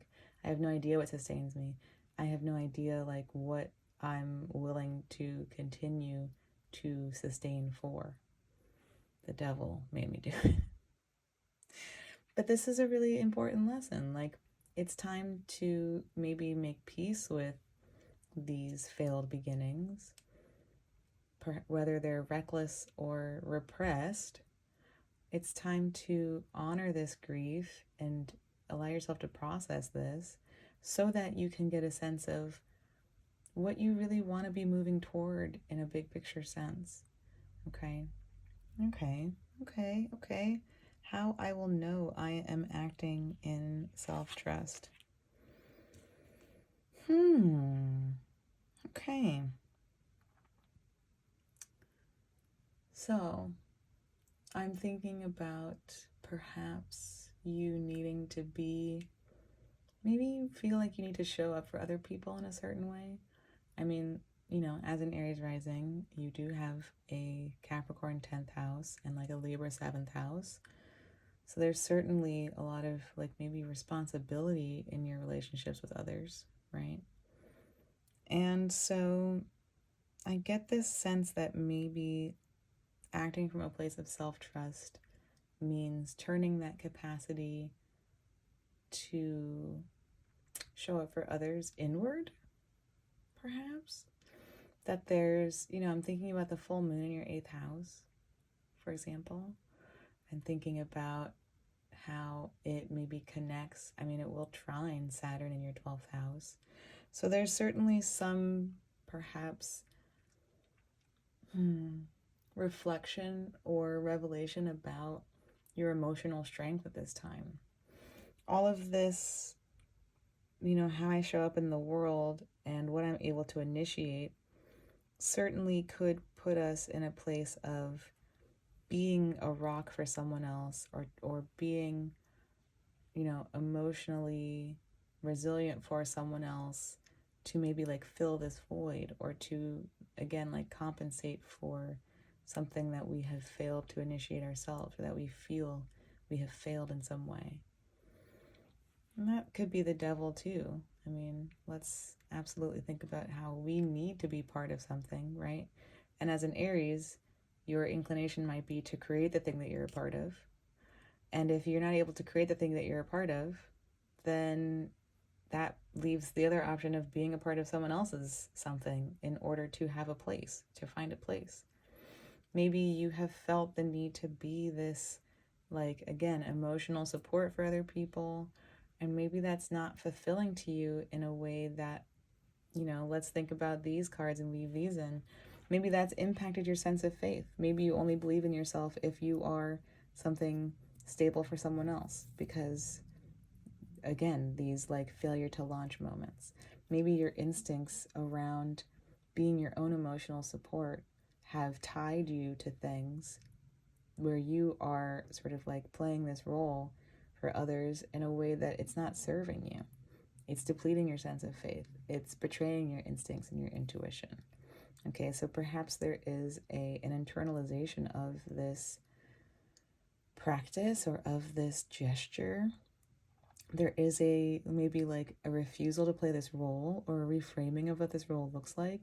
There's an offering this sense to yourself, right? Maybe the recognition of acting in self-trust is when we are stepping out of a place of like being perhaps emotionally immature or manipulative. Maybe this role has gone astray.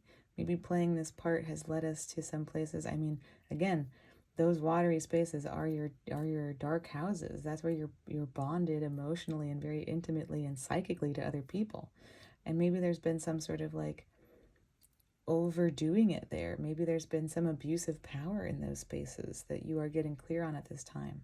And maybe it could look like knowing you're acting from a place of self-trust is then rejecting that playing in that way, stepping away from that imbalance there. Okay, let's roll these dice. But we certainly get a sense of how this connects with our cards for the season. Again, these instincts may be like patterned poorly if we have tried to initiate in ways that hasn't worked out, in ways that haven't worked out, in if we haven't seen results, then that has trained our instincts to believe that we are not capable or that we are insufficient in that sense. And that's made it difficult for us to commit to long-term goals, or that's made it difficult to know where we are willing to go and how far we are willing to travel to pursue what is passionate to us. Okay, yeah, that third house space. Okay, let's look at that. Let's look at Gemini, and that is being ruled by that Mercury that is retrograde in your first house, okay? And so is Virgo. So that's fun to bring that in. So, all right, Gemini, third house, and Virgo, sixth house. So let's think about how those connect, right? The third house is the house of siblings, peers, the mind, immediate environment, neighborhood. So what starts in the third house often extends into the sixth house. So whatever neighborhood spaces are like around me in my third house, I probably I go to some of those on a regular basis as part of my routine in my sixth house, for example. The third house into the sixth house is where we see like practice what you preach. So in the third house, here's my idea that I'm communicating to people. And then in the sixth house, here is where I am actually doing that thing that I've been talking about to other people and putting it into practice. I am building it into my routine. Okay, so Mercury is ruling both of those bases. Mercury is retrograde in the first house.